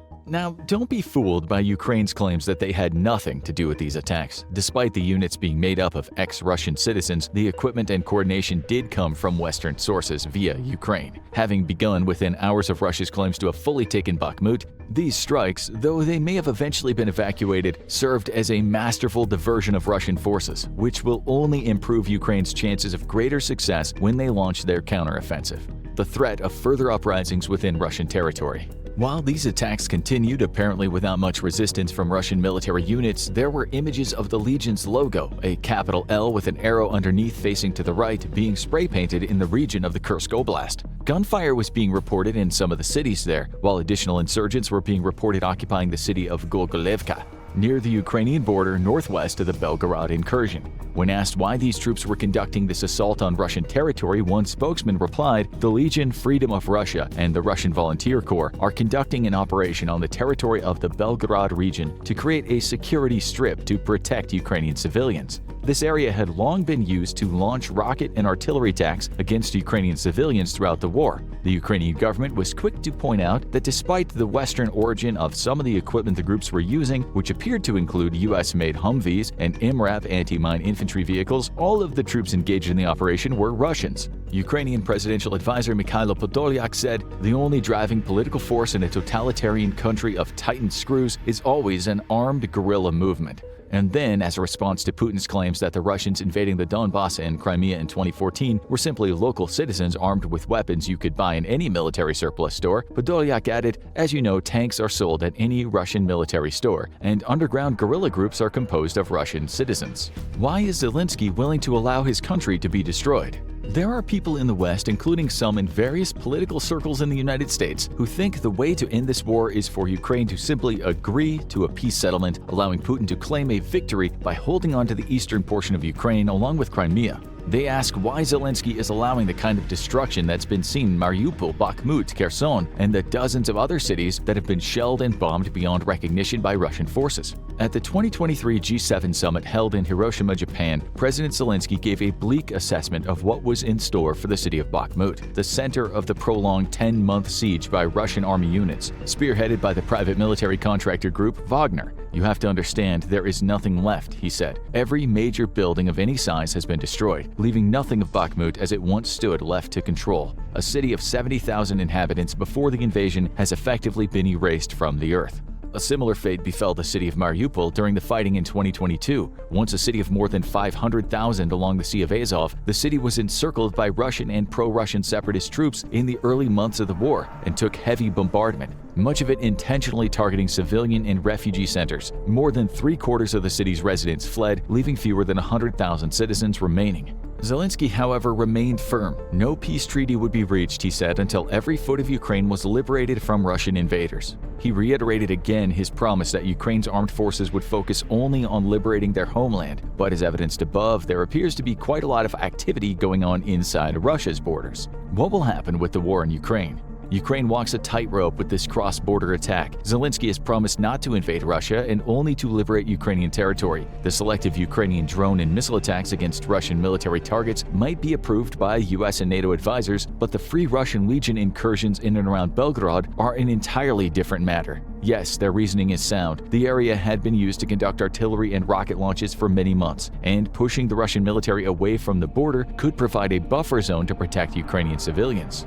But boots on Russian soil is not the same as missiles or even artillery shells flying through the air. We have yet to see Putin's response to this challenge to his pride, as well as the absolute laughingstock his defense force has made of his defensive forces. No country's border should be so porous that 100 men and a handful of vehicles could just plow right on through, as much as 10 or 15 miles deep, without meeting any significant opposition. Rest assured, Putin will respond with anger and fury, as he always does. When perceiving how far Putin will go in using his military against other countries, it's important to return to his own words. In his 2021 article about the future of Ukraine, "All the subterfuges associated with the anti-Russia project are clear to us, and we will never allow our historical territories and people close to us living there to be used against Russia. And to those who will undertake such an attempt, I would like to say that this way they will destroy their own country." There's no doubt Putin hopes to destroy enough of Ukraine to force them to surrender. But after seeing the amount of destruction taking place within his own borders, the ground has thawed after a long Ukrainian winter. Russian forces prepare for their spring offensive. As Russian troops begin to launch another wave of attacks, the ground begins to shake. Battalions of Leopard 2 tanks crest the hills in front of them. M1 Abrams circle around their flanks. The tanks from NATO have finally arrived, and they're about to push Russian forces out of Ukraine once and for all. This might be the reality Russia faces in the coming months, almost a year after Putin invaded Ukraine and started a war that cost the lives of hundreds of thousands of people. NATO has decided to finally send Western tanks to Ukraine. Since the beginning of the war, President Zelensky has been asking for missiles, supplies, and tanks. The West has been hesitant to send certain weapons for fear it could cause Vladimir Putin to escalate his tactics by using nuclear weapons. However, that fear seems to be dissipating. As the first month of 2023 came to an end, the United States made a big announcement. Biden told the world that the U.S. would be sending 31 Abrams tanks to Ukraine to help the country take back and defend its territory. This has prompted Germany and other nations to step up to the plate and send Ukraine tanks of their own. The question now is, what will Ukraine do once they get the tanks? But before we can answer this, we need to know what type and how many tanks will be sent. 31 M1 Abrams tanks is not a lot. If these were the only vehicles sent to Ukraine, they would have very little impact on the war. Yes, the M1 Abrams is the most sophisticated and deadly tank in the world, but Ukraine is a massive country, and a single battalion wouldn't be able to protect all of its lands. There's a couple of reasons why the US is sending 31 Abrams. Firstly, this is how many tanks are in a single Ukrainian tank battalion, which is composed of 3 companies of 10 and 1 tank for the battalion commander. However, the actual reason that the United States decided to send tanks at all was to force other NATO nations to send tanks of their own to aid in the war effort. In particular, the United States hoped to sway Germany into sending its Leopard 2 tanks to Ukraine. Germany has been hesitant to commit to such a bold move, with Russia being right at their doorstep. To be fair, the United States is an ocean away from the fighting, which means there's quite a large buffer between them and Russia. Germany probably has a slightly different mindset since they're sharing a continent with the aggressor.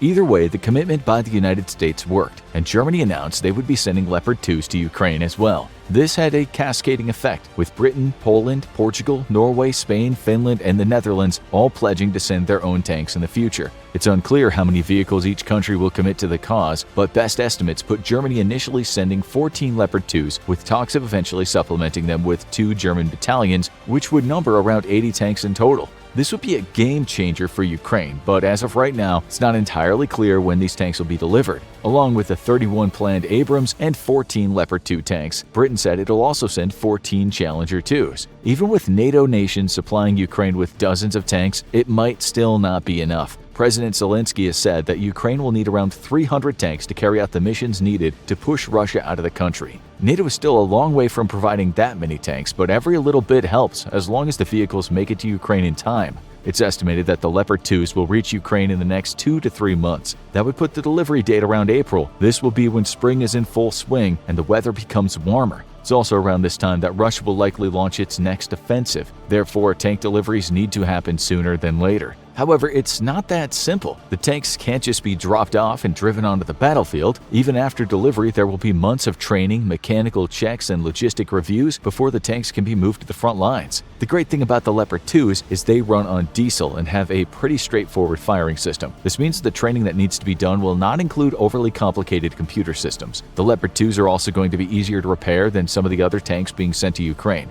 The M1 Abrams, on the other hand, is a whole other beast. It's estimated that the training to effectively use and maneuver an M1 Abrams could take months. On top of that, the US tank requires jet fuel to run its engine. The Abrams might be the most sophisticated tank ever built, which is great if the team operating it is well trained, but this is not a vehicle anyone can just hop into and drive around. What this means is that it will likely be 6 to 8 months before any M1 Abrams will be operational on the battlefields of Ukraine. But Ukraine might not have that long. When the United States and Germany announced they were sending tanks to Ukraine, Russia immediately launched a new round of bombardment across the country. 55 missiles were fired from jets, ships, and drones, which ended up killing 2 civilians and destroying a number of buildings, most of which had no military value. Ukraine says it intercepted 47 of the missiles fired, but the senseless loss of civilian life is just another clear indication that Putin does not care who dies. He just wants to cause mayhem to keep the West from providing further aid to Ukraine. These types of attacks will continue as long as the war does, which is why the tanks being delivered to Ukraine can't come soon enough. So once the tanks arrive, what will happen?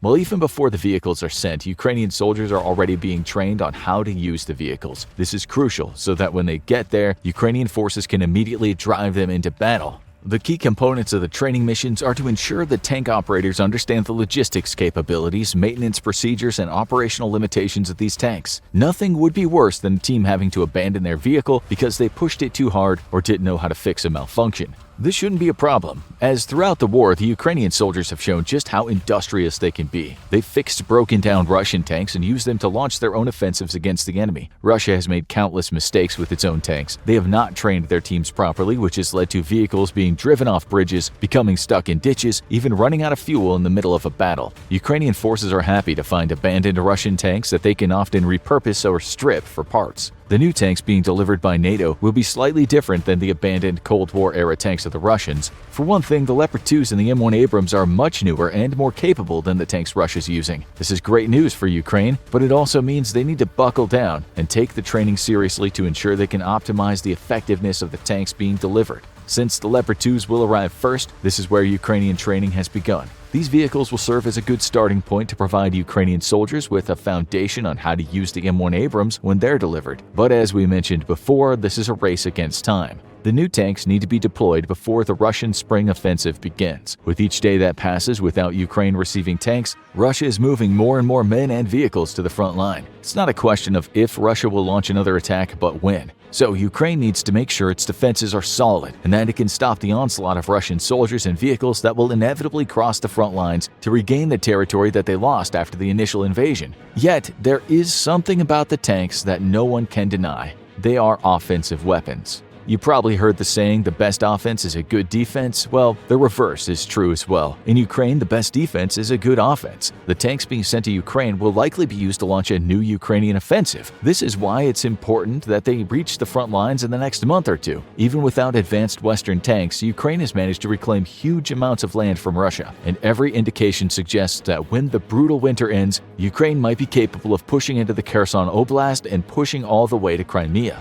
But what if they had Leopard 2 and M1 Abrams tanks to lead the charge? Even with the relatively small number of tanks being sent to Ukraine, the modern Western vehicles would decimate the clunky Cold War Russian tanks that Putin's forces are now heavily relying on. The Leopard 2s and Abrams have more firepower, thicker armor, and increased maneuverability when compared to most Russian tanks. And even though tanks are offensive weapons, Ukraine will not be using them to launch attacks into Russia itself. Instead, they'll be employed to take back territory that is rightfully theirs and drive Russian forces out of Ukraine. Therefore, even though the tanks will be used in an offensive manner, really the strategy is to mount an aggressive defense to protect their country from an enemy invasion. The Western tanks will also likely be used in thunder runs, which were incredibly successful during the Ukrainian offensive that took back territory in the Luhansk and Donetsk regions of the country. This is one of the reasons Ukraine was able to push all the way to the Dnipro River and reclaim everything except that southeastern part of the nation. Thunder runs are fast-paced attacks that use brute force to plow through enemy defenses and encircle them or force a retreat.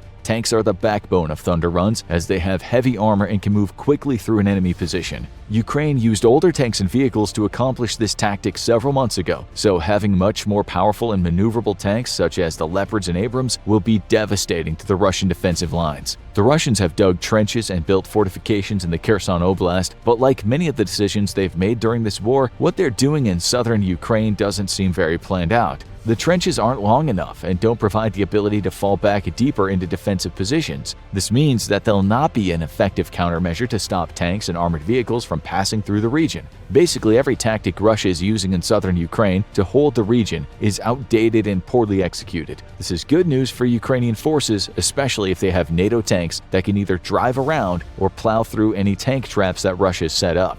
Ukraine will likely wait until the Western tanks arrive to push into the Kherson Oblast via the left bank using thunder runs. This initial push will be led by the heavily armored Leopards and Abrams, followed by lighter vehicles and troops. The Russian defenses will quickly fall, allowing Ukrainian forces to secure the left bank. At the same time, older tanks and captured Russian vehicles might speed across the east bank, where Russian forces are few and far between. The Ukrainians will stay off the main roads where Russia has concentrated most of its defenses and cruise along the open landscape. This force can then circle around behind the Russian forces and block their retreat. Russians will make a mad dash to cross into Crimea where they'll try to mount another defense. If this happens, the war will be pretty much over. The West might send more tanks to expedite the process, but eventually Ukrainian forces would cross into Crimea, and at that point Putin would be in big trouble. There would be no way for him to spin this defeat into a positive or weasel his way out of a confrontation with the Russian people. So, Ukraine is probably planning to be aggressive once the tanks are delivered, but again, it's all still a matter of timing. If Leopards and Abrams reach them in the next month or two, they can launch their own offensive when spring begins. If Western nations continue to drag their feet, Ukraine might have to hold back a Russian advance, and when the tanks finally do arrive, they can be used in a counteroffensive.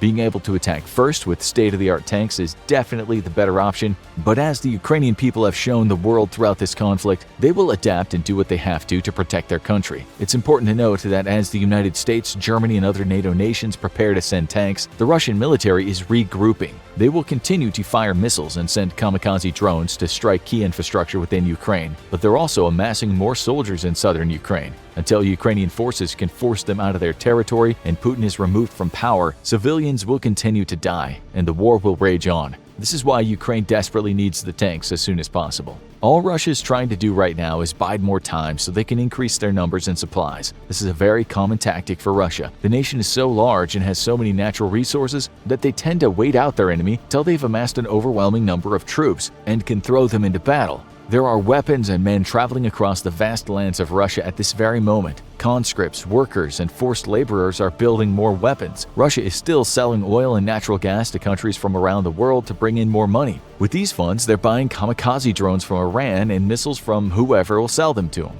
Ukraine needs the Western tanks to launch an offensive that will decimate Russian forces and push Putin into admitting defeat. However, the longer it takes for this to happen, the stronger the Russian forces will become. As of right now, Russia has no response to the M1 Abrams, and the Leopard 2s are more than capable of dealing with any armor that Russia has in Ukraine. Then again, maybe Ukraine won't even wait for the tanks to be delivered. They have been pushing Russia back ever since the shock of the initial invasion, without much help from NATO or the West. There's little reason to believe that they couldn't continue to do so with the same tactics and techniques they've been using up to now. The problem is that the longer the conflict is drawn out and the more desperate Putin gets, the more people will die. Tanks from the West will only speed up the Ukrainian advance and could actually end up saving lives in the long run. But the tanks being sent to Ukraine aren't just for the Ukrainians. It's also a way for NATO to show they are no longer afraid of Russia's threats of escalation. We all know Putin likes to bring up his nuclear arsenal to show that he's a big man with big guns. And if anyone is crazy enough to use nuclear weapons, it's probably Putin. But NATO has apparently had enough of his antics.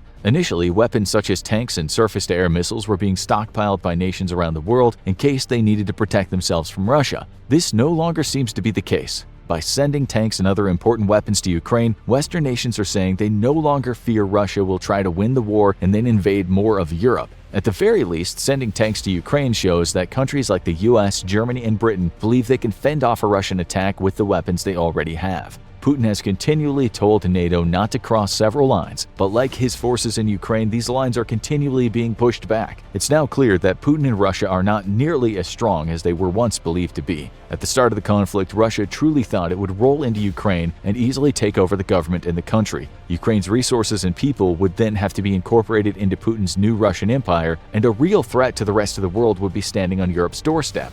And Putin wasn't the only one who believed this. In 2014, NATO did nothing as Putin stole Crimea from Ukraine. It was very clear at the time that the West was afraid of Russia's nuclear capability and the power it held. However, now that Ukraine has shown NATO and the rest of the world Russia isn't nearly as strong as they were believed to be, Western countries are finally willing to stand up to Putin. They have disregarded Putin's threats by agreeing to send tanks to Ukraine. The vehicles still need to make it to Ukraine and be deployed to the front lines, but the message is clear. NATO believes Ukraine can win this war. The West is no longer afraid of Putin or his military, and the nations of Europe feel they have the ability to fend off any attack that Russia might launch now or in the future. For the nations of NATO, these tanks are symbolic, but for Ukraine, they will be used to launch an offensive against Russia and push them out of their country.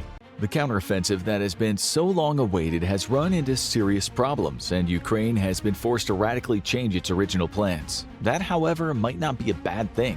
Since the winter snows began to melt, it seems all anyone was talking about was Ukraine's spring offensive. While most outlets refer to it as a counteroffensive, we have to take a moment to remind you that Russia completely failed at winter offensives, thus there was nothing for Ukraine to counter. The expected spring fighting would have therefore been more properly called a simple offensive. In preparation for the offensive, Ukraine had pulled tens of thousands of soldiers from the front lines and ran them through NATO training programs in friendly nations across Europe and even the United States. The specialized training focused on bringing Ukrainian troops up to date with modern NATO-style doctrine of combined arms warfare. But the important part to remember is that while they did receive superior training, many of these soldiers were fresh conscripts to the war. They're yet to cut their teeth in combat, but at least they would have been far better trained than even veteran Russian soldiers. The real bells of the coming ball, however, was all that fancy Western equipment that Ukraine would be receiving. After a year of browning its collective pants in terror at Putin's Potemkin army and pathetic nuclear threats,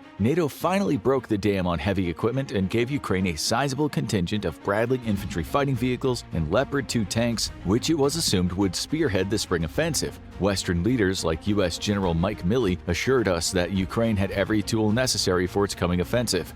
That didn't quite turn out to be true, as when the offensive launched, it was clear things weren't exactly progressing along the best expectations. For the first few weeks of fighting, Ukraine enacted a blackout on all media across the Eastern Front. This effectively ceded the propaganda initiative to Russia, and pictures and video of Ukrainian losses began to hit the blogosphere, convincing the world that Ukraine was losing unsustainable casualties because, for some reason, we all collectively forgot that Russia lies through its teeth. Internet sleuths went to work discovering that Russia was pulling some fast ones, like filming the same destroyed Western vehicles from multiple angles to give the impression that Ukraine had lost all Western tanks given to it in a single battle. But that didn't stop the inexhaustible tide of bullshit, and bullshit has a quality all of its own when in great enough quantities. Western opinions on continuing to supply Ukraine began to flag. What good was our fancy gear if it was just getting annihilated the moment it crossed the border? However, after a month of fighting, it became clear that losses of Western tanks and IFVs were well within expected and reasonable parameters. Ukraine and its NATO allies have kept the exact losses a secret for good reason, but we know that within the first week of fighting, Ukraine had lost 4 Leopard 2s out of the 85 that had been given. Similar stories kept popping up throughout the summer. It's probably safe to say that Ukraine has had 24 or so Leopards taken out of combat by now. What these stories don't tell you, however, is that most of these Leopard and Bradley losses were quickly recovered off the battlefield. Poland and Germany have been brainstorming where and how to best repair these vehicles and send them back into the fight, and the Ukrainians are repairing some themselves. More importantly, lots of photo and video evidence has shown that these vehicles did the job they were designed to do: keep their crews safe through catastrophic events. Lost vehicles can be repaired or replaced, but lost crews are gone forever. Their Russian counterparts, however, are rarely so lucky. To date, there have been no true sweeping victories in the style we expected, but that doesn't mean that Ukraine is losing. In fact, by all accounts, not only is Ukraine winning, it's retaking territory and doing something far more important. It's leveling the playing field between itself and Russia logistically. Echoes of disappointment over Ukraine's counteroffensive are not uncommon, and that's partly because we were spoiled by the stunningly successful fall counteroffensive that saw large swaths of territory retaken in the north of the country. However, the situation today is wildly different from a year ago. Last fall, Ukraine was facing unprepared Russian positions, punching right back on the heels of Russia's own offensive as it ran out of steam. It was without a doubt a truly brilliant piece of military strategy, something history books will be talking about for centuries to come. In war, it's incredibly difficult to find the perfect time to launch a counterattack, and even harder to mislead your opponent on where that blow is going to land. Ukraine, with the help of NATO intelligence and US military planners, did exactly that. But the spring offensive, which ended up turning into a summer offensive, is facing a different challenge altogether. While in the fall, Russia had little time to consolidate its position before getting punched in the face by Ukrainian tanks, this time it had all of the winter and most of the spring to prepare for a very loudly telegraphed offensive. This meant months of digging trenches and anti-tank ditches, putting up vast minefields and fortifying defensive choke points. Ukraine was facing one of the most difficult battles since World War II, and it had to undertake the battle while still outnumbered in artillery and at the mercy of the Russian Air Force. It was a deeply unenviable position to be in, and the fact that Ukraine launched the offensive anyway shows that Ukrainians really do have cojones the size of grapefruits.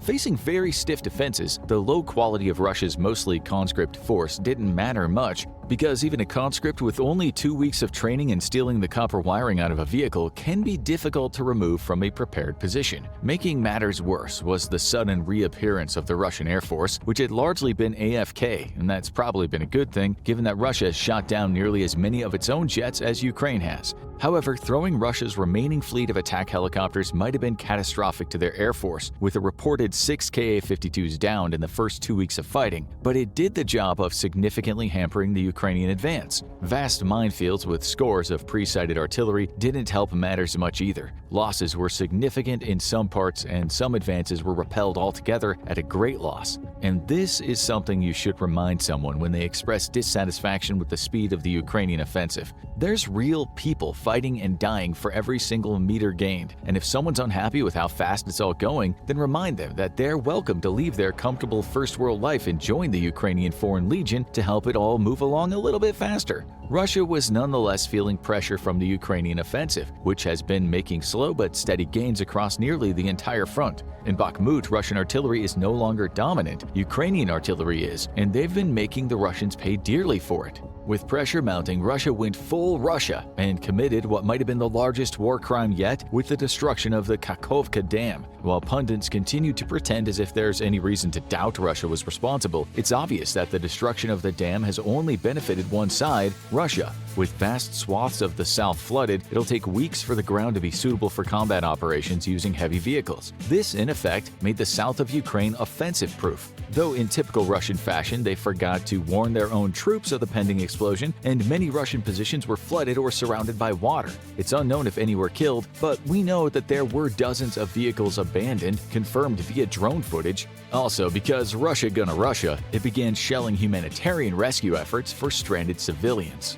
At this point, Russia has committed so many war crimes, we're all basically just immune to it. And that is a bad thing, because the Russian Federation must eventually be held accountable. With each recon in force operation failing to find significant weak points in Russian lines, Ukraine suddenly changed tactics, and now it's launched what could be called a second offensive with completely different goals than the first. It's widely believed that Ukraine's original goal was to break through Russian lines and punch through to Melitopol or Mariupol, thus severing Russian lines of communication with forces in Crimea and southern Ukraine. That may still happen, but Ukraine is now fighting a completely different battle, and Russian soldiers have been taking to social media to complain about it. Sometime in June, Russian defenders began to breathe a sigh of relief. The expected artillery bombardment that preceded and directly supported each Ukrainian attack stopped coming. Frontline troops thanked their lucky stars that the deadly rain of high explosives had finally abated. In the rear, though, Russian artillerymen were getting a taste of their own medicine. With an information blackout across the front, Western sources were forced to turn to Russian social media channels like Telegram for information about the fighting. Here, soldiers have been regularly very unfiltered and honest about the fighting throughout the war, and suddenly one thing was becoming abundantly clear: Ukraine was killing Russian artillery at a staggering rate. Ukraine has been vastly outnumbered by Russian artillery since the war began. When you've got a big, dumb army like Russia, artillery is great. It has long range, and with a high enough volume of it, you really don't have to worry about having well-trained troops or fancy things like basic equipment or combined arms warfare. Well, unless you're facing an actual combined arms army. Luckily for Russia, it isn't. Unleashing literally hordes of self-propelled and towed artillery onto Ukraine, Russia soon turned eastern Ukraine into a moonscape. For most of the war, Russia enjoyed a staggering 20-1 advantage in artillery over Ukraine. That slackened to 8-1, sometimes even 6-1, as winter dragged on and both sides faced an ammo shortage. Now Ukraine has been working to reduce that disparity even further. Rather than support attacking troops with long-range fires, Ukraine's been holding its artillery in reserve and waiting for the Russian guns to open up. The moment they do, Ukrainian batteries open up in precise counter-battery fires, helped along by Western precision shells and counter-battery radars. This has had a devastating effect on Russian artillery, which, along with an ammo shortage, is now facing a shortage of actual guns, since Ukraine has been steadily blowing them and their operators to pieces. This shift in strategy comes at a cost to frontline troops undertaking dangerous assaults, but it's ultimately an investment in long-term victory. By leveling the long-range fire disparity between the two sides, Ukraine is neutralizing one of Russia's only real advantages in this war. And since Ukrainian infantry is better trained and better equipped, Russian guns have no choice but to open up and expose themselves to patiently waiting Ukrainian artillery. As has been seen time and again, Russia's only real successes have been down to its staggering advantage in artillery, and that advantage is steadily shrinking due to casualties and ammo shortages. Ukraine is also seeking to paralyze Russian logistics in the rear areas. It's been leveraging special operations forces and long-range weapons provided by the West to hit at Russian logistics with great efficacy. They've also been targeting key bridges in the rear areas to knock them out of commission, significantly complicating Russian resupply routes. This is a standard practice for a modern military, but with Russia not receiving the type of resupply that Ukraine is getting from the West, each ammo depot struck by Storm Shadow missiles represents a significant loss in capability that's not easy for Russia to replace over the long term. For its part, the West is finally getting over its shyness about equipping Ukraine properly. That's why this offensive is quickly being reshaped from an attempt to break through very tough Russian lines into setting the stage for future offensives, leveraging even greater amounts of more Western advanced equipment. But the West has to step up to the plate and quit pussyfooting around for the strategy to work. Abrams tanks will soon arrive in Ukraine, and more Leopards have been pledged, but the West needs to turn its arms factories on and pump out a steady stream of resupply for Ukraine. Piecemeal donations of equipment are no longer going to cut it, because despite truly apocalyptic losses, Putin and the Russian people have shown an incredible appetite for casualties, which is really Russia's greatest quality, to be honest. At character creation, Russia chose the sadomasochist perk, because the Russian people absolutely love pain and put up with losses that few other nations would stomach. With F-16s finally on the way, though, Ukraine is in a winning position over Russia. France recently pledged 50 of its long-range strike missiles, and the US is flirting so hard with the idea of giving Ukraine ATACMS that it's giving everyone blue balls. What's clear is that Ukraine can win this war, and it could win it quickly if the West would stop being scared of the world's weakest strongman, Vladimir Putin. Video evidence has the internet talking.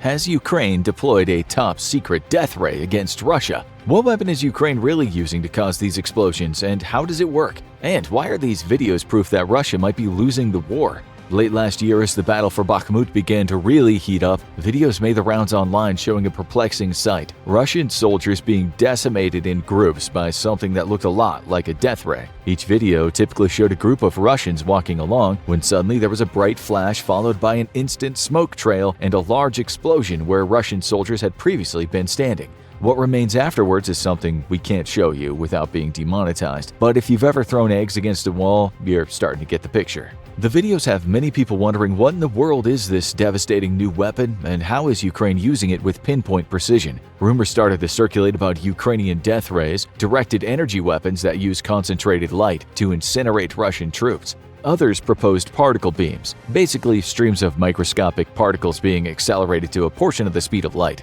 The origin of these Wunderwaffe was as speculative as their nature, with some believing that the US was deploying super-secret tech, but others no doubt believing they came from aliens or Atlantis itself. The internet's a wild place with no shortage of crazy, but the truth is a lot more down to earth, unfortunately for the Russians being decimated by it, because not only is the weapon being used here pretty conventional, it's very widespread and being supplied in numbers by NATO. So what are we dealing with exactly? Our resident military veteran was quick to identify this weapon after we showed him a few videos of it. Each video was largely the same: a group of Russian soldiers walking around, often entirely too casually to be so close to the front lines, when suddenly there's a flash of light or a small explosion. Within nanoseconds, there's a much larger explosion at the location the Russian troops used to occupy before being liberated of all their limbs and hurled dozens of feet in every direction. First thoughts were that it might be an artillery shell, similar to Western smart anti-tank shells. These special munitions are meant to take out tanks and work by being fired out of 155mm artillery from over 20 miles away. The munitions then deploy small wings and spiral downwards, scanning for enemy vehicles. When identified, the munition triggers an explosion, and this is where the genius part comes in. The actual explosive lines a hollow metal cavity, and the force of the explosion is designed to shape that metal layer into a superheated, very dense projectile. The explosively formed projectile, or EFP, has less penetration power than a heat or shaped charge warhead, which works by creating a superheated jet of molten metal, but it has far greater range. Heat and shaped charge explosive jets have very little range due to cooling and loss of energy, but an explosively formed penetrator can still travel for hundreds of meters. Decades ago, the U.S. Air Force began testing these weapons with incredible success, and the U.S. was quick to share the technology with Ukraine, who used it to great effect. In the following video, you can see the telltale explosion several hundred meters over the target, followed immediately by a second explosion as the EFP strikes the Russian vehicle and destroys it.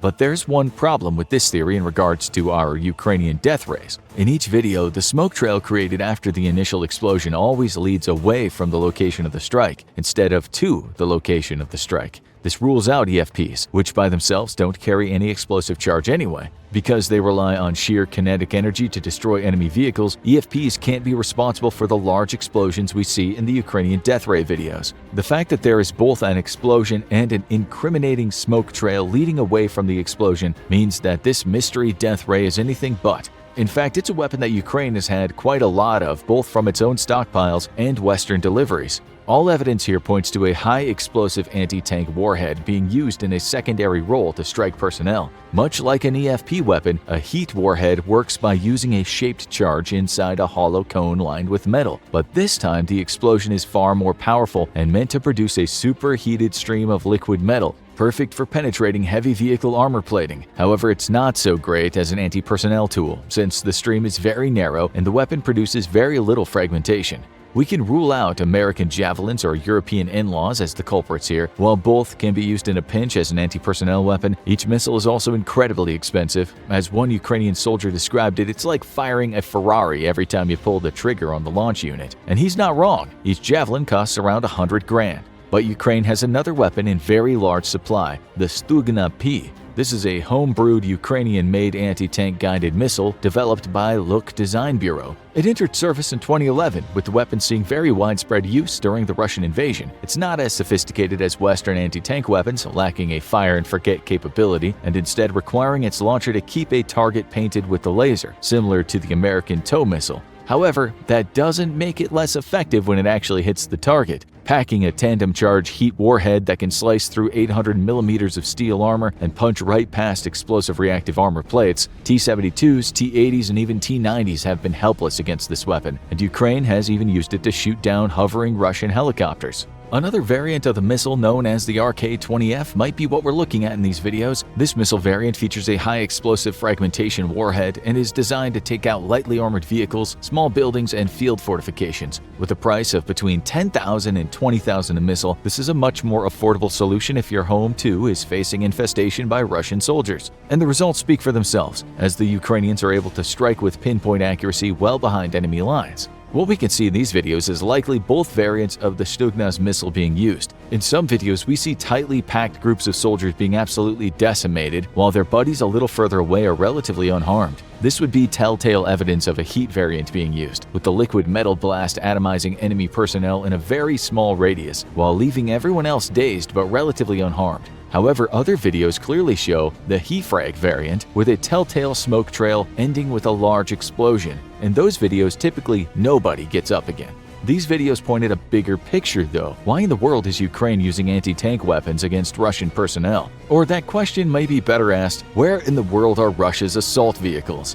Why is Russian infantry being used dismounted to attack entrenched enemy positions? The videos of Russian personnel being blasted into orbit or atomized by superheated molten metal are evidence that Russia is having the exact problem that Western observers noted it would have months ago. Russia is being forced to rush hundreds of thousands of conscripts through basic military training, and as many in the West correctly observed, these conscripts would not receive nearly enough training to be employed as part of a modern mechanized assault force. Infantry working in close cooperation with armored vehicles requires months of training and specialized techniques, which Russia simply doesn't have the time to teach its new conscripts. Trying to put together an armored assault with a conscript force would leave the vehicles unsupported and vulnerable to anti-tank weapons, which seems to be how Russia does business anyway, judging by how many tanks they've lost to ATGMs. So instead, being left with poorly trained soldiers and an ever-decreasing vehicle fleet, Russia is forced to do things the old-fashioned way. In Russia, the Battle of Stalingrad is a heroic turning point in modern history, and the Russians do love to remember the good old glory days when literally millions of soldiers died because Stalin's only strategy was to jam German guns with human bodies. Now Russian conscripts are being forced to use the same tactics their great-grandfathers did against the Nazis, but with far, far more terrible results. Russia has historically placed very little value on human life, and videos of Russian troops assaulting with no armored support prove that Putin is out of options and forced to rely on the tried and tested Russian doctrine of war: pour enough meat into the meat grinder that it eventually jams. The announcement of over 100 Leopard 2 tanks for Ukraine, as well as 31 American Abrams, was one of the most welcome announcements delivered by the West to date. January 25th immediately came to be known as Ukrainian Tanksgiving. The months-long political and social media campaign to #FreeTheLeopards has finally come to an end.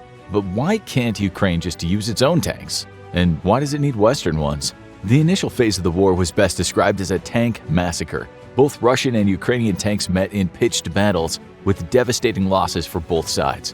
Russia naturally came out on the losing side numerically, with an estimated 2,000 tanks destroyed, abandoned, or captured. This, however, was largely due to either mismanagement of troops and supplies or Western anti-tank missiles. However, while Ukraine has kept its losses very close to the chest, it's estimated that it might have lost as many as 800 tanks in the fighting to date, which is nearly as many as it started the war with. Russia technically came out the winner in the Great Tank Exchange, given that it still holds thousands of tanks in reserve. Comparatively speaking, Ukraine lost nearly 100% of its tank forces, as opposed to Russia losing about a quarter of the tanks it could realistically put on the battlefield. We're not talking anything remotely modern here, but at the end of the day, a giant armored box on tracks with a big boomstick on a turret is still a giant armored box on the tracks with a big boomstick on the turret. You can laugh at the T-62s being literally dragged out of museums to put into service all you like, up until the moment one of them explodes you into fine mist, because your side ran out of tanks a long time ago. Many more Ukrainian and Russian tanks were recovered, repaired, and pressed back into service, however, and of the recovered vehicles, Ukraine did a good job snatching up Russian ones as well.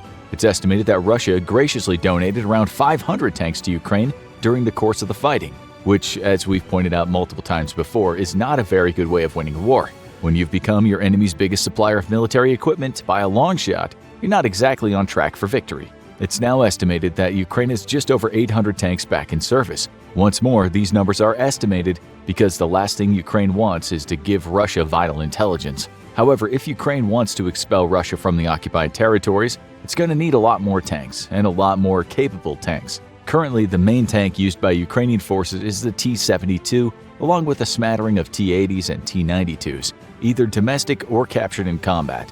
The T-72 is a fine vehicle. It's honestly one of the Soviet Union's greatest hits. While even when fielded during the latter half of the Cold War, it was not truly comparable one-on-one against a Western tank, it's well-protected, powerful, mobile, and more importantly, relatively cheap. Today, a new or lightly used T-72 will run you around $1 million, which is frankly an absolute steal when it comes to armored vehicles. During the Cold War, the Soviet Union and the US-led West took two completely different paths in terms of military strategy and doctrine. The West opted for smaller, more technologically advanced forces, adapting mobile warfare under the air-land battle concept. Agile Western forces would strike at Soviet formations from various different directions at once, while special forces and aircraft struck at the rear command areas to create chaos. This doctrine took advantage of Soviet top-down command structure, and the West knew that it would seriously diminish Soviet fighting capabilities by severing the links between commanders and their field units. The Soviets opted for a more brute force approach. Given their technological disadvantage against the West, the Soviet Union and its allies instead opted to field massive armies and bring overwhelming numbers down on the West. The T-72 was thus the perfect vehicle for this role. It was protected enough to be survivable on the front, while cheap enough to be produced in huge quantities. 25,000 T-72s were built, which is a staggering figure when you consider there's around 2,000 German Leopard 2s today. As the kids today would say, the T-72 was lit, and if you were down with Marx and Lenin, the Soviet Union would practically gift you hundreds of them. It might not have been the most sophisticated tank out there, but having thousands of these swarming into Western Germany would make a pretty compelling argument for its effectiveness. At the start of the war, and over the next few months, Eastern NATO allies began to donate their T-72s to Ukraine in large numbers. It helped to replenish Ukrainian combat losses. While those NATO members were giving their T-72s away, they were promised replenishment by modern tanks. However, the T-72 is now basically an endangered species. NATO has exhausted all their available stockpiles of its own T-72s, and any from nations willing to sell or donate theirs to Ukraine. Nobody is building new T-72s for Ukraine, and this leaves the nation in a huge bind because as combat drags on, losses will once more mount. If the West can't replace those losses, Ukraine loses the war, with horrific implications for international stability and European security. This means that there's only one option: resupply Ukraine with Western tanks. Ukraine needs Western tanks as a matter of practicality. Given that there's no more Cold War relics left to ship to the front, there's really only one option left. However, Ukraine needs Western tanks because of their superior performance versus Russian tanks. Simply put, German Leopard 2s and American Abrams are a cut well above anything that Russia is putting on the battlefield. As one military commentator noted, Leopard 2s will cut through Russian lines like a hot knife through butter. It's not just Western bluster either. Both the Leopard 2 and the Abrams weigh over 20 tons more than the T-72. And that's not because they're gorging themselves on fast food and freedom. That's an extra 20 tons of armor, armament, and additional support equipment. When you're going up against a tank that's got half your tank's weight extra in armor and armament, you know you're going to have a bad day. Russian observers have called the Western tanks bloated, yet we can't help but notice that none of those observers are volunteering to become tankers anytime soon. The United States has stated it will be removing top-secret armor plating from the Abrams it sends to Ukraine, yet even with most modern armor packages, the Abrams is an absolute monster. Only 9 Abrams have been lost in combat, and 7 of those were due to friendly fire, while the other 2 were destroyed to avoid capture. Considering that the Abrams led the charge in the deserts of Desert Storm against Soviet tanks, we can expect a very similar performance on the battlefields of Ukraine. Likewise, the Leopard 2 has proven itself in combat. Although multiple Turkish Leopard 2s were destroyed fighting in Syria, this might have been due to poor implementation by the Turks. The verdict is still out on this one, and the Turkish military is not offering up any details publicly. Without a doubt, though, the Leopard 2 outclasses anything the Russians have left in their inventory, meaning their smaller numbers will still pack a huge punch. It's not just superior cannons and armor, though, that make the difference for Ukraine. It's the unique abilities of modern Western tanks versus their Russian equivalents. Western tanks have better fire control computers for more accurate shooting, and unlike many older Russian tanks, they can shoot while on the move. The ability of the Abrams and Leopard to shoot on the move is legendary. and the Germans proved it when the Leopard 2 debuted in what is possibly the most German way possible.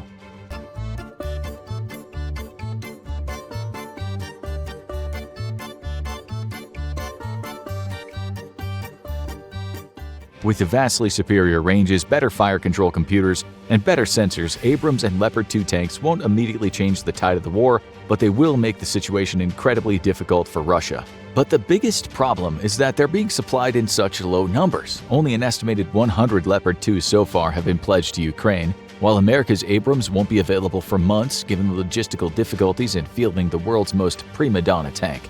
Getting the Abrams to Ukraine will require training Ukrainian maintenance personnel in upkeeping the complex turbine engine, securing a flow of jet fuel, which the tank uses, setting up a resupply network for its ammunition, and qualified emotional support animals and motivational speakers for the daily pep talk the Abrams needs just to start its engine.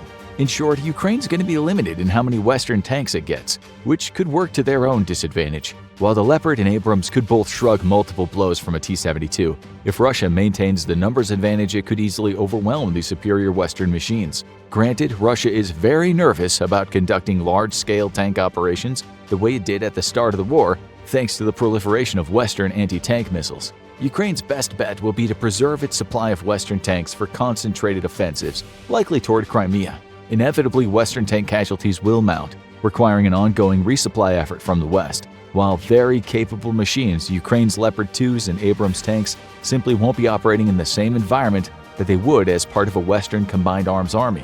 This means they'll be vulnerable to things such as Russian artillery, which a Western army would use its air dominance to suppress as its armored forces move. The delivery of Western tanks to Ukraine won't be the game changer everyone's hoping for, but as the war drags on, the continued resupply of these advanced machines certainly will be.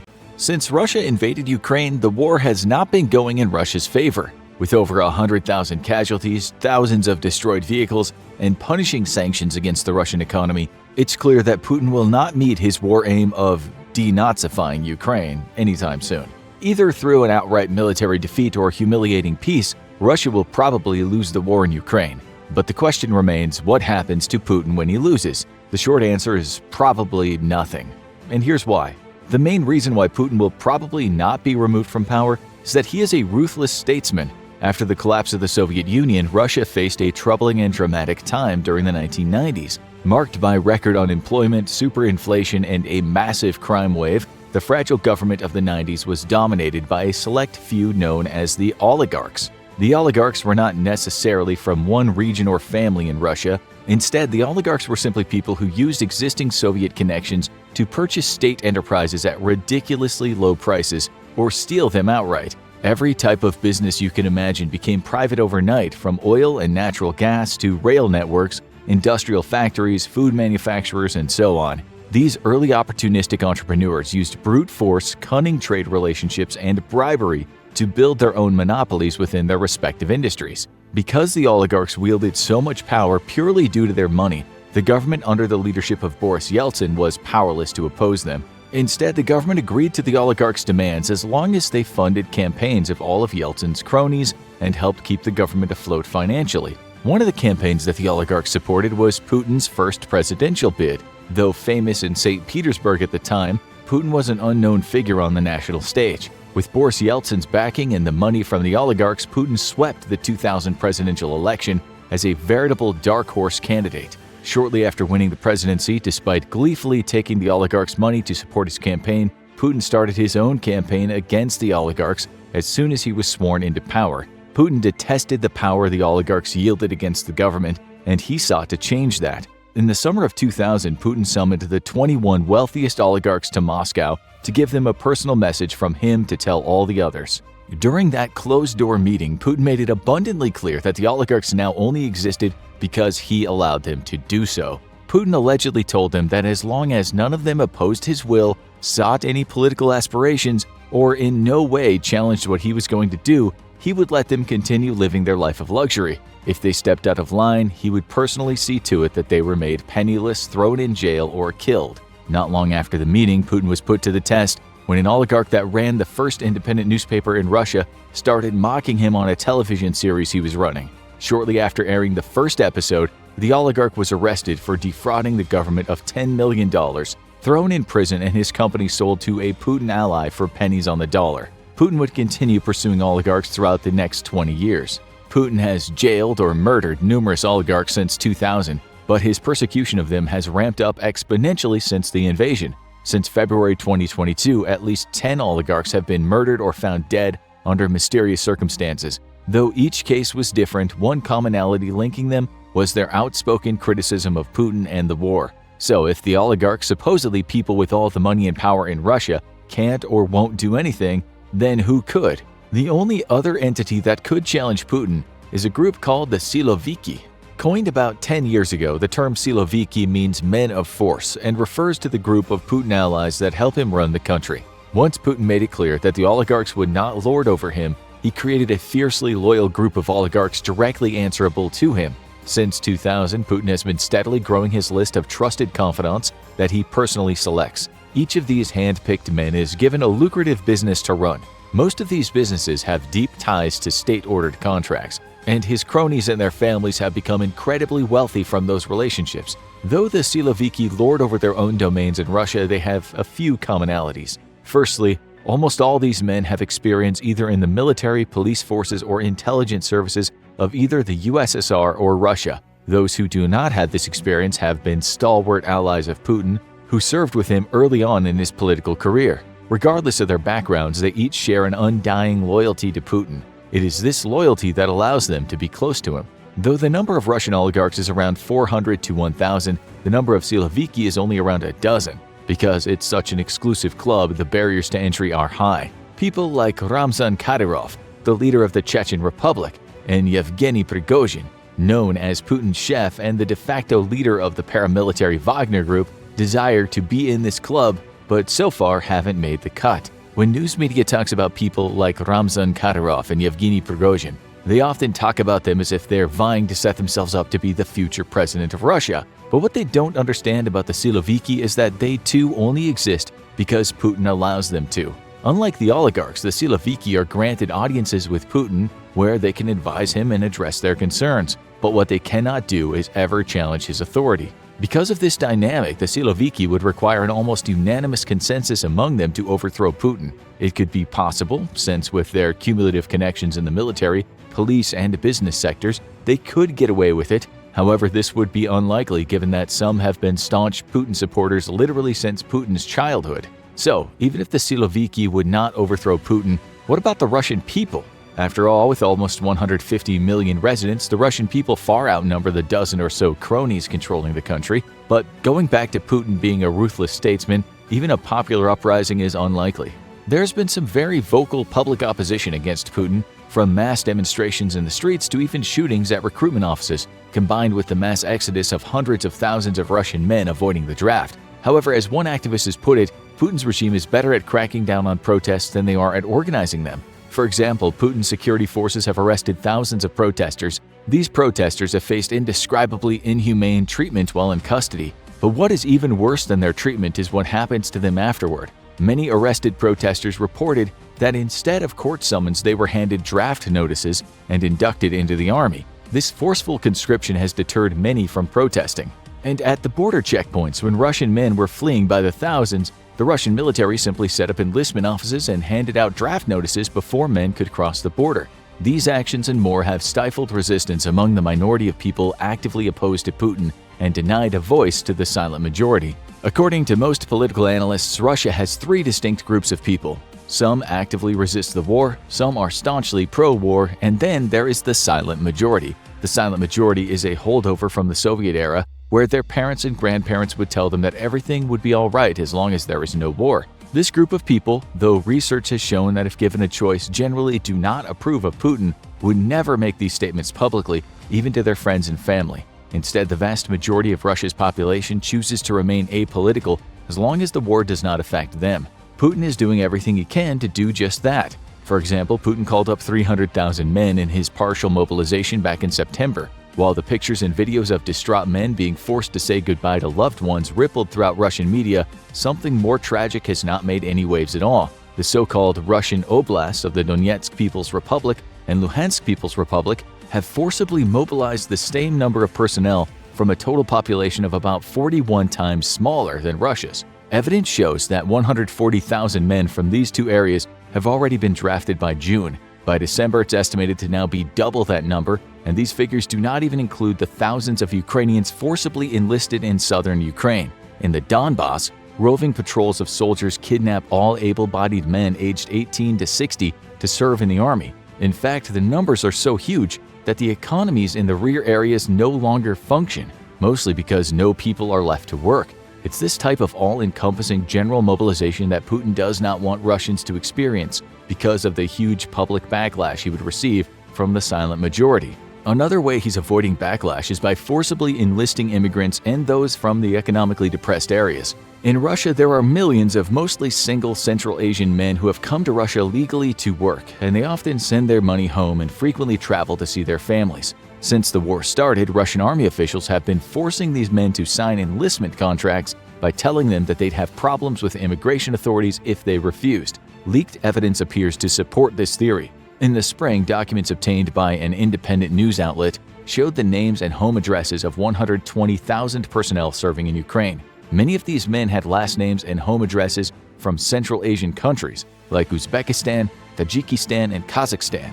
Since the war started, more studies have proved that mobilization efforts target poorer communities in Russia. Frequently, oblasts in eastern and southern Russia face per capita mobilization rates 10 to 50 times greater than places like Moscow, which is a hotbed of Putin support. Because most Putin supporters are middle class and higher, Putin's forced generation efforts disproportionately target areas where he is not as popular, thereby keeping his supporters loyal. However, despite racial profiling and discrimination, some communities have embraced this opportunity to increase their standing with Putin.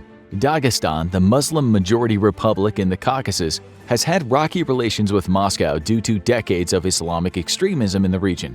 Local leaders see the war as an opportunity to provide huge numbers of personnel to get political favors with Putin. These communities have become Putin supporters as a way to secure more financial aid and lessen Moscow's grip on local politics. Another factor that keeps the silent majority silent is the lackluster results of the sanctions on the Russian economy. Over 1,000 Western businesses have left Russia, and that number grows every day. But despite this, the Russian economy is only expected to retract about 4% this year, far less than Western analysts had hoped. Because of this, though consumers are slightly annoyed because they have fewer options to choose from, there are still plenty of options in large population centers. With increased salaries from state-owned corporations, Putin has done much to ensure his supporters are taken care of. However, these sanctions are hitting Russians harder in rural areas where most of his army hails from. With already depressed wages, the price increases on the available everyday products have hit the wallets of many less economically fortunate Russians. With few state jobs in those areas,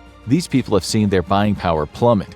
But despite this, they hunker down and endure the storm because of the prevalent Soviet mindset that is stuck around in the Russian countryside. Even though a regime change in Russia is very unlikely, it could still happen. The more likely scenario would be a silent coup from the Siloviki. Up for re-election in 2024, Putin could be forced by this group to not seek re-election. In exchange, Putin and his family would be guaranteed to live out their days in comfort with the estimated $200 billion worth of wealth he personally holds. On the other hand, the much more dramatic scenario would be his forced departure from Russia.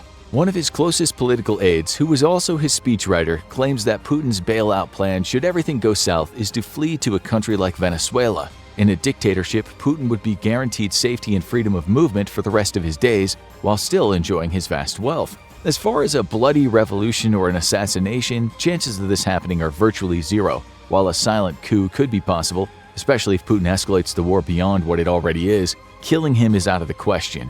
The opposition is too closely monitored to conduct such an act, and he has too many protections in place from his pro-war hawks, and the silent majority is too afraid to do anything to disturb their quality of life. The question now becomes, what does Ukraine need to stop Vladimir Putin and his bloodthirsty generals from massacring the Ukrainian people? The short answer is more firepower, but there is a more strategic approach that leaders of the country have in mind. Given a handful of several specific weapons, Ukraine will be able to hold the Russian war machine at bay, which would deal a massive blow to Putin. Priority number one for Ukraine is to secure more air defense systems. Throughout the war, and especially in recent weeks, Russia's been launching missiles, air raids, and drones to disrupt Ukrainian infrastructure. The horrible part is, these threats from the sky are causing civilian casualties in many regions around the country. From the beginning of this war, the Russian military made it clear they did not care how many Ukrainian citizens died as they advanced across their lands. All that mattered was that Russia captured Ukraine at all costs, and they couldn't even do that. Artillery, missiles, and kamikaze drones have all taken the lives of innocent civilians, and this pattern doesn't seem likely to stop anytime soon. The key weapon that Ukraine needs right now to prepare for the harsh winter ahead and the next phase of the war is surface-to-air defense missiles. For most of the war, Ukrainian forces have been able to hold strategic locations and deal massive amounts of damage to the Russian military. In the last few months, Russian forces have pulled back from the front lines to regroup and come up with new strategies as to how to defeat the Ukrainian military. Russia's new plan of attack now seems to be hit the targets from afar. It's probable that Russian military leaders have been harshly reprimanded by Putin and his inner circle for the loss of men and the inability of their troops to take key strategic positions. This embarrassment has led to many top military officials being replaced. Russia's current strategy is focused on air-based attacks, such as missile and drone strikes, to disrupt everyday life in Ukraine even more than this conflict has already done. Knowing this, Ukrainian officials are pleading with NATO to send them more air defense weapons. Currently, the Ukrainian government is planning to receive 2 national advanced surface-to-air missile systems made by Raytheon, a multinational aerospace and defense conglomerate with headquarters in Arlington, Virginia. It's likely these NASAMS will be deployed in major cities such as Kyiv to protect them from Russian air attacks. The NASAMS are capable of tracking, targeting, and destroying drones, missiles, and helicopters. This is exactly what Ukraine needs, as missiles and drones are the biggest threat they face in this next stage of the war. The NASAMS use short to mid-range missiles to destroy enemy threats to the surrounding area. What this means is that these weapons are purely for defensive purposes and cannot be used by Ukraine to launch an attack against Russia. As the next stage of the war continues in the coming months, Ukraine is focused on protecting its major cities and the civilians living in them from Russian threats. But having 2 NASAMS is not nearly enough to combat the onslaught of missiles and drones that Russia will be firing over the course of the coming winter. This is why Ukraine is asking for more surface-to-air weapons to help them protect their citizens and military assets. It'd be one thing if Russia was only targeting Ukrainian military installations, but they're not. Missiles and drones are being used to disrupt the Ukrainian power grid and energy infrastructure. This obviously hurts the army, but it also is leading to more suffering amongst the general population, which results in more civilian casualties. Rogue missiles end up demolishing buildings, and without power during the winter, entire families could freeze to death. Ukraine doesn't need surface-to-air just to win the war, they need it to save lives. As an alternative to the Raytheon National Advanced Surface-to-Air Missile System, Ukraine is taking an old-school approach to dealing with Russian air attacks. Since the beginning of the war, Ukraine has been using the S-300 missile system. The S-300 is a Soviet-era long-range surface-to-air missile system that was designed to protect military installations from enemy aircraft. Unfortunately, there are a few problems with the S-300. The first is the fact that it's from the Soviet era, meaning it's outdated, and finding replacement parts is incredibly hard. In fact, some members of NATO have been trying to find spare parts or fabricate the most needed pieces of the S-300 system to help Ukraine keep them working. Also, since they were designed and built decades ago, the S-300s are not the most attractive or effective weapons. And even though they are better than nothing, it's only a matter of time before Ukraine will need a better option for protecting its skies from incoming Russian threats. The second problem with the S-300 system is that it's mainly only effective against aircraft and helicopters. Russia is definitely using aircraft to bomb and attack Ukrainian forces, but they're not the main threat that Ukraine will face in the coming months. Russia will likely be dialing back everything except missile and drone strikes until they feel their forces can push forward and actually be somewhat successful in a fight against the Ukrainian army. The S-300 is not as effective against missiles or drones as they are against much larger targets. Therefore, even if Ukraine gets the parts they need to maintain these Soviet-era ground-to-air systems, it won't make a huge difference in the coming months. This is why Ukraine has made it clear that what they need right now are more advanced surface-to-air systems. The only problem is these weapons are in short supply, and no one's willing to give them up at the moment. Ukrainian military officials have been asking for Patriot missile defense systems for months. The MIM-104 Patriot is a surface-to-air missile system that has the capability of shooting down everything from planes to missiles. It's also made by Raytheon but has a much more sophisticated radar and tracking system than the National Advanced Surface-to-Air Missile. What this means is that the MIM-104 Patriot is more effective and versatile, which is exactly what Ukraine is looking for. The MIM-104 Patriot has proven to be a deadly air defense system in the Persian Gulf War, where it intercepted and destroyed no less than 40 Iraqi Scud missiles. It has also successfully shot down aircraft and UAVs while being used by the Israeli military. Basically, there is no weapon that Ukraine needs more right now than the MIM-104 Patriot. They know that the next phase of the war will be focused on disrupting their infrastructure and demoralizing their citizens through airstrikes. The Patriot system would offer protection for both civilians and military assets. The reason these weapons aren't being sent to Ukraine is that there are just not that many Patriot air defense systems currently available. In fact, these systems are the most deployed units in the U.S. Army. Many of these weapons are being used as protective countermeasures in other parts of the world or are just too valuable for any nation to give up, which is why Ukraine can't seem to get their hands on one, even though they desperately need them. The most horrifying aspect of the Russian air attacks comes from the kamikaze drones. Currently, Russia is using the Shahed-136 UAVs made by an Iranian company named Shahed Aviation Industries. These drones are built to be flown directly into targets to detonate on impact. This should allow for precise targeting, but even still, these kamikaze drones have led to dozens of civilian deaths. The Shahed-136 operates by launching multiple drones from Iraq all at once to overwhelm air defenses. This is precisely why Ukraine needs an advanced air defense system like the MIM-104 Patriot. Ukraine leaders have made it very clear these kamikaze drones continue to be a threat they cannot deal with using their current anti-air technology. And until they can figure out a way to stop Russian drones and missiles from impacting power stations and infrastructure within towns and cities, civilians will continue to suffer.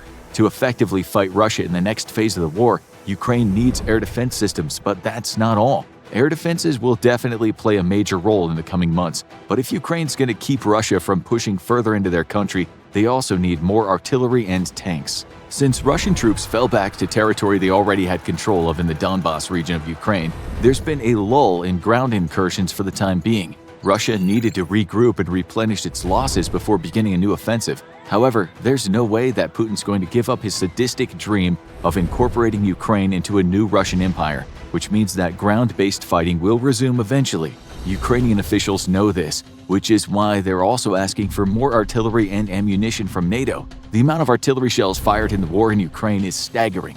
NATO reports that its forces would fire around 300 artillery rounds in a day during intense fighting in Afghanistan. Ukraine is firing thousands of rounds every single day. Think about how crazy that is. Unfortunately, the sheer magnitude of artillery shells being used means that Ukraine is quickly running out. When the fighting in the Donbas region of Ukraine was at its height, Ukraine was firing somewhere between 6,000 and 7,000 artillery rounds a day. To be fair, Russia was firing somewhere around 40,000 to 50,000 rounds daily, which is on a whole other level. What this means for Ukraine is that it constantly needs more artillery shells. Unfortunately, no country in the world is producing enough artillery rounds to keep up with how many are being used in the war.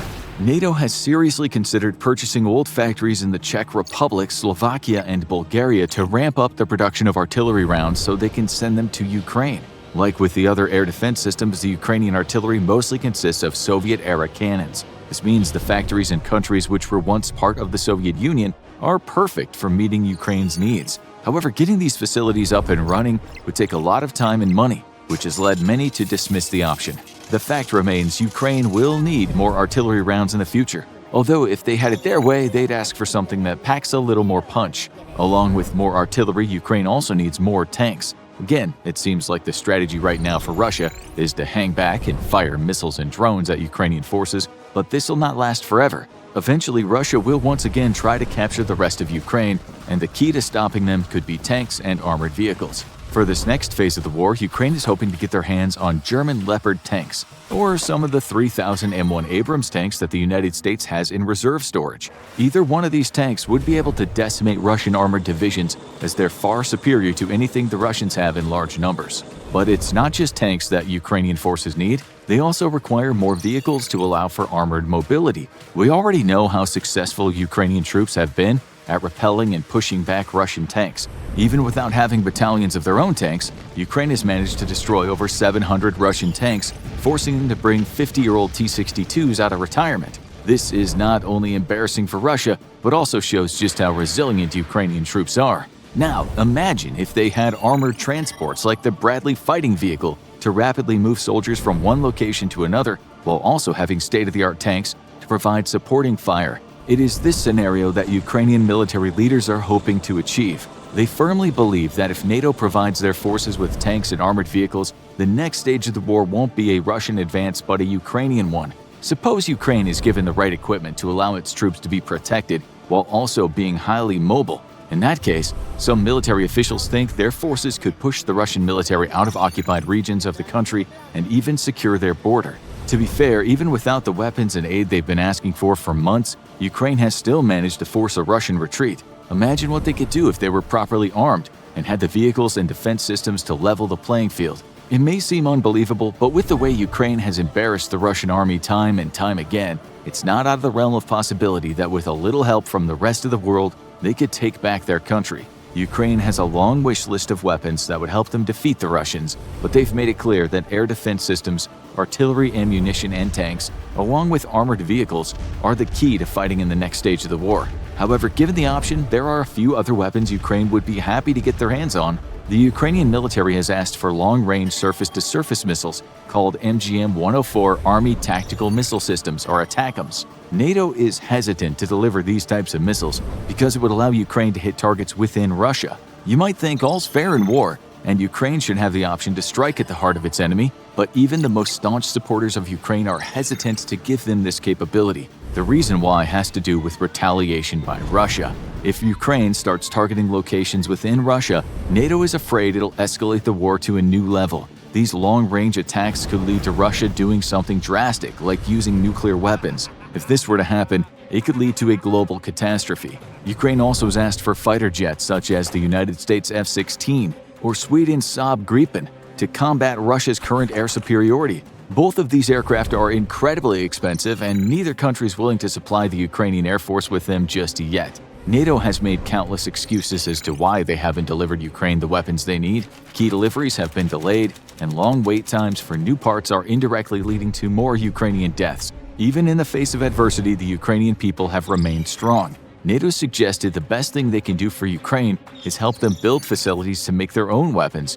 This might have been a good idea several years ago when it was clear Russia was becoming more and more aggressive and that Ukraine would be a target of a future invasion, but now it's too late. Whether they want to admit it or not, NATO countries are afraid of Russia. They're worried that the oil and natural resources it controls will stop flowing, which it has. But they're also terrified that if they intervene, Putin will use his nuclear capabilities. These are valid concerns, but NATO should now be taking decisive action to help Ukraine and not try to brainstorm ways to hide their involvement in the conflict. Even though Russia has fallen back, it doesn't mean the war is over, not even close. This is why Ukraine is planning ahead and asking for more military support in the form of air defense and armored vehicles. However, there are other things Ukraine desperately needs, and surprisingly, they're not weapons at all. Instead, Ukraine is asking for things that'll save the lives of its people. Ukraine knows that the coming months will be incredibly difficult, as more kamikaze drones are flown into power stations and missiles destroy buildings. Ukraine needs vehicles and resources to provide aid to their people.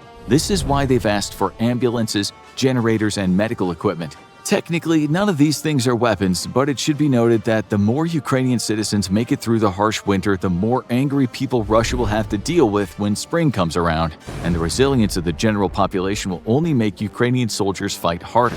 The military needs of Ukraine should not be overlooked. However, it's the people in the country that are suffering the most. If nothing else, nations around the world should be sending support in ways that'll help save lives. The only way Ukraine can succeed in the next stage of the war is if they have people who can continue to fight. The longer the war lasts, the less faith the Russian people will have in Putin. The Russian military has lost already tens of thousands of men to the Ukrainian army. At the same time, huge numbers of Russians are either deserting or fleeing the country. With each day that passes without a victory, the people of Russia question the current leadership more and more. Sending Ukraine the equipment they need could bring Russia to its knees. It's highly unlikely that Putin will be overthrown by a coup or a popular revolt due to a number of contingencies he's put in place. However, if the protests continue and Russian soldiers become more and more frustrated and afraid, it's only a matter of time before Ukrainian forces will gain the upper hand and take back the territory that has been invaded. This is why the nations of NATO need to provide Ukraine with the weapons and resources they need to prepare for the next stage of war.